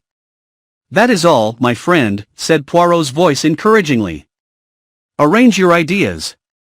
Be methodical. Be orderly. There is the secret of success." I endeavored to obey him, casting my mind back over all the details of the case. And suddenly I started as an idea of bewildering luminosity shot into my brain. Tremblingly I built up my hypothesis. "You have a little idea, I see, mon ami." "Capital. We proceed." I sat up, and lit a pipe. "Poirot," I said, "it seems to me we have been strangely remiss. I say we, although I dare say I would be nearer the mark. But you must pay the penalty of your determined secrecy. So I say again we have been strangely remiss. There is someone we have forgotten." "And who is that?" inquired Poirot, with twinkling eyes. "Georges Cano." Chapter 20. An amazing statement. The next moment Poirot embraced me warmly on the cheek. "Enfin! You have arrived. And all by yourself. It is superb. Continue your reasoning. You are right.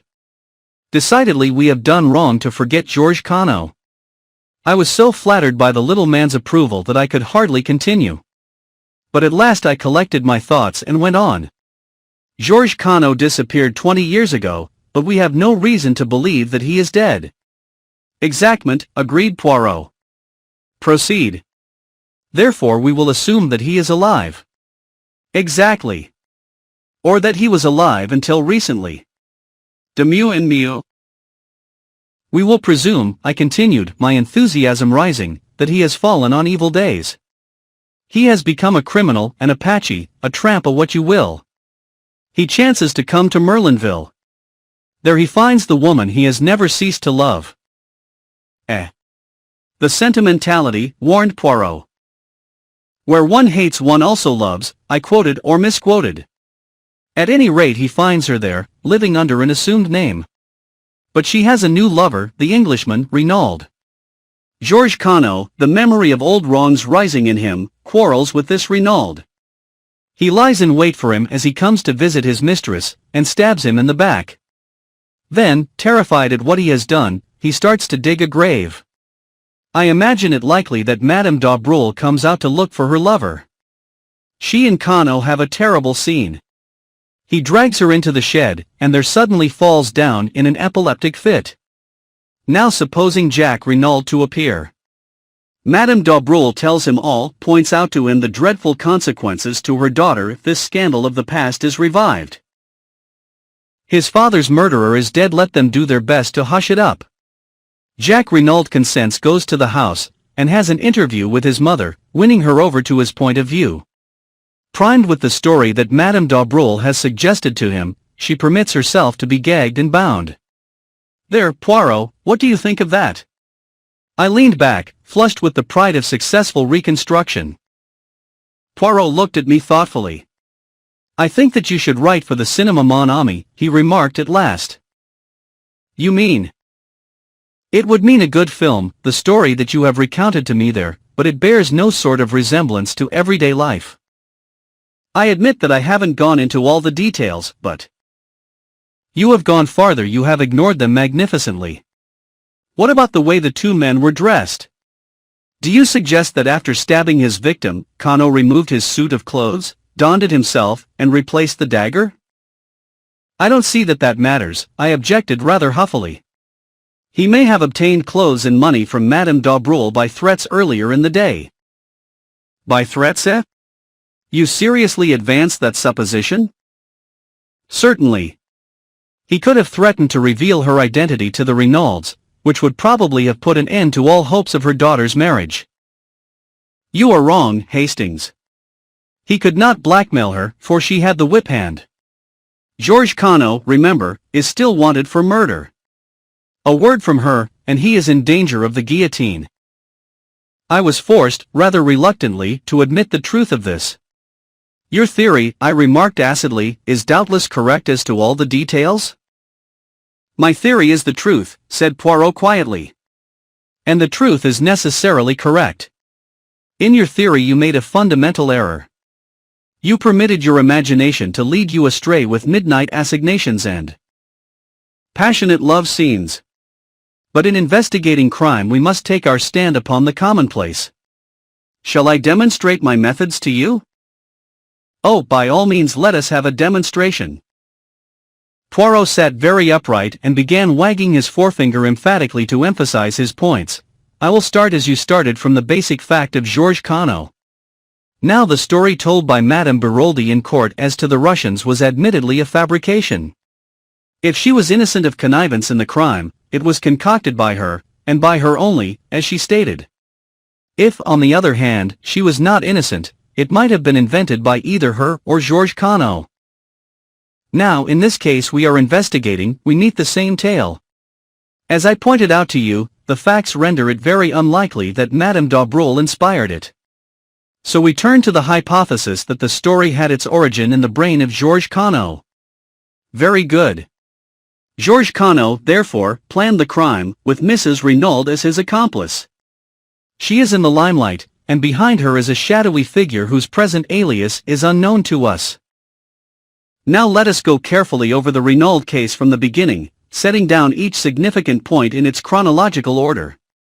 You have a notebook and pencil? Good. Now what is the earliest point to note down? The letter to you? That was the first we knew of it, but it is not the proper beginning of the case. The first point of any significance, I should say, is the change that came over Monsieur Renauld shortly after arriving in Merlinville, and which is attested to by several witnesses. We have also to consider his friendship with Madame d'Aubreul, and the large sums of pound money paid over to her. From thence we can come directly to the May 23rd. Poirot paused, cleared his throat, and signed to me to write, 23 RD May. M. Renauld quarrels with his son over latter's wish to marry Martha d'Aubreul. Son leaves for Paris. May 24th, M. Renauld alters his will, leaving entire control of his fortune in his wife's hands. Th. June. Quarrel with tramp in garden, witnessed by Martha d'Aubreul. Letter written to M. Hercule Poirot, imploring assistance. Telegram sent to M. Jacques Renauld, bidding him proceed by the Aurora to Buenos Aires. Chauffeur, Masters, sent off on a holiday. Visit of a lady that evening. As he is seeing her out, words are yes, yes, but for God's sake go now. Poirot paused. There, Hastings, take each of those facts one by one, consider them carefully by themselves, and in relation to the whole, and see if you do not get new light on the matter. I endeavored conscientiously to do as he had said. After a moment or two, I said rather doubtfully, as to the first points, the question seems to be whether we adopt the theory of blackmail, or of an infatuation. For this woman. Blackmail, decidedly. You heard what Stoner said as to his character and habits. Mrs. Renauld did not confirm his view, I argued. We have already seen that Madame Renauld's testimony cannot be relied upon in any way. We must trust to Stoner on that point. Still, if Renauld had an affair with a woman called Bella, there seems no inherent improbability in his having another with Madame d'Aubreul. None whatever, I grant you, Hastings. But did he? The letter, Poirot. You forget the letter. No, I do not forget. But what makes you think that letter was written to Monsieur Renauld? Why, it was found in his pocket, and that is all, cut in Poirot. There was no mention of any name to show to whom the letter was addressed. We assumed it was to the dead man because it was in the pocket of his overcoat. Now, mon ami, something about that overcoat struck me as unusual. I measured it, and made the remark that he wore his overcoat very long. That remark should have given you to think. I thought you were just saying it for the sake of saying something, I confessed. Ah, Kelly day. Later you observed me measuring the overcoat of Monsieur Jacques Renauld. Eh bien, Monsieur Jacques Renauld wears his overcoat, garbled, short. Put those two facts together with a third's, namely, that Monsieur Jacques Renauld flung out of the house in a hurry on his departure for Paris, and tell me what you make of it. I see, I said slowly, as the meaning of Poirot's remarks bore in upon me. That letter was written to Jacques Renauld, not to his father. He caught up the wrong overcoat in his haste and agitation. Poirot nodded. Precisement. We can return to this point later. For the moment let us content ourselves with accepting the letter as having nothing to do with Monsieur Renauld père, and pass to the next chronological event. May 23rd. I read M. Renauld quarrels with his son over latter's wish to marry Martha d'Aubreul. Son leaves for Paris. I don't see anything much to remark upon there, and the altering of the will the following day seems straightforward enough. It was the direct result of the quarrel. We agree, mon ami, at least as to the cause. But what exact motive underlay this procedure of Monsieur Renauld's? I opened my eyes in surprise. Anger against his son, of course. Yet he wrote him affectionate letters to Paris? So Jacques Renauld says, but he cannot produce them. Well, let us pass from that. Now we come to the day of the tragedy. You have placed the event of the morning in a certain order. Have you any justification for that? I have ascertained that the letter to me was posted at the same time as the telegram was dispatched. Masters was informed he could take a holiday shortly afterwards. In my opinion, the quarrel with the tramp took place anterior to these happenings. I do not see that you can fix that definitely, unless you question Mademoiselle d'Aubreuil again. There is no need. I am sure of it. And if you do not see that, you see nothing, Hastings? I looked at him for a moment. Of course. I am an idiot. If the tramp was Georges Cano, it was after the stormy interview with him that Mr. Renauld apprehended danger. He sent away the chauffeur, Masters, whom he suspected of being in the other's pay. He wired to his son, and sent for you. A faint smile crossed Poirot's lips. You do not think it strange that he should use exactly the same expressions in his letter as Madame Renauld used, later in her story? If the mention of Santiago was a blind, why should Renauld speak of it, and what is more send his son there? It is puzzling, I admit, but perhaps we shall find some explanation later. We come now to the evening, and the visit of the mysterious lady. I confess that fairly baffles me, unless it was indeed Madame d'Aubreuil, as Françoise all along maintained. Poirot shook his head. My friend, where are your wits wandering? Remember the fragment of cheque, and the fact that the name Bella Devine was faintly familiar to Stoner, and I think we may take it for granted that Bella Devine is the full name of Jack's unknown correspondent, and that it was she who came to the Villa Genevieve that night. Whether she intended to see Jack, or whether she meant all along to appeal to his father, we cannot be certain, but I think we may assume that this is what occurred. She produced her claim upon Jack, probably showed letters that he had written her, and the older man tried to buy her off by writing a check. This she indignantly tore up. The terms of her letter are those of a woman genuinely in love, and she would probably deeply resent being offered money. In the end he got rid of her, and here the words that he used are significant. Yes, but for God's sake go now, I repeated. They seem to me a little vehement, perhaps, that is all. That is enough. He was desperately anxious for the girl to go. Why? Not because the interview was unpleasant. No, it was the time that was slipping by, and for some reason time was precious. Why should it be? I asked, bewildered. That is what we ask ourselves. Why should it be? But later we have the incident of the wristwatch, which again shows us that time plays a very important part in the crime. We are now fast approaching the actual drama. It is 10:30 when Bella Devine leaves, and by the evidence of the wristwatch we know that the crime was committed, or at any rate that it was staged, before 12 o'clock. We have reviewed all the events anterior to the murder, there remains only one unplaced. By the doctor's evidence, the tramp, when found, had been dead at least 48 hours with a possible margin of 24 hours more. Now, with no other facts to help me than those we have discussed, I place the death as having occurred on the morning of June 7th. I stared at him, stupefied. But how? Why? How can you possibly know? Because only in that way can the sequence of events be logically explained. Mon ami, I have taken you step by step along the way. Do you not now see what is so glaringly plain? My dear Poirot, I can't see anything glaring about it. I did think I was beginning to see my way before, but I'm now hopelessly fogged. For goodness sake, get on, and tell me who killed Mr. Renauld. That is just what I am not sure of as yet. But you said it was glaringly clear? We talk at cross purposes, my friend.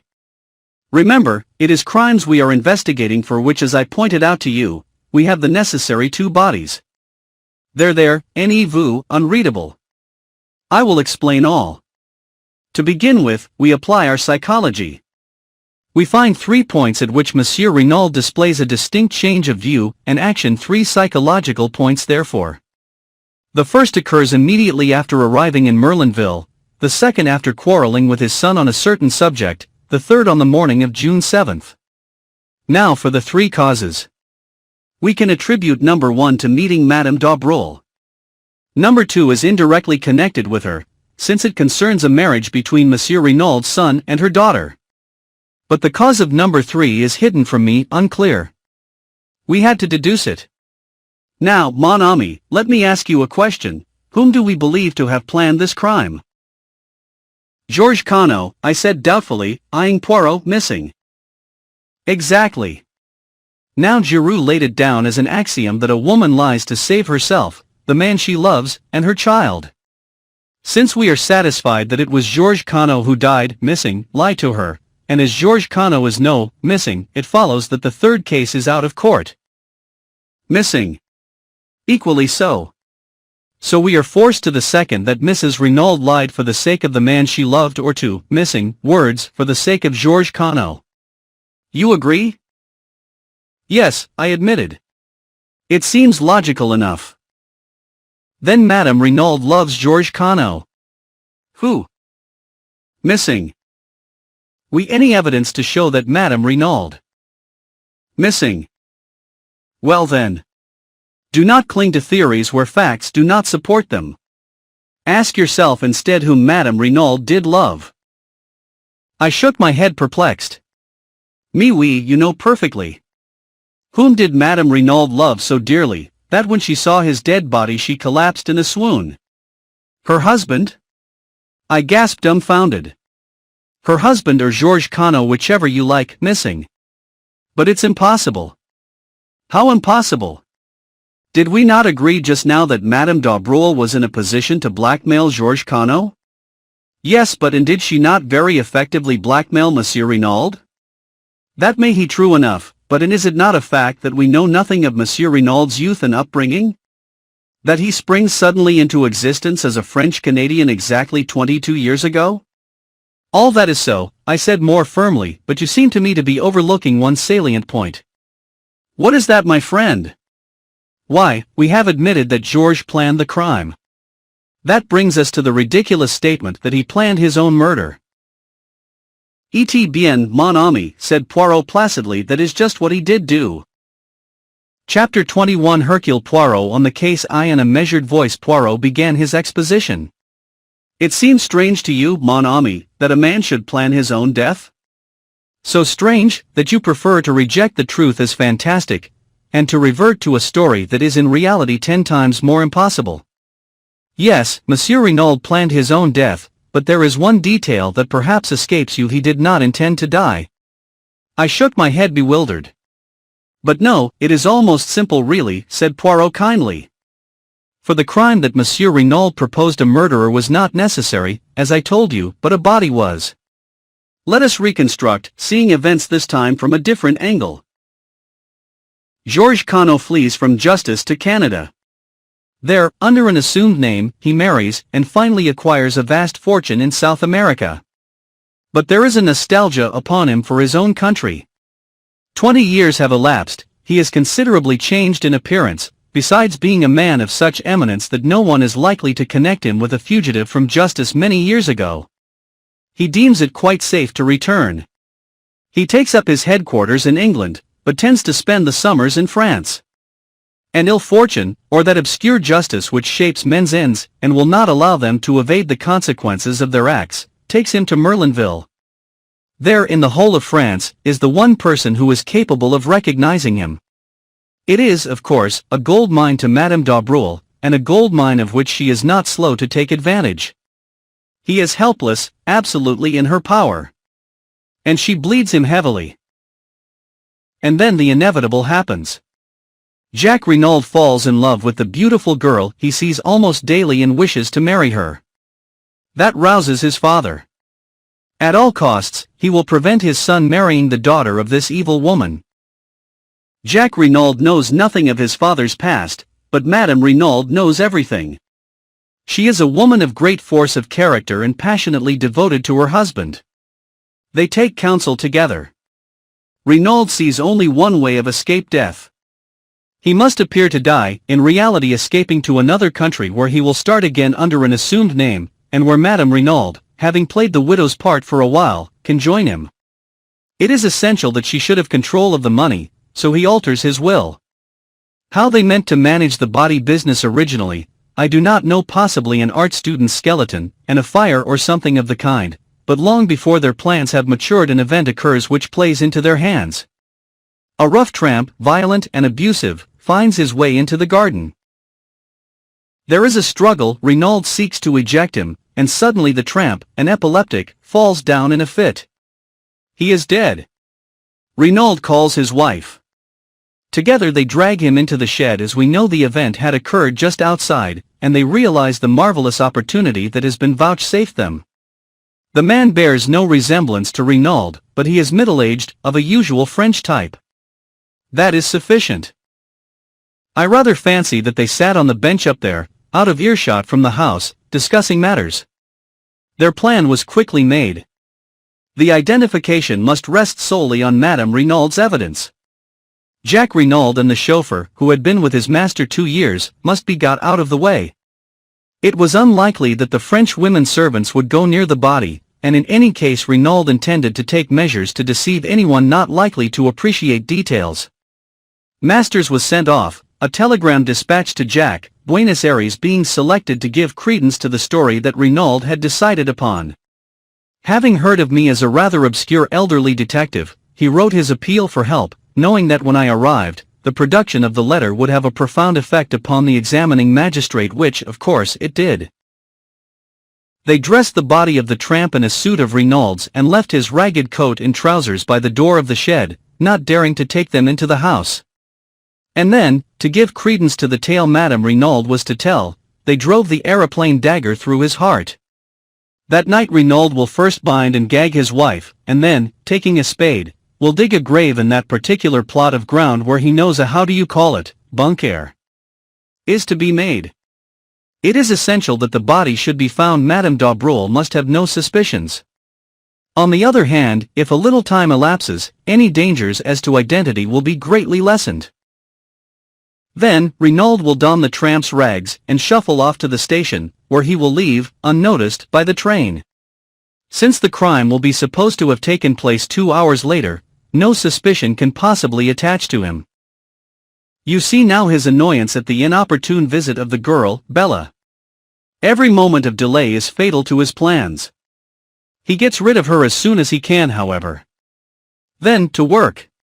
He leaves the front door slightly ajar to create the impression that assassins left that way. He binds and gags Madame Renauld, correcting his mistake of 22 years ago, when the looseness of the bonds caused suspicion to fall upon his accomplice, but leaving her primed with essentially the same story as he had invented before, proving the unconscious recoil of the mind against originality. The night is chilly, and he slips on an overcoat over his underclothing, intending to cast it into the grave with the dead man.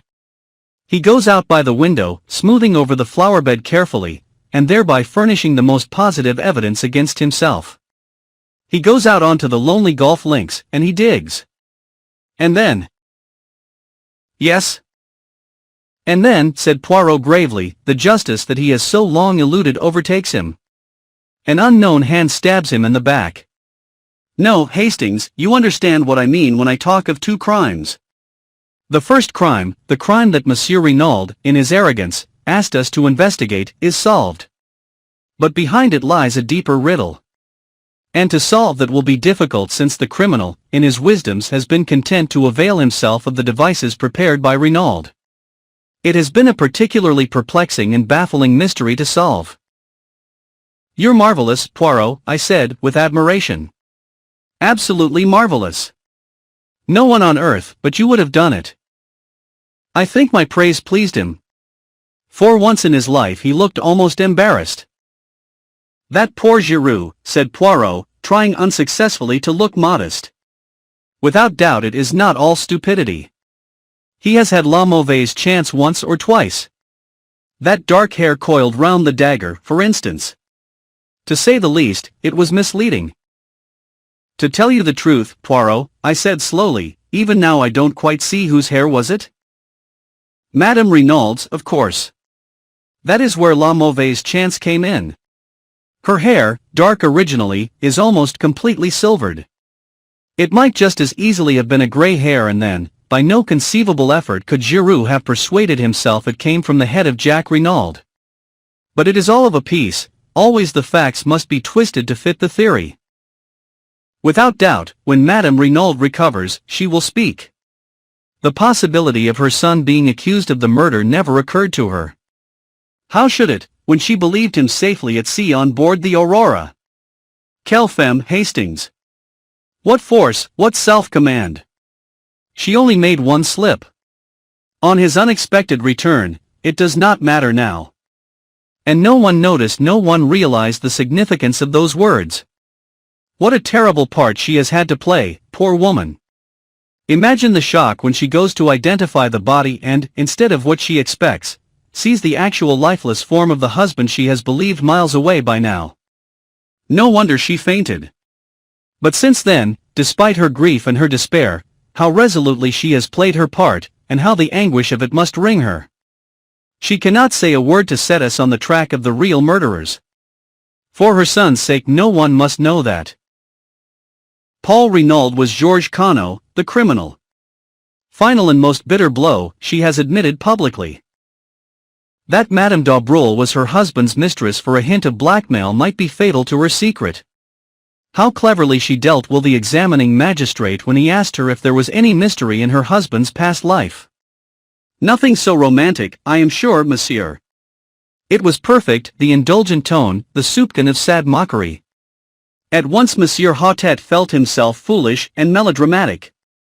Yes, she is a great woman. If she loved a criminal, she loved him royally? Poirot lost himself in contemplation. One thing more, Poirot. What about the piece of lead piping? You do not see. To disfigure the victim's face, so that it would be unrecognizable. It was that which first set me on the right track. And that imbecile of a Giroux, swarming all over it to look for match ends. Did I not tell you that a clue of 2 foot long was quite as good as a clue of 2 inches? You see, Hastings, we must now start again. Who killed Monsieur Renauld? Someone who was near the villa just before 12 o'clock that night, someone who would benefit by his death. The description fits Jacques Renauld only too well. The crime need not have been premeditated. And then the dagger. I started, I had not realized that point. Of course, I said, MRS, Renauld's dagger was the second one we found in the tramp. There were 2 then? Certainly, and, since they were duplicates, it stands to reason that Jacques Renauld was the owner. But that would not trouble me so much. In fact, I had a little idea as to that.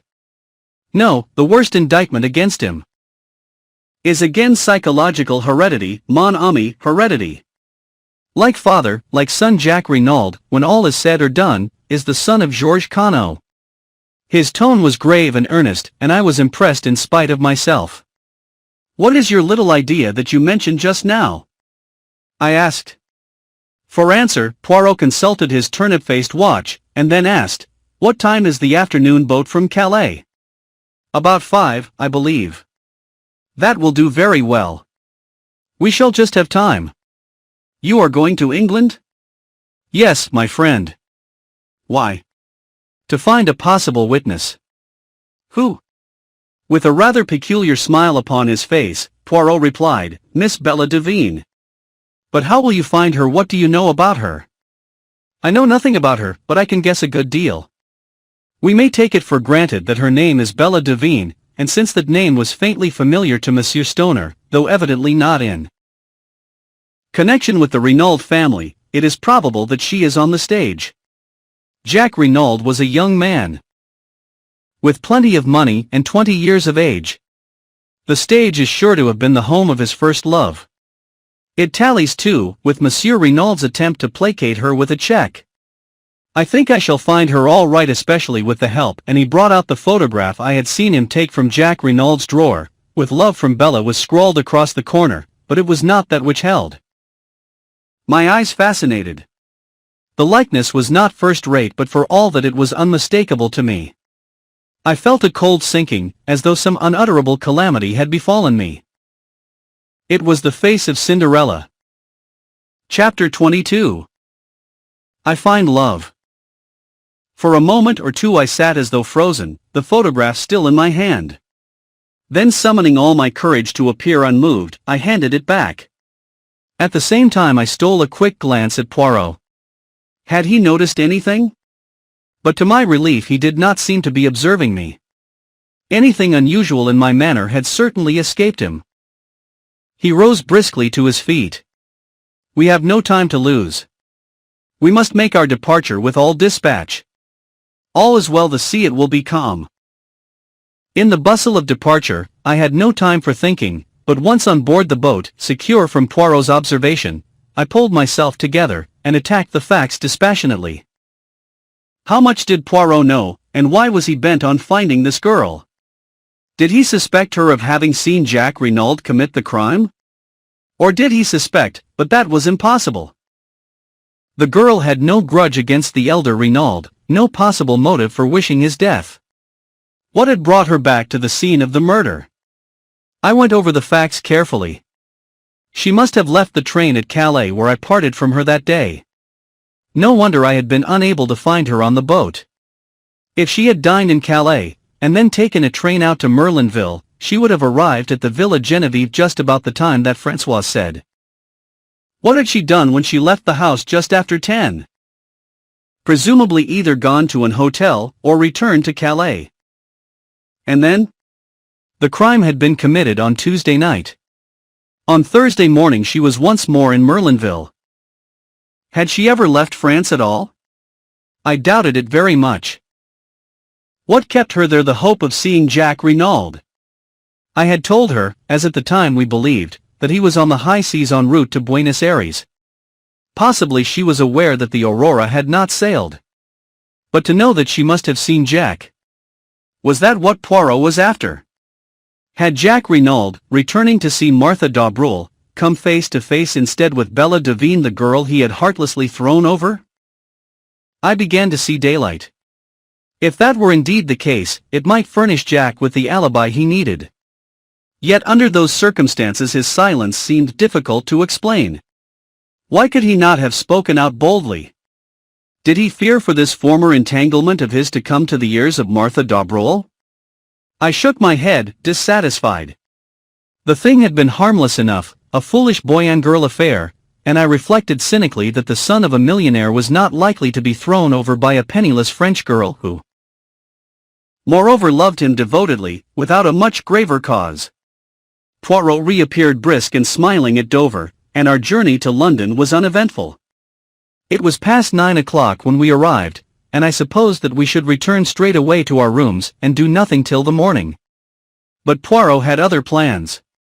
We must lose no time, mon ami. The news of the arrest will not be in the English papers until the day after tomorrow, but still we must lose no time. I did not quite follow his reasoning, but I merely asked how he proposed to find the girl. You remember Joseph Ahrens, the theatrical agent? No. I assisted him in a little matter of a Japanese wrestler. A pretty little problem, I must recount it to you one day. He, without doubt, will be able to put us in the way of finding out what we want to know. It took us some time to run Mr. Ahrens to earth, and it was after midnight when we finally managed it. He greeted Poirot with every evidence of warmth, and professed himself ready to be of service to us in any way. There's not much about the profession I don't know, he said, beaming genially. Et bien, Monsieur Ahrens, I desire to find a young girl called Bella Devine. Bella Devine. I know the name, but for a moment I can't place it. What's her line?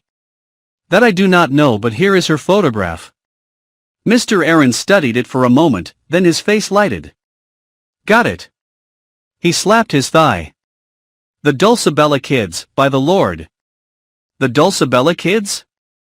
That's it. They're sisters. Acrobats, dancers, and singers. Give quite a good little, unreadable. They're in the provinces, somewhere, I believe, if they're not resting. They've been on in Paris for the last 2 or 3 weeks. Can you find out for me exactly where they are? Easy as a bird. You go home, and I'll send you round the dope in the morning. With this promise we took leave of him. He was as good as his word. About 11 o'clock the following day, a scribbled note reached us. The Dulcibella sisters are on at the palace in Coventry. Good luck to you. Without more ado, we started for Coventry. Poirot made no inquiries at the theatre, but contented himself with booking stalls for the variety performance that evening. The show was wearisome beyond words, or perhaps it was only my mood that made it seem so. Japanese families balance themselves precariously, would-be fashionable men in greenish evening dress and exquisitely slicked hair, reeled off society patter and danced marvelously. Stout prima donnas sang at the top of the human register. A comic comedian endeavored to be Mr. George Robey and failed signally. At last the number went up which announced the Dulcibella Kids. My heart beat sickeningly. There she was, there they both were, the pair of them, one flaxen-haired, one dark, matching as to size, with short fluffy skirts and immense buster brown bows. They looked a pair of extremely piquant children. They began to sing. Their voices were fresh and true, rather thin and musically, but attractive. It was quite a pretty little turn. They danced neatly, and did some clever little acrobatic feats. The words of their songs were crisp and catchy. When the curtain fell, there was a full minute of applause. Evidently the Dulcibella Kids were a success. Suddenly I felt that I could remain no longer. I must get out into the air. I suggested leaving to Poirot. Go by all means, mon ami. I amuse myself, and will stay to the end. I will rejoin you later. It was only a few steps from the theater to the hotel. I went up to the sitting room, ordered a whiskey and soda, and sat drinking it, staring meditatively into the empty grate. I heard the door open and turned my head, thinking it was Poirot. Then I jumped to my feet. It was Cinderella who stood in the doorway. She spoke haltingly, her breath coming in little gasps. I saw you in front. You and your friend. When you got up to go, I was waiting outside and followed you. Why are you here in Coventry? What were you doing there tonight? Is the man who was with you the detective? She stood there, the cloak she had wrapped round her stage dress slipping from her shoulders. I saw the whiteness of her cheeks under the rouge and heard the terror in her voice. And in that moment I understood everything, understood why Poirot was seeking her, and what she feared, and understood at last my own heart. Yes, I said gently. Is he looking for me? She half whispered. Then, as I did not answer for a moment, she slipped down by the big chair, and burst into violent bitter weeping. I knelt down by her, holding her in my arms, and smoothing the hair back from her face. Don't cry, child, don't cry, for God's sake. You're safe here. I'll take care of you. Don't cry, darling. Don't cry. I know everything. Oh, but you don't. I think I do. And after a moment, as her sobs grew quieter, I asked, it was you who took the dagger, wasn't it? Yes. That was why you wanted me to show you round. And why you pretended to faint. Again she nodded. Why did you take the dagger? I asked presently. She replied as simply as a child, I was afraid there might be finger marks on it. But didn't you remember that you had worn gloves? She shook her head as though bewildered, and then said slowly, Are you going to give me up to the police? Good God! No. Her eyes sought mine long and earnestly, and then she asked in a little quiet voice that sounded afraid of itself, Why not? It seemed a strange place and a strange time for a declaration of love, and God knows, in all my imagining, I had never pictured love coming to me in such a guise. But I answered simply and naturally enough, Because I love you, Cinderella. She bent her head down, as though ashamed, and muttered in a broken voice, You can't not, garbled, now and then, as though rallying herself, she faced me squarely and asked, What do you know then? I know that you came to see Mr. Renauld that night. He offered you a check and you tore it up indignantly. Then you left the house. I paused. Go on, what next? I don't know whether you knew Jack Renauld would be coming that night, or whether you just waited about on the chance of seeing him, but you did wait about. Perhaps you were just miserable and walked aimlessly, but at any rate. Just before 12 you were still out there, and you saw a man on the golf links. Again I paused. I had leaped to the truth in a flash as she entered the room, but now the picture rose before me even more convincingly. I saw vividly the peculiar pattern of the overcoat on the dead body of Mr. Renauld, and I remembered the amazing likeness that had startled me into believing for one instant that the dead man had risen from the dead when his son burst into our conclave in the salon. Go on, repeated the girl steadily. I fancy his back was to you, you recognized him, or thought you recognized him. the gate and the carriage were familiar to you, and the garbled of his overcoat. I paused. You used a threat on one of your letters to Jack Renauld. When you saw him there, your anger and jealousy drove you mad, and you struck out, not believing for a minute that you meant to kill him. But you did kill him, Cinderella. She had flung up her hands over her face, and in a choked voice she said, "You're right, you're right. I can see it all as you tell it." Then she turned on me almost savagely. "And you love me?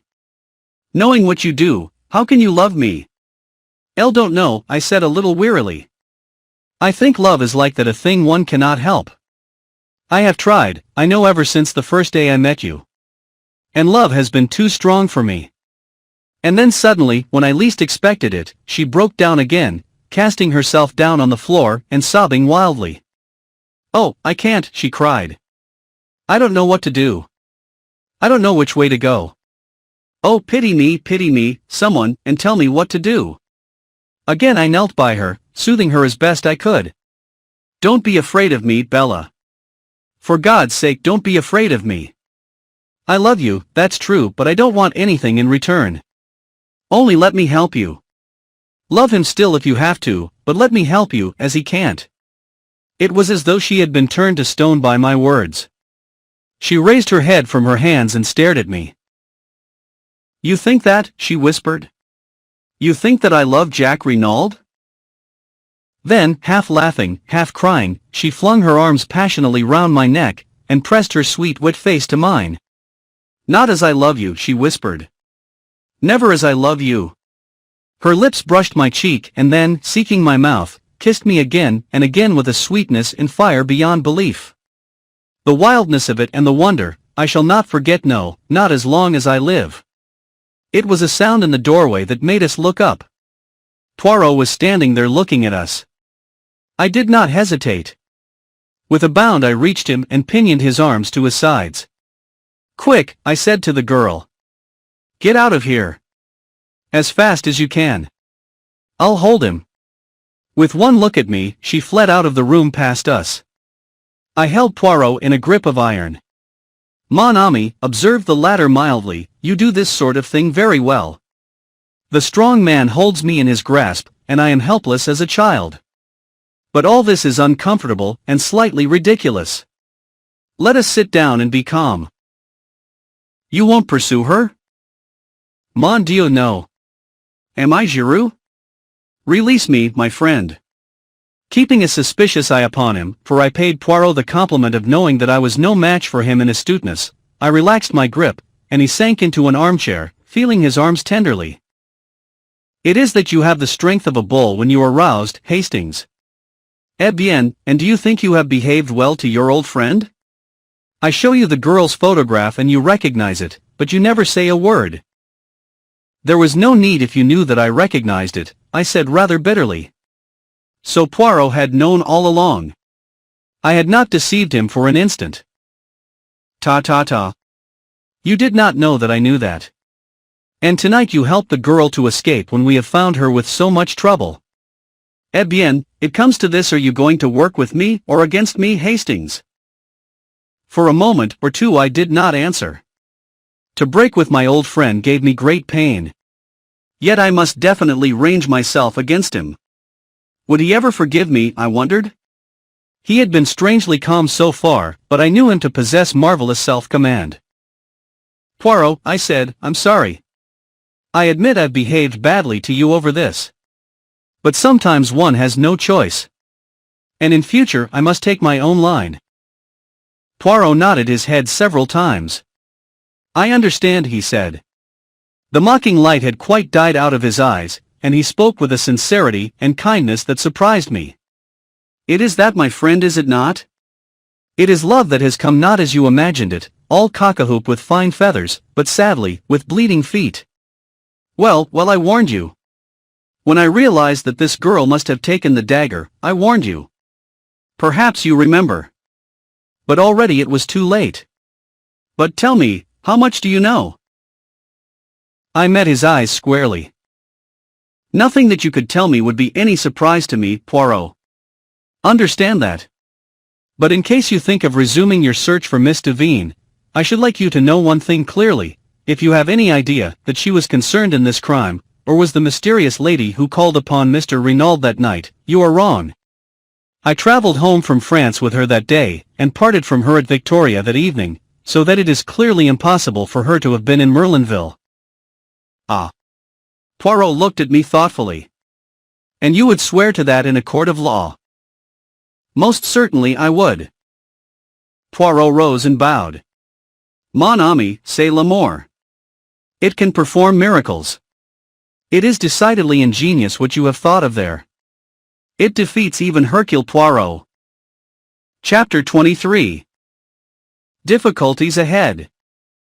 After a moment of stress, such as I have just described, reaction is bound to set in. I retired to rest that night on a note of triumph, but I awoke to realize that I was by no means out of the wood. True, I could see no flaw in the alibi I had so suddenly conceived.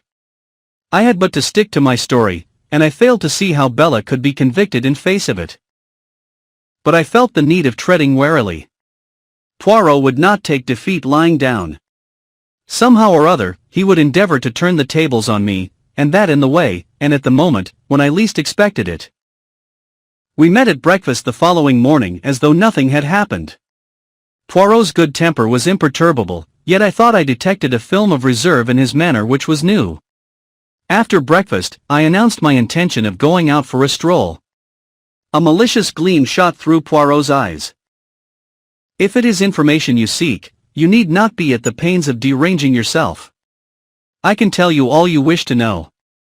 The Dulcibella sisters have cancelled their contract, and have left Coventry for an unknown destination. Is that really so, Poirot? You can take it from me, Hastings. I made inquiries the first thing this morning. After all, what else did you expect? True enough, nothing else could be expected under the circumstances. Cinderella had profited by the slight start I had been able to secure her, and would certainly not lose a moment in removing herself from the reach of the pursuer. It was what I had intended and planned. Nevertheless, I was aware of being plunged into a network of fresh difficulties. I had absolutely no means of communicating with the girl, and it was vital that she should know the line of defense that had occurred to me, and which I was prepared to carry out. Of course it was possible that she might try to send word to me in some way or another, but I hardly thought it likely. She would know the risk she ran of a message being intercepted by Poirot, thus setting him on her track once more. Clearly her only course was to disappear utterly for the time being. But in the meantime, what was Poirot doing? I studied him attentively. He was wearing his most innocent air, and staring meditatively into the far distance. He looked altogether too placid and supine to give me reassurance. I had learned with Poirot that the less dangerous he looked, the more dangerous he was. His quiescence alarmed me. Observing a troubled quality in my glance, he smiled benignantly. You are puzzled, Hastings? You ask yourself why I do not launch myself in pursuit? Well, something of the kind. It is what you would do were you in my place. I understand that. But I am not of those who enjoy rushing up and down a country seeking a needle in a haystack, as you English say. No, let Mademoiselle Bella Devine go. Without doubt, I shall be able to find her when the time comes. Until then, I am content to wait. I stared at him doubtfully. Was he seeking to mislead me? I had an irritating feeling that, even now, he was master of the situation. My sense of superiority was gradually waning. I had contrived the girl's escape, and evolved a brilliant scheme for saving her from the consequences of her rash act, but I could not rest easy in my mind. Poirot's perfect calm awakened 1,000 apprehensions. I suppose, Poirot, I said rather diffidently, I mustn't ask what your plans are? I forfeited the fight. But not at all. There is no secret about them. We return to France without delay. Precisely we. You know very well that you cannot afford to let Papa Poirot out of your sight. Eh? Is it not so, my friend? But remain in England by all means if you wish. I shook my head. He had hit the nail on the head. I could not afford to let him out of my sight. Although I could not expect his confidence after what had happened, I could still check his actions. The only danger to Bella lay with him. Giroux and the French police were indifferent to her existence. At all costs I must keep near Poirot. Poirot observed me attentively as these reflections passed through my mind, and gave me a nod of satisfaction. I am right, am I not? And as you are quite capable of trying to follow me, disguised with some absurdity, such as a false beard which everyone would perceive, bien entendu I much prefer that we should voyage together. It would annoy me greatly that anyone should mock themselves at you. Very well then. But it's only fair to warn you I know all. You are my enemy. Be my enemy then. It does not worry me at all. So long as it's all fair and aboveboard, I don't mind. You have to the full the English passion for fair play. Now your scruples are satisfied, let us depart immediately. There is no time to be lost. Our stay in England has been short but sufficient. I know what I wanted to know. The tone was light, but I read a veiled menace into the words. Still I began and stopped. Still as you say. Without doubt you are satisfied with the part you are playing. Me, I preoccupy myself with Jack Renauld. Jack Renauld. The words gave me a start. I had completely forgotten that aspect of the case. Jack Renauld in prison, with the shadow of the guillotine looming over him. I saw the part one was playing in a more sinister light. I could save Bella, yes, but in doing so I ran the risk of sending an innocent man to his death. I pushed the thought from me with horror. It could not be. He would be acquitted. Certainly he would be acquitted. But the cold fear came back. Suppose he were not? What then? Could I have it on my conscience? Horrible thought. Would it come to that in the end? A decision. Bella or Jack Renauld? The promptings of my heart were to save the girl I loved at any cost to myself. But if the cost were to another, the problem was altered. What would the girl herself say? I remembered that no word of Jack Renauld's arrest had passed my lips. As yet she was in total ignorance of the fact that her former lover was in prison charged with a hideous crime which he had not committed. When she knew, how would she act? Would she permit her life to be saved at the expense of his? Certainly she must do nothing rash. Jack Renauld might, and probably would, be acquitted without any intervention on her part. If so, good. But if he was not? That was the terrible, the unanswerable problem. I fancied that she ran no risk of the extreme penalty. The circumstances of the crime were quite different in her case. She could plead jealousy and extreme provocation, and her youth and beauty would go for much. The fact that by a tragic mistake it was Mr. Renauld, and not his son who paid the penalty would not alter the motive of the crime. But in any case, however lenient the sentence of the court, it must mean a long term of imprisonment. No, Bella must be protected. And, at the same time, Jack Renauld must be saved. How this was to be accomplished I did not see clearly. But I pinned my faith to Poirot. He knew. Come what might, he would manage to save an innocent man. He must find some pretext other than the real one. It might be difficult, but he would manage it somehow. And with Bella unsuspected and Jack Renauld acquitted, all would end satisfactorily. So I told myself repeatedly, but at the bottom of my heart there still remained a cold fear. Chapter 24. Save him. We crossed from England by the evening boat, and the following morning saw us in St. Omer, whither Jack Renauld had been taken. Poirot lost no time in visiting M. Hotet. As he did not seem disposed to make any objections to my accompanying him, I bore him company. After various formalities and preliminaries, we were conducted to the examining magistrate's room. He greeted us cordially. I was told that you had returned to England, Monsieur Poirot. I am glad to find that such is not the case. It is true that I went there, monsieur, but it was only for a flying visit. A side issue, but one that I fancied might repay investigation. And it did, eh? Poirot shrugged his shoulders. Potet nodded, sighing. We must resign ourselves, I fear. That animal Giroux, his manners are abominable, but he is undoubtedly clever. Not much chance of that one making a mistake. You think not? It was the examining magistrate's turn to shrug his shoulders. Oh well, speaking frankly in confidence, of course, can you come to any other conclusion? Frankly, there seem to me to be many points that are obscure. Such as? But Poirot was not to be drawn. I have not yet tabulated them, he remarked. It was a general reflection that I was making. I like the young man, and should be sorry to believe him guilty of such a hideous crime. By the way, what has he to say for himself on the matter? The magistrate frowned. I cannot understand him.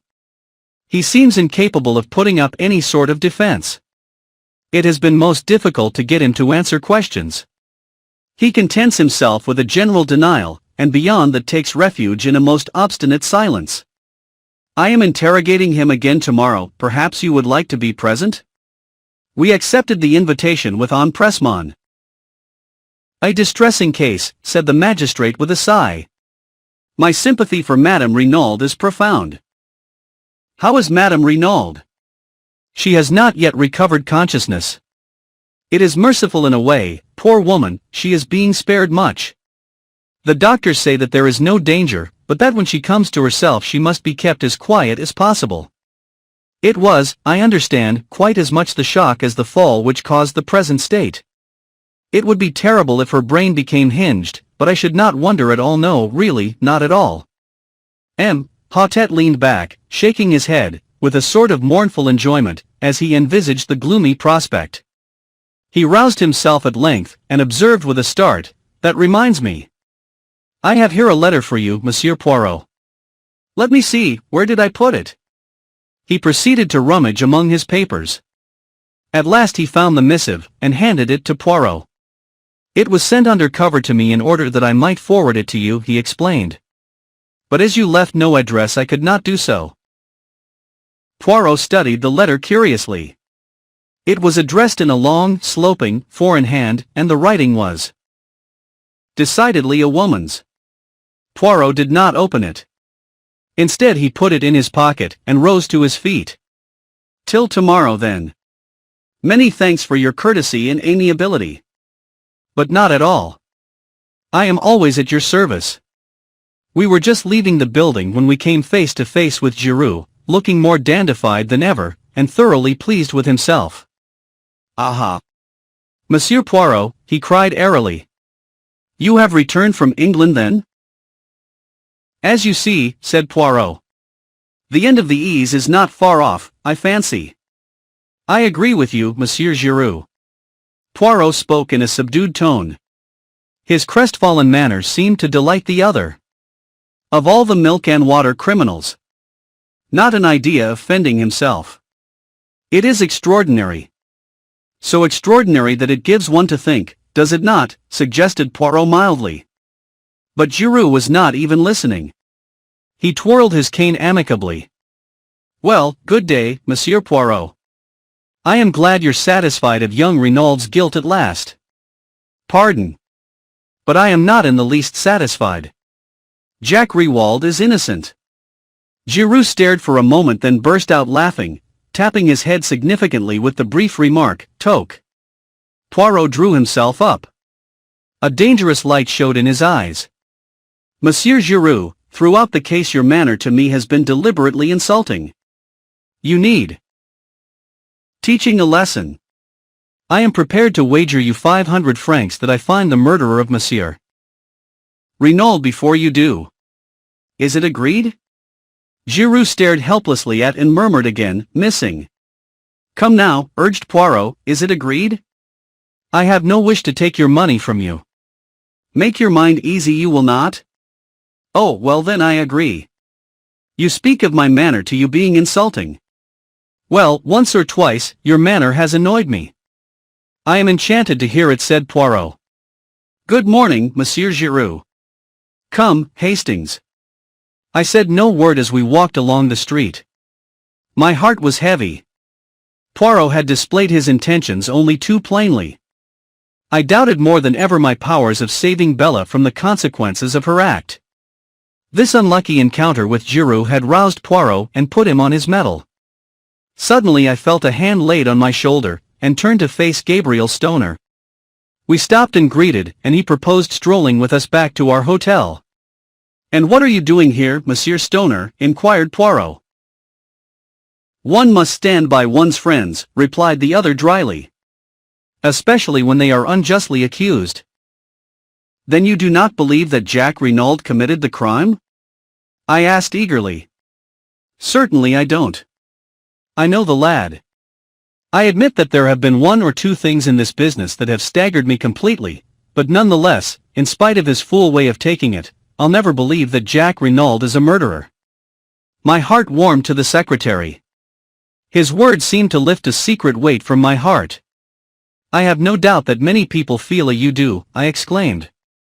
"There is really absurdly little evidence against him. I should say that there was no doubt of his acquittal, no doubt whatever." But Stoner hardly responded as I could have wished. "I'd give a lot to think as you do," he said gravely. He turned to Poirot. "What's your opinion, monsieur?" "I think that things look very black against him," said Poirot quietly.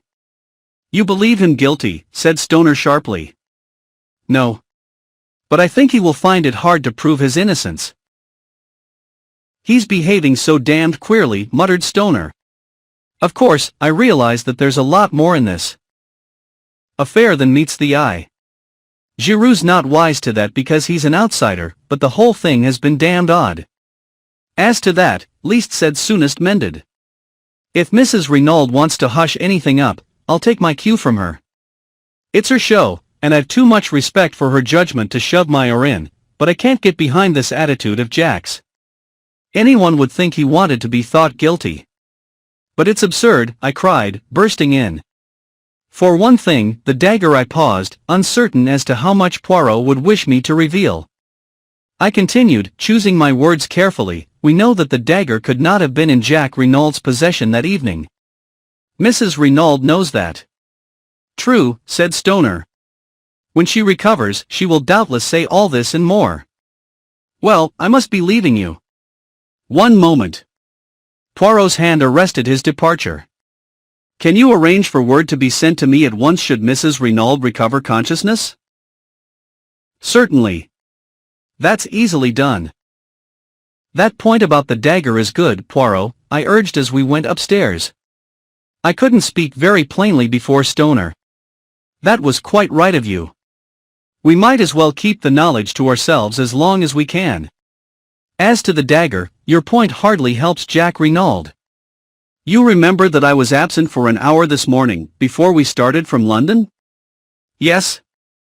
"Well, I was employed in trying to find the firm Jack Renauld employed to convert his souvenirs. It was not very difficult. Eh bien, Hastings, they made to his order not 2 paper knives, but 3.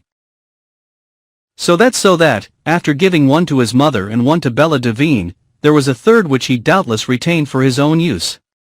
No, Hastings, I fear the dagger question will not help us to save him from the guillotine." "It won't come to that," I cried, stung. Poirot shook his head uncertainly. "You will save him," I cried positively. Poirot glanced at me dryly. "Have you not rendered it impossible, mon ami?" "Some other way," I muttered. "Ah. Garbled. But it is miracles you ask from me. No, say no more. Let us instead see what is in this letter." And he drew out the envelope from his breast pocket. His face contracted as he read, then he handed the one flimsy sheet to me. "There are other women in the world who suffer, Hastings." The writing was blurred and the note had evidently been written in great agitation. "Dear M. Poirot. If you get this, I beg of you to come to my aid. I have no one to turn to, and at all costs. Jack must be saved. I implore of you on my knees to help us." I handed it back, moved. "You will go?" "At once. We will command an auto." Half an hour later saw us at the Villa Marguerite.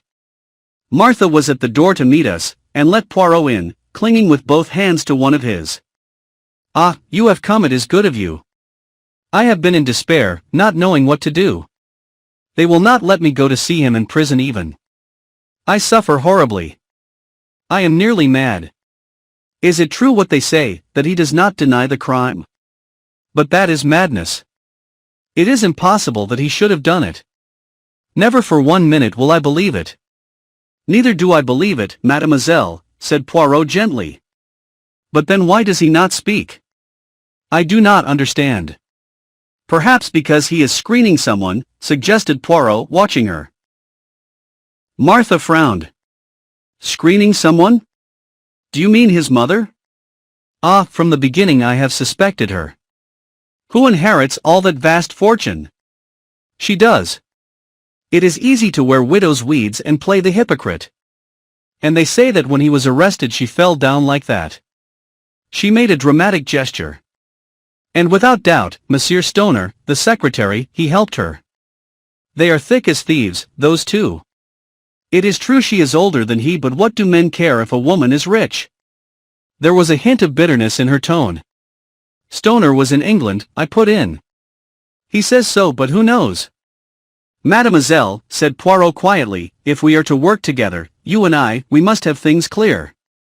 First, I will ask you a question. Yes, monsieur? Are you aware of your mother's real name? Martha looked at him for a minute, then, letting her head fall forward on her arms, she burst into tears. There, said Poirot, patting her on the shoulder. Calm yourself. I see that you know. Now. Second question, did you know who Monsieur Renauld was?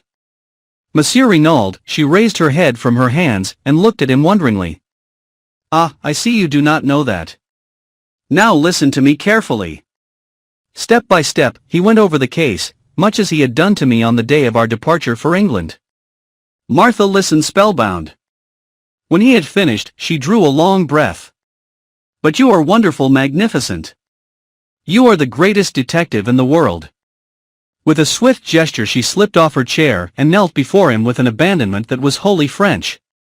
Save him, monsieur, she cried. I love him so. Oh, save him, save him, save him. Chapter 25. An unexpected denouement. We were present the following morning at the examination of Jacques Renauld. Short as the time had been, I was shocked at the change that had taken place in the young prisoner. His cheeks had fallen in, there were deep black circles round his eyes, and he looked haggard and distraught, as one who had wooed sleep in vain for several nights. He betrayed no emotion at seeing us. Renauld, began the magistrate, do you deny that you were in Merlinville on the night of the crime? Jack did not reply at once, then he said with a hesitancy of manner which was piteous, I told you that I was in Cherbourg. The magistrate turned sharply. Send in the station witnesses. In a moment or two the door opened to admit a man whom I recognized as being a porter at Merlinville station. You were on duty on the night of June 7th? Yes, monsieur. You witnessed the arrival of the 1.40 train? Yes, monsieur. Look at the prisoner. Do you recognize him as having been one of the passengers to alight? Yes, monsieur. There is no possibility of your being mistaken? No, monsieur. I know Monsieur Jacques Renauld well. Nor of your being misled as to the date? No, monsieur. Because it was the following morning, June 8th, that we heard of the murder. Another railway man was brought in, and confirmed the first one's evidence. The magistrate looked at Jacques Renauld. These men have identified you positively. What have you to say? Jack shrugged his shoulders. Nothing. Renauld, continued the magistrate, do you recognize this? He took something from the table by his side and held it out to the prisoner. I shuddered as I recognized the aeroplane dagger. Pardon, cried Jack's counsel, Maître Grosier. I demand to speak to my client before he answers that question. But Jacques Renauld had no consideration for the feelings of the wretched Grosier. He waved him aside and replied quietly, certainly I recognize it. It was a present given by me to my mother, as a souvenir of the war. Is there, as far as you know, any duplicate of that dagger in existence? Again Maitre Grosier burst out, and again Jack overrode him. Not that I know of. The setting was my own design. Even the magistrate almost gasped at the boldness of the reply. It did, in very truth, seem as though Jack was rushing on his fate. I realized, of course, the vital necessity he was under of concealing, for Bella's sake, the fact that there was a duplicate dagger in the case. So long as there was supposed to be only one weapon, no suspicion was likely to attach to the girl who had had the second paper knife in her possession. He was valiantly shielding the woman he had once loved, but at what cost to himself? I began to realize the magnitude of the task I had so lightly set Poirot. It would not be easy to secure the acquittal of Jack Renauld by anything short of the truth. Hotet spoke again with a peculiarly biting inflection. Madame Renauld told us that this dagger was on her dressing table on the night of the crime. But Madame Renauld is a mother. It will doubtless astonish you, Renauld, but I consider it highly likely that Madame Renauld was mistaken, and that, by inadvertence perhaps, you had taken it with you to Paris. Doubtless you will contradict, missing. I saw the lad's handcuffed hands clench themselves. The perspiration stood out in beads upon his brow as with a supreme effort he interrupted Hotet in a hoarse voice. I shall not contradict you. It is possible. It was a stupefying moment. Maitre Grosier rose to his feet protesting, my client has undergone a considerable nervous strain. I should wish it put on record that I do not consider him answerable for what he says. The magistrate quelled him angrily. For a moment a doubt seemed to arise in his own mind. Jack Renauld had almost overdone his part. He leaned forward and gazed at the prisoner searchingly. Do you fully understand, Renauld, that on the answers you have given me I shall have no alternative but to commit you for trial? Jack's pale face flushed. He looked steadily back. Monsieur Hotet, I swear that I did not kill my father. But the magistrate's brief moment of doubt was over. He laughed a short, unpleasant laugh. Without doubt they are always innocent, our prisoners. By your own mouth you are condemned. You can offer no defense, no alibi, only a mere assertion, which would not deceive a babe, that you are not guilty. You killed your father, Renauld, the evil and cowardly murder for the sake of the money which you believed would come to you at his death. Your mother was an accessory after the fact. Doubtless, in view of the fact that she acted as a mother, the courts will extend an indulgence to her that they will not accord to you. And rightly so. Your crime was a horrible one to be held in abhorrence by gods and men. Hotet was interrupted to his intense annoyance. The door was pushed open. Monsieur le Juge, stammered the attendant, there is a lady who says. Who says what? Cried the justly incensed magistrate. This is highly irregular. I forbid it, I absolutely forbid it. But a slender figure pushed the stammering gendarme aside. Dressed all in black, with a long veil that hid her face, she advanced into the room. My heart gave a sickening throb. She had come then. All my efforts were in vain. Yet I could not but admire the courage that had led her to take this step so unfalteringly. She raised her veil and I gasped. For, though as like her as two peas, this girl was not Cinderella. On the other hand, now that I saw her without the fair wig she had worn on the stage, I recognized her as the girl of the photograph in Jack Renauld's room. You are the Juge d'instruction, Monsieur Hotet? She queried. Yes, but I forbid. My name is Bella Devine.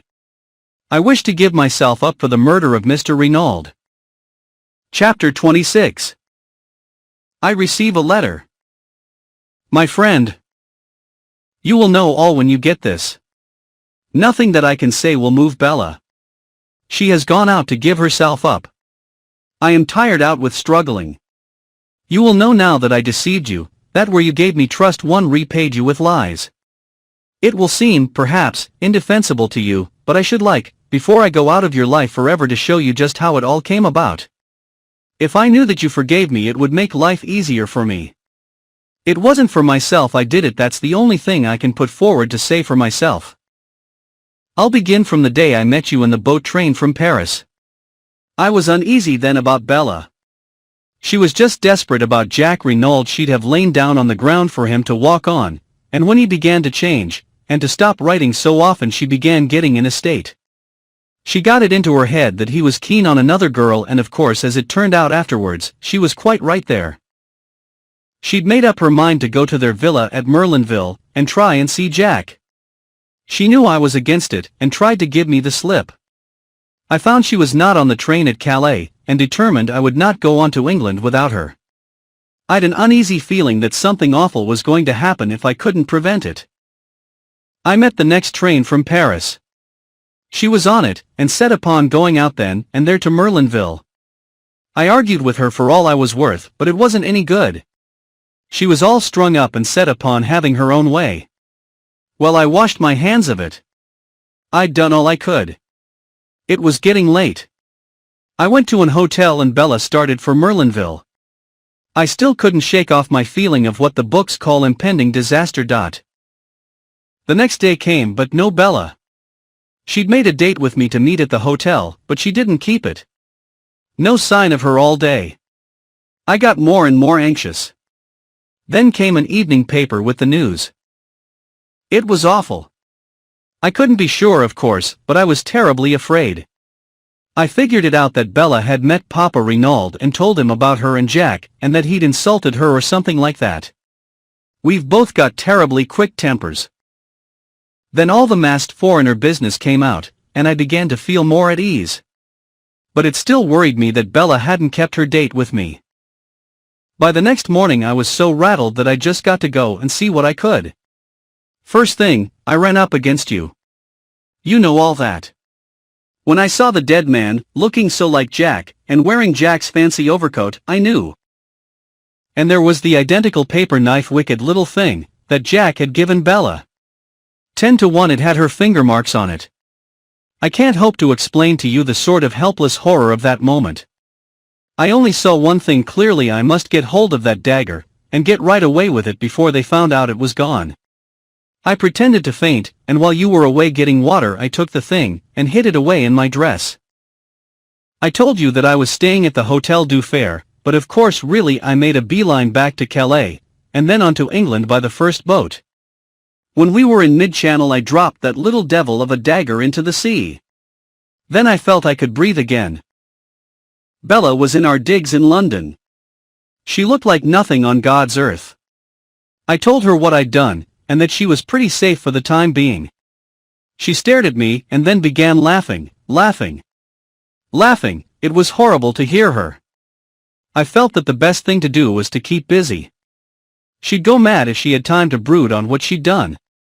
Luckily we got an engagement at once. And then, I saw you and your friend watching us that night. I was frantic. You must suspect, or you wouldn't have tracked us down. I had to know the worst, so I followed you. I was desperate. And then, before I'd had time to say anything, I tumbled to it that it was me you suspected, not Bella. Or at least that you thought I was Bella, since I'd stolen the dagger. I wish, honey, that you could see back to my mind at that moment. You'd forgive me, perhaps. I was so frightened, and muddled, and desperate. All I could get clearly was that you would try and save me. I didn't know whether you'd be willing to save her. Thought very likely not. It wasn't the same thing. And I couldn't risk it. Bella's my twin. I'd got to do the best for her.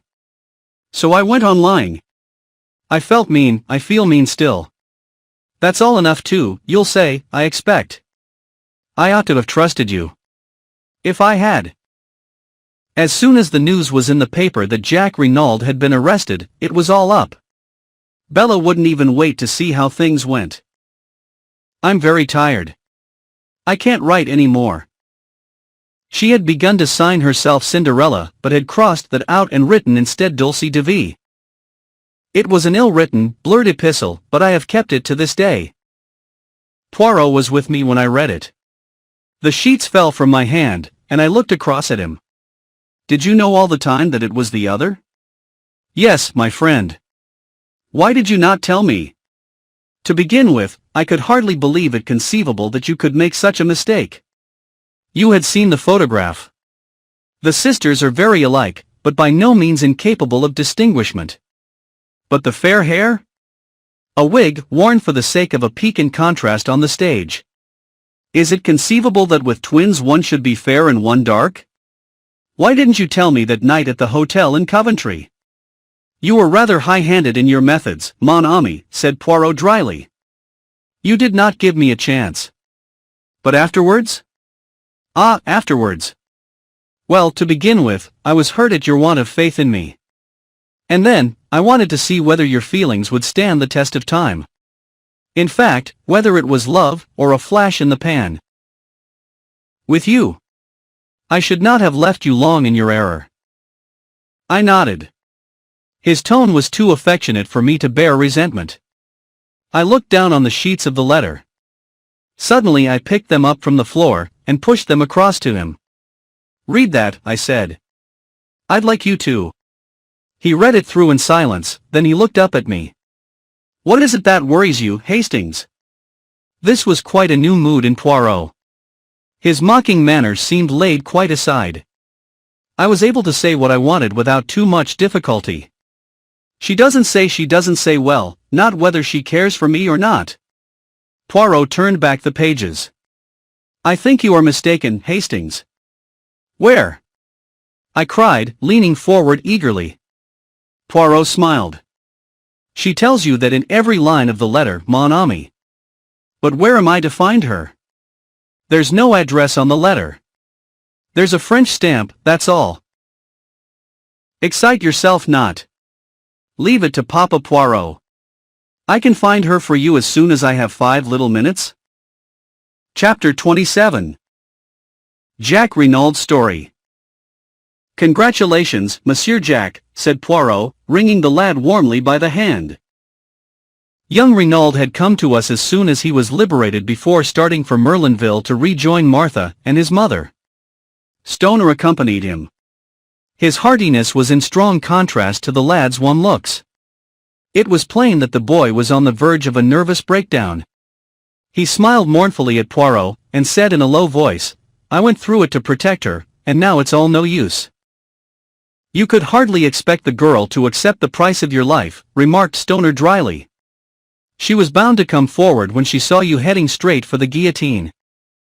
Et to jail, and you were heading for it too, added Poirot, with a slight twinkle. You would have had Maitre Grosier's death from rage on your conscience, if you had gone on. He was a well-meaning ass, I suppose, said Jack. But he worried me horribly. You see, I couldn't very well take him into my confidence. But, my God. What's going to happen about Bella? If I were you, said Poirot frankly, I should not distress myself unduly. The French courts are very lenient to youth and beauty, and the crime passional. A clever lawyer will make out a great case of extenuating circumstances. It will not be pleasant for you. I don't care about that. You see, Monsieur Poirot, in a way I do feel guilty of my father's murder. But for me and my entanglement with this girl, he would be alive and well today. And then my cursed carelessness in taking away the wrong overcoat. I can't help feeling responsible for his death. It will haunt me forever. No, I said soothingly. Of course it's horrible of me to think that Bella killed my father, resumed Jack. But I'd treated her shamefully. After I met Martha and realized I'd made a mistake, I ought to have written and told her honestly. But I was so scared of a row and of its coming to Martha's ear and her thinking there was more in it than there ever had been, that while I was a coward, and went on hoping the thing would die down of itself.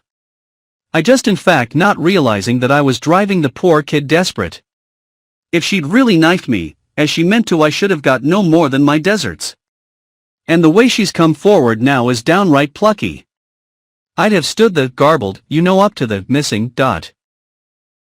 He was silent for a moment or two and then burst out on missing. What gets me is why the garbled should be wandering about in underclothes and my overcoat at that time of night. I suppose he'd just given the foreign, unclear, the slip, and my mother must have made a mistake about its being 2 o'clock when they came, or, it wasn't all a frame-up, was it? I mean, my mother couldn't think that it was me? Poirot reassured him quickly. No, Monsieur Jack. Have no fears on that score. As for the rest, I will explain it to you one of these days. It is rather curious. But will you recount to us exactly what did occur on that terrible evening? There's very little to tell. I came from Cherbourg, as I told you, in order to see Martha before going to the other end of the world. The train was late and I decided to take the shortcut across the golf links. I could easily get into the grounds of the Villa Marguerite from there. I had nearly reached the place when he paused and swallowed. I heard a terrible cry. It wasn't loud, a sort of choke and gasp, but it frightened me. For a moment I stood rooted to the spot. Then I came round the corner of a bush. There was moonlight.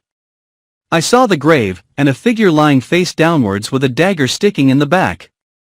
And then I looked up and saw her. She was looking at me as though she saw a ghost. It's what she must have thought me at first. All expression seemed frozen out of her face by horror. And then she gave a cry and turned and ran. He stopped, trying to master his emotion. And afterwards? Asked Poirot gently. I really don't know. I stayed there for a time, dazed. And then I realized I'd better get away as fast as I could. It didn't occur to me that they would suspect me, but I was afraid of being called upon to give evidence against her. I walked to St. Beauvais as I told you, and got a car from their hack to Cherbourg. A knock came at the door, and a page entered with a telegram which he delivered to Stoner. He tore it open. Then he got up from his seat. "Mrs. Renauld has regained consciousness," he said. Ah. Poirot sprang to his feet. "Let us all go to Merlinville at once?" A hurried departure was made forthwith. Stoner, at Jack's instance, agreed to stay behind and do all that could be done for Bella Devine. Poirot, Jack, Renauld, and I set off in the Renauld car. The run took just over 40 minutes. As we approached the doorway of the Villa Marguerite, Jack Renauld shot a questioning glance at Poirot. "How would it be if you went on first to break the news to my mother that I am free?" "While you break it in person to Mademoiselle Martha," finished Poirot with a twinkle.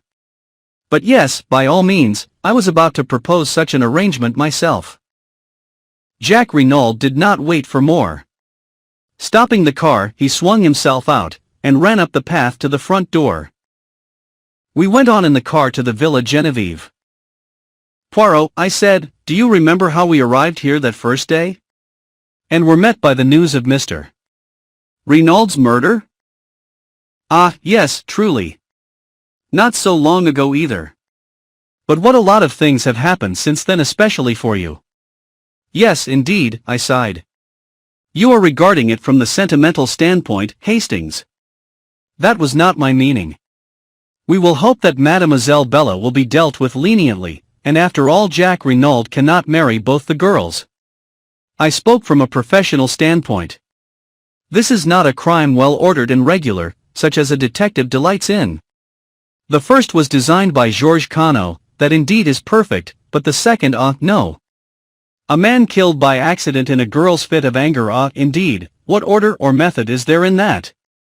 And in the midst of a fit of laughter on my part at Poirot's peculiarities, the door was opened by Françoise. Poirot explained that he must see Mrs. Renauld at once, and the old woman conducted him upstairs. I remained in the salon. It was some time before Poirot reappeared. He was looking unusually grave. "Garbled, Hastings. Sacre tonner. But there are squalls ahead." "What do you mean?" I cried. "I would hardly have credited it," said Poirot thoughtfully, "but women are very unexpected." "Here are Jack and Martha Dobrul," I exclaimed, looking out of the window. Poirot bounded out of the room, and met the young couple on the steps outside. "Do not enter. It is better not. Your mother is very upset." I know," said Jack Renauld. "I must go up to her at once." "But no, I tell you. It is better not. But Martha and I, in any case, do not take Mademoiselle with you. Mount, if you must, but you would be wise to be guided by me." A voice on the stairs behind made us all start. "I thank you for your good offices, Monsieur Poirot, but I will make my own wishes clear." We stared in astonishment.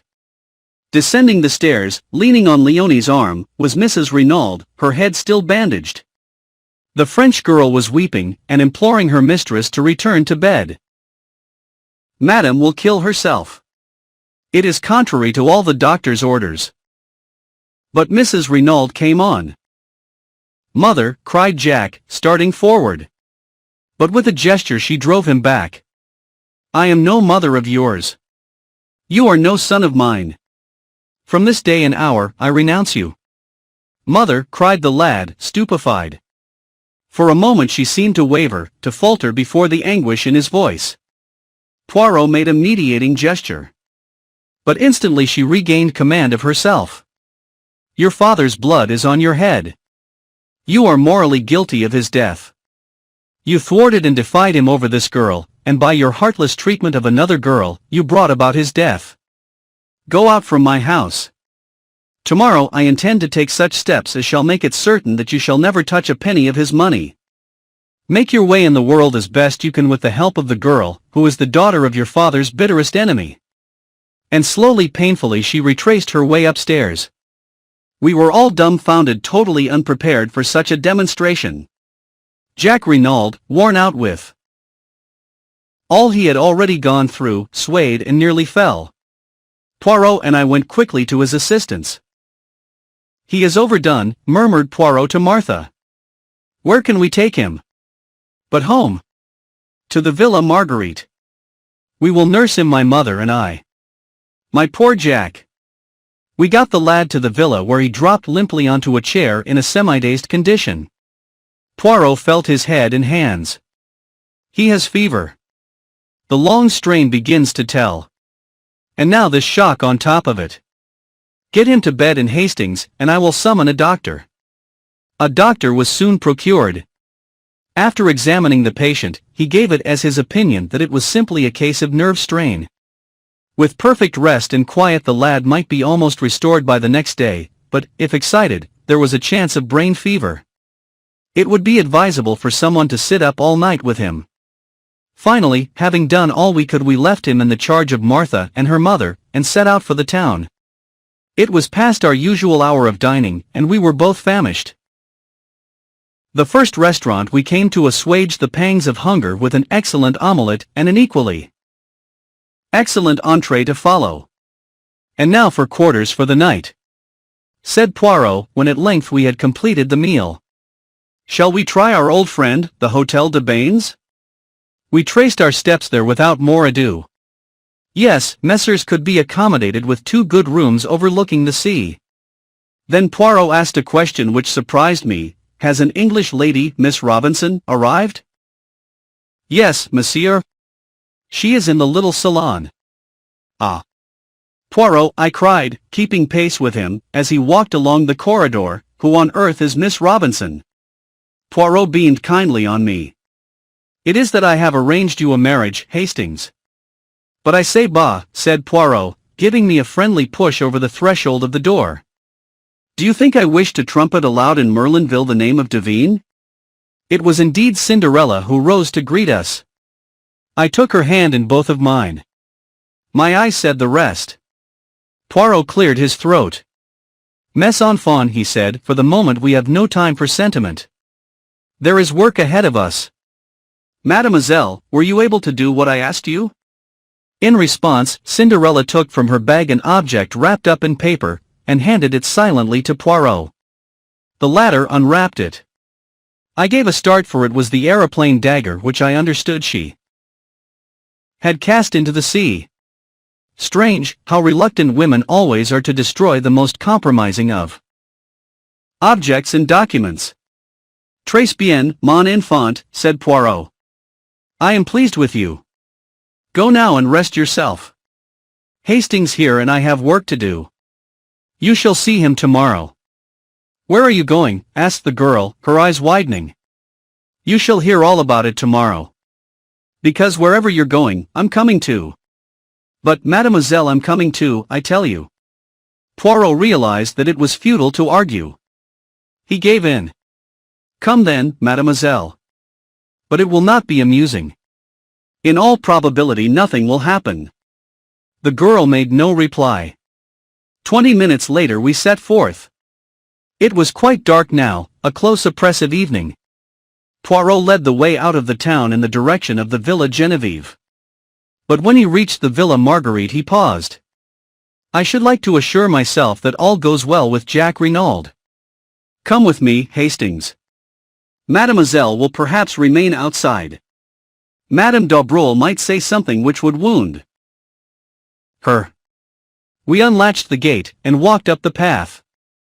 As we went round to the side of the house, I drew Poirot's attention to a window on the first floor. Thrown sharply on the blind was the profile of Martha d'Aubreuil. Ah, said Poirot. I figure to myself that is the room where we shall find Jack Renauld. Madame d'Aubreuil opened the door to us. She explained that Jack was much the same, but perhaps we would like to see for ourselves. She led us upstairs and into the bedroom. Martha d'Aubreuil was sitting by a table with a lamp on it, working. She put her finger to her lips as we entered. Jack Renauld was sleeping an uneasy, fitful sleep, his head turning from side to side and his face still unduly flushed. Is the doctor coming again? Asked Poirot in a whisper. Not unless we send. He is sleeping, that is the great thing. Maman made him a tisane. She sat down again with her embroidery as we left the room. Madame d'Aubreuil accompanied us down the stairs. Since I had learned of her past history, I viewed this woman with increased interest. She stood there, with her eyes cast down, the same very faint, enigmatical smile that I remembered on her lips. And suddenly I felt afraid of her, as one might feel afraid of a beautiful poisonous snake. I hope we have not deranged you, madam, said Poirot politely, as she opened the door for us to pass out. Not at all, monsieur. By the way, said Poirot, as though struck by an afterthought, Monsieur Stoner has not been in Merlinville today, has he? I could not at all fathom the point of this question, which I well knew to be meaningless as far as Poirot was concerned. Madame d'Aubreuil replied quite composedly, not that I know of. He has not had an interview with Madame Renauld? How should I know that, monsieur? True, said Poirot. I thought you might have seen him coming or going, that is all. Good night, madam. Why I began. No wise, Hastings. There will be time for that later. We rejoined Cinderella, and made our way rapidly in the direction of the Villa Genevieve. Poirot looked over his shoulder once at the lighted window, and the profile of Martha as she bent over her work. He is being guarded at all events, he muttered. Arrived at the Villa Genevieve, Poirot took up his stand behind some bushes to the left of the drive, where, while enjoying a good view ourselves, we were completely hidden from sight. The villa itself was in total darkness, everybody was without doubt in bed and asleep. We were almost immediately under the window of Mrs. Renauld's bedroom, which window, I noticed, was open. It seemed to me that it was upon this spot that Poirot's eyes were fixed. What are we going to do? I whispered. Watch. But I do not expect anything to happen for at least an hour, probably 2 hours, but his words were interrupted by a long, thin-drawn cry, help. A light flashed up in the first-floor room on the right-hand side of the front door. The cry came from there. And even as we watched there came a shadow on the blind as of two people struggling. Mille tonnerres, cried Poirot. She must have changed her room. Dashing forward, he battered wildly on the front door. Then rushing to the tree in the flower bed, he swarmed up it with the agility of a cat. I followed him, as with a bound he sprang in through the open window. Looking over my shoulder, I saw Dulcie reaching the branch behind me. Take care, I exclaimed. Take care of your grandmother, retorted the girl. This is child's play to me. Poirot had rushed through the empty room, and was pounding on the door. Locked and bolted on the outside, he growled. And it will take time to burst it open. The cries for help were getting noticeably fainter. I saw despair in Poirot's eyes. He and I together put our shoulders to the door. Cinderella's voice, calm and dispassionate, came from the window, you'll be too late. I guess I'm the only one who can do anything. Before I could move a hand to stop her, she appeared to leap from the window into space. I rushed and looked out. To my horror, I saw her hanging by her hands from the roof, propelling herself along by jerks in the direction of the lighted window. Good heavens! She'll be killed, I cried. You forget. She's a professional acrobat, Hastings. It was the providence of the good God that made her insist on coming with us tonight. I only pray that she may be in time. All. A cry of absolute terror floated out onto the night, as the girl disappeared through the window, and then in Cinderella's clear tones came the words, "No, you don't. I've got you and my wrists are just like steel." At the same moment the door of our prison was opened cautiously by Françoise. Poirot brushed her aside unceremoniously, and rushed down the passage to where the other maids were grouped round the farther door. "It's locked on the inside, monsieur." There was the sound of a heavy fall within. After a moment or two the key turned and the door swung slowly open. Cinderella, very pale, beckoned us in. "She is safe?" demanded Poirot. "Yes, I was just in time." She was exhausted. Mrs. Renauld was half sitting, half lying on the bed. She was gasping for breath. "Nearly strangled me," she murmured painfully. The girl picked up something from the floor and handed it to Poirot. It was a rolled-up ladder of silk rope, very fine but quite strong. "A getaway," said Poirot. "By the window, while we were battering at the door." "Where is the other?" The girl stood aside a little and pointed. On the ground lay a figure wrapped in some dark material, a fold of which hid the face. "Dead?" She nodded. "I think so. Head must have struck the marble fender." "But who is it?" I cried. "The murderer of Renauld, Hastings. And the would-be murderer of Madame Renauld." Puzzled and uncomprehending, I knelt down, and lifting the fold of cloth, looked into the dead beautiful face of Martha d'Aubreuil. Chapter 28 Journeys E&D, garbled, confused memories of the further events of that night. Poirot seemed deaf to my repeated questions. He was engaged in overwhelming Françoise with reproaches for not having told him of Mrs. Renaud's change of sleeping quarters. I caught him by the shoulder, determined to attract his attention and make myself heard. "But you must have known," I expostulated. "You were taken up to see her this afternoon." Poirot deigned to attend to me for a brief moment. "She had been wheeled on a sofa into the middle room, her boudoir," he explained. "But, monsieur," cried Françoise, "Madame changed her room almost immediately after the crime. The associations, they were too distressing." "Then why was I not told?" vociferated Poirot, striking the table, and working himself into a first-class passion. "I demand of you, why was I not told? You are an old woman completely imbecile. And Leonie and Denise are no better. All of you are triple idiots. Your stupidity has nearly caused the death of your mistress. But for this courageous child—" He broke off, and, darting across the room to where the girl was bending over ministering to Mrs. Renauld, he embraced her with Gallic fervor, slightly to my annoyance. I was aroused from my condition of mental fog by a sharp command from Poirot to fetch the doctor immediately on Mrs. Renaud's behalf. After that, I might summon the police.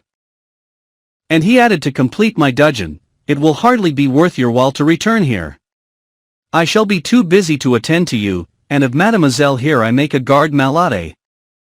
I retired with what dignity I could command. Having done my errands, I returned to the hotel.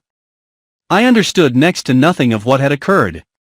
The events of the night seemed fantastic and impossible. Nobody would answer my questions. Nobody had seemed to hear them.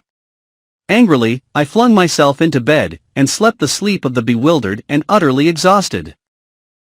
I awoke to find the sun pouring in through the open windows and Poirot, unreadable and smiling, sitting beside the bed. "Enfin, you wake. But it is that you are a famous sleeper, Hastings. Do you know that it is nearly 11 o'clock? I groaned and put a hand to my head. "I must have been dreaming," I said. "Do you know, I actually dreamt that we found Martha d'Aubreuil's body in Mrs. Renauld's room, and that you declared her to have murdered Mr. Renauld?" "You were not dreaming. All that is quite true." "But Bella Devine killed Mr. Renauld?" Oh no, Hastings, she did not. She said she did, yes, but that was to save the man she loved from the guillotine. What? Remember Jack Renauld's story. They both arrived on the scene on the same instant, and each took the other to be the perpetrator of the crime. The girl stares at him in horror, and then with a cry rushes away. But when she hears that the crime has been brought home to him, she cannot bear it and comes forward to accuse herself and save him from certain death. Poirot leaned back in his chair and brought the tips of his fingers together in familiar style. The case was not quite satisfactory to me, he observed judicially. All along I was strongly under the impression that we were dealing with a cold-blooded and premeditated crime committed by someone who had contented themselves, very cleverly, with using Monsieur Renauld's own plans for throwing the police off the track. The great criminal, as you may remember my remarking to you once, is always supremely simple. I nodded. Now, to support this theory, the criminal must have been fully cognizant of Monsieur Renauld's plans. That leads us to Mrs. Renauld. But facts fail to support any theory of her guilt. Is there anyone else who might have known of them? Yes. From Martha d'Aubroule's own lips we have the admission that she overheard Mr. Renauld's quarrel with the tramp. If she could overhear that, there is no reason why she should not have heard everything else, especially if Mr. and Madame Renauld were imprudent enough to discuss their plans sitting on the bench. Remember how easily you overheard Martha's conversation with Jack Renauld from that spot. But what possible motive could Martha have for murdering Mr. Renauld? I argued. What motive? Money. Renauld was a millionaire several times over, and at his death, or so she and Jack believed, half that vast fortune would pass to his son. Let us reconstruct the scene from the standpoint of Martha d'Aubroule. Martha d'Aubroule overhears what passes between Renauld and his wife. So far he has been a nice little source of income to the d'Aubroule mother and daughter, but now he proposes to escape from their toils. At first, possibly, her idea is to prevent that escape. But a bolder idea takes its place, and one that fails to horrify the daughter of Jean Biroldi. At present Renauld stands inexorably in the way of her marriage with Jack. If the latter defies his father, he will be a pauper, which is not at all to the mind of Mademoiselle Martha. In fact, I doubt if she has ever cared a straw for Jack Renauld. She can simulate emotion, but in reality she is of the same cold, calculating type as her mother. I doubt, too, whether she was really very sure of her hold over the boy's affections. She had dazzled and captivated him, but separated from her, as his father could so easily manage to separate them, she might lose him. But with Renauld dead, and Jack the heir to half his millions, the marriage can take place at once, and at a stroke. She will attain wealth, not the beggarly thousands that have been extracted from him so far. And her clever brain takes in the simplicity of the thing. It is all so easy. Renauld is planning all the circumstances of his death. She has only to step in at the right moment and turn the farce into a grim reality. And here comes in the second point which led me infallibly to Martha d'Aubroule. The dagger. Jack Renauld had 3 souvenirs made. One he gave to his mother, one to Bella Devine. Was it not highly probable that he had given the third one to Martha d'Aubroule? So, then to sum up, there were 4 points of note against Martha d'Aubroule. 1. Martha d'Aubroule could have overheard Renauld's plans. 2. Martha d'Aubroule had a direct interest in causing Renauld's death. 3. Martha d'Aubroule was the daughter of the notorious Madame Biroldi, who in my opinion was morally and virtually the murderess of her husband, although it may have been Georges Queneau's hand which struck the actual blow. 4. Martha d'Aubroule was the only person, besides Jack Renauld, likely to have the third dagger in her possession. Poirot paused and cleared his throat. Of course, when I learned of the existence of the other girl, Bella Devine, I realized that it was quite possible that she might have killed Renauld. The solution did not commend itself to me, because, as I pointed out to you, Hastings, an expert, such as I am, likes to meet a foeman worthy of his steel. Still, one must take crimes as one finds them, not as one would like them to be. It did not seem very likely that Bella Devine would be wandering about carrying a souvenir paper knife in her hand, but of course she might have had some idea all the time of revenging herself on Jack Renauld. When she actually came forward and confessed to the murder, it seemed that all was over. And yet I was not satisfied, mon ami. I was not satisfied. I went over the case again minutely, and I came to the same conclusion as before. If it was not Bella Devine, the only other person who could have committed the crime was Martha d'Aubreuil. But I had not one single proof against her. And then you showed me that letter from Mademoiselle Dulcie, and I saw a chance of settling the matter once for all. The original dagger was stolen by Dulcie Devine and thrown into the sea since, as she thought, it belonged to her sister. But if, by any chance, it was not her sister's, but the one given by Jack to Martha d'Aubreuil, why then, Bella Devine's dagger would be still intact. I said no word to you, Hastings, it was no time for romance, but I sought out Mademoiselle Dulcie, told her as much as I deemed needful, and set her to search among the effects of her sister. Imagine my elation when she sought me out, according to my instructions, as Miss Robinson with the precious souvenir in her possession. In the meantime I had taken steps to force Mademoiselle Martha into the open. By my orders Madame Renauld repulsed her son, and declared her intention of making a will on the morrow which should cut him off from ever enjoying even a portion of his father's fortune.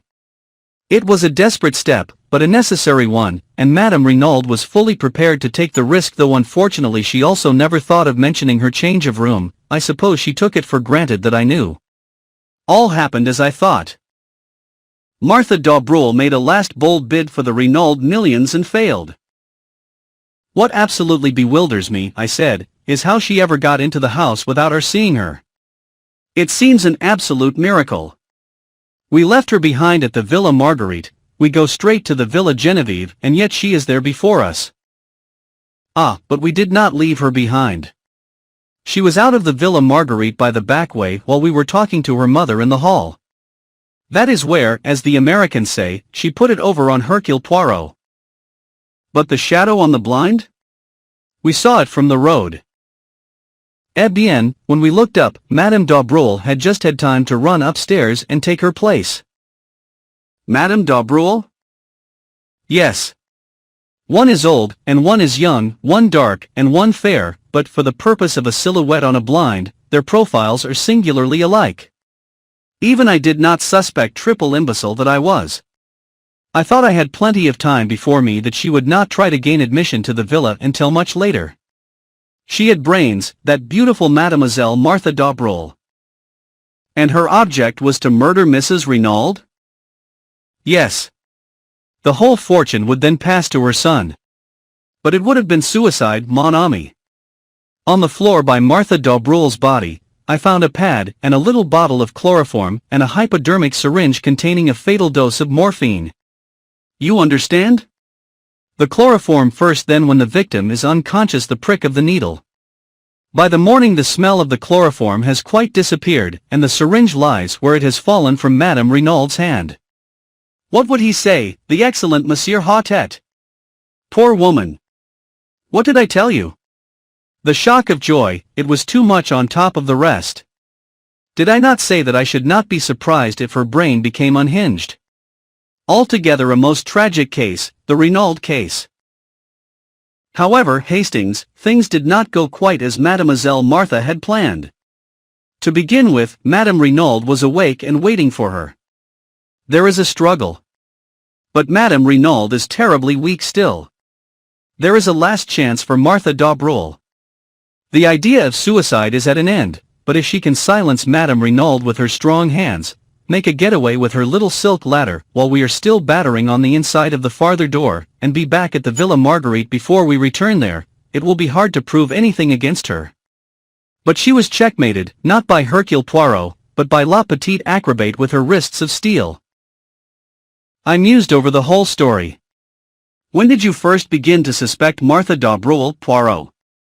When she told us she had overheard the quarrel in the garden. Poirot smiled. My friend, do you remember when we drove into Merlinville that first day? And the beautiful girl we saw standing at the gate? You asked me if I had not noticed a young goddess, and I replied to you that I had seen only a girl with anxious eyes. That is how I have thought of Martha d'Aubreuil from the beginning. The girl with the anxious eyes. Why was she anxious? Not on Jack Renauld's behalf, for she did not know then that he had been in Merlinville the previous evening. "By the way," I exclaimed, "how is Jack Renauld?" "Much better. He is still at the Villa Marguerite. But Madame d'Aubreuil has disappeared. The police are looking for her." "Was she in with her daughter, do you think?" "We shall never know. Madame is a lady who can keep her secrets. And I doubt very much if the police will ever find her." "Has Jack Renauld been told?" "Not yet. It will be a terrible shock to him." "Naturally. And yet, do you know, Hastings, I doubt if his heart was ever seriously engaged. So far we have looked upon Bella Duvin as a siren, and Martha d'Aubreuil as the girl he really loved. But I think that if we reversed the terms we should come nearer to the truth.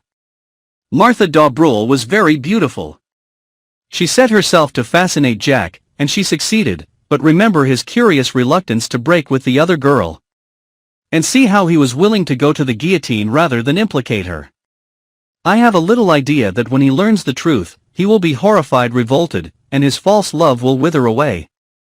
"What about Giroux?" "He has a case of the nerves, that one. He has been obliged to return to Paris." We both smiled. Poirot proved a fairly true prophet. When at length the doctor pronounced Jack Renauld strong enough to hear the truth, it was Poirot who broke it to him. The shock was indeed terrific.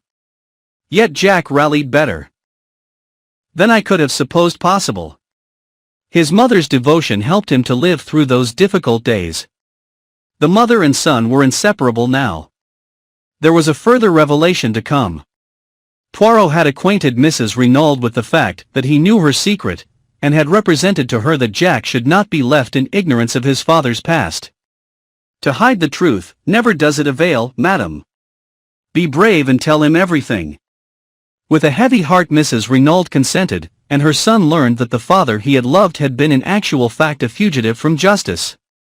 A halting question was promptly answered by Poirot. "Reassure yourself, Monsieur Jack. The world knows nothing. As far as I can see, there is no obligation for me to take the police into my confidence. Throughout the case I have acted, not for them, but for your father. Justice overtook him at last, but no one need ever know that he and Georges Cano were one and the same." There were of course various points in the case that remained puzzling to the police, but Poirot explained things in so plausible a fashion that all query about them was gradually stilled. "Shortly after we got back to London, I noticed a magnificent model of a foxhound adorning Poirot's mantelpiece. In answer to my inquiring glance, Poirot nodded. Mais oui.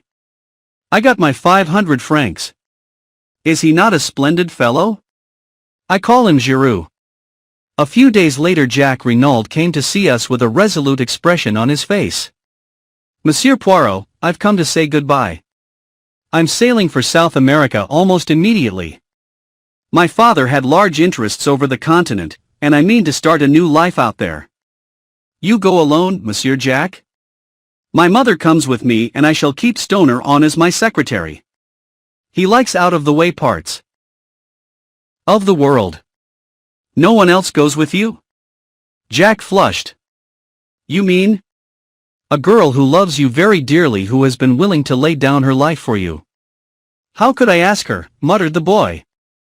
"After all that has happened, could I go to her and oh, what sort of a lame story could I tell? Les femmes, they have a wonderful genius for manufacturing crutches for stories like that."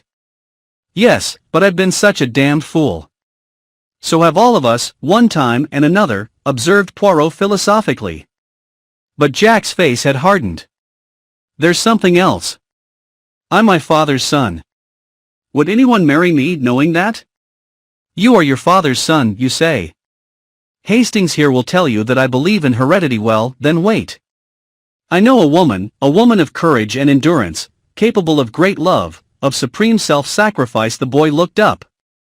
His eyes softened. "My mother." "Yes. You are your mother's son as well as your father's. Then go to Mademoiselle Bella. Tell her everything. Keep nothing back and see what she will say." Jack looked irresolute. Go to her as a boy no longer, but a man bowed by the fate of the past, and the fate of today, but looking forward to a new and wonderful life. Ask her to share it with you. You may not realize it, but your love for each other has been tested in the fire and not found wanting. You have both been willing to lay down your lives for each other. And what of Captain Arthur Hastings, humble chronicler of these pages? There is some talk of his joining the Renaulds on a ranch across the seas, but for the end of this story, I prefer to go back to a morning in the garden of the Villa Genevieve. I can't call you Bella, I said, since it isn't your name. And Dulcie seems so unfamiliar. So it's got to be Cinderella. Cinderella married the prince, you remember. I'm not a prince, but she interrupted me. Cinderella warned him, I'm sure. You see, she couldn't promise to turn into a princess. She was only a little scullion after all. It's the prince's turn to interrupt, I interpolated. Do you know what he said? No. Hell, said the prince and kissed her. And I suited the action to the word.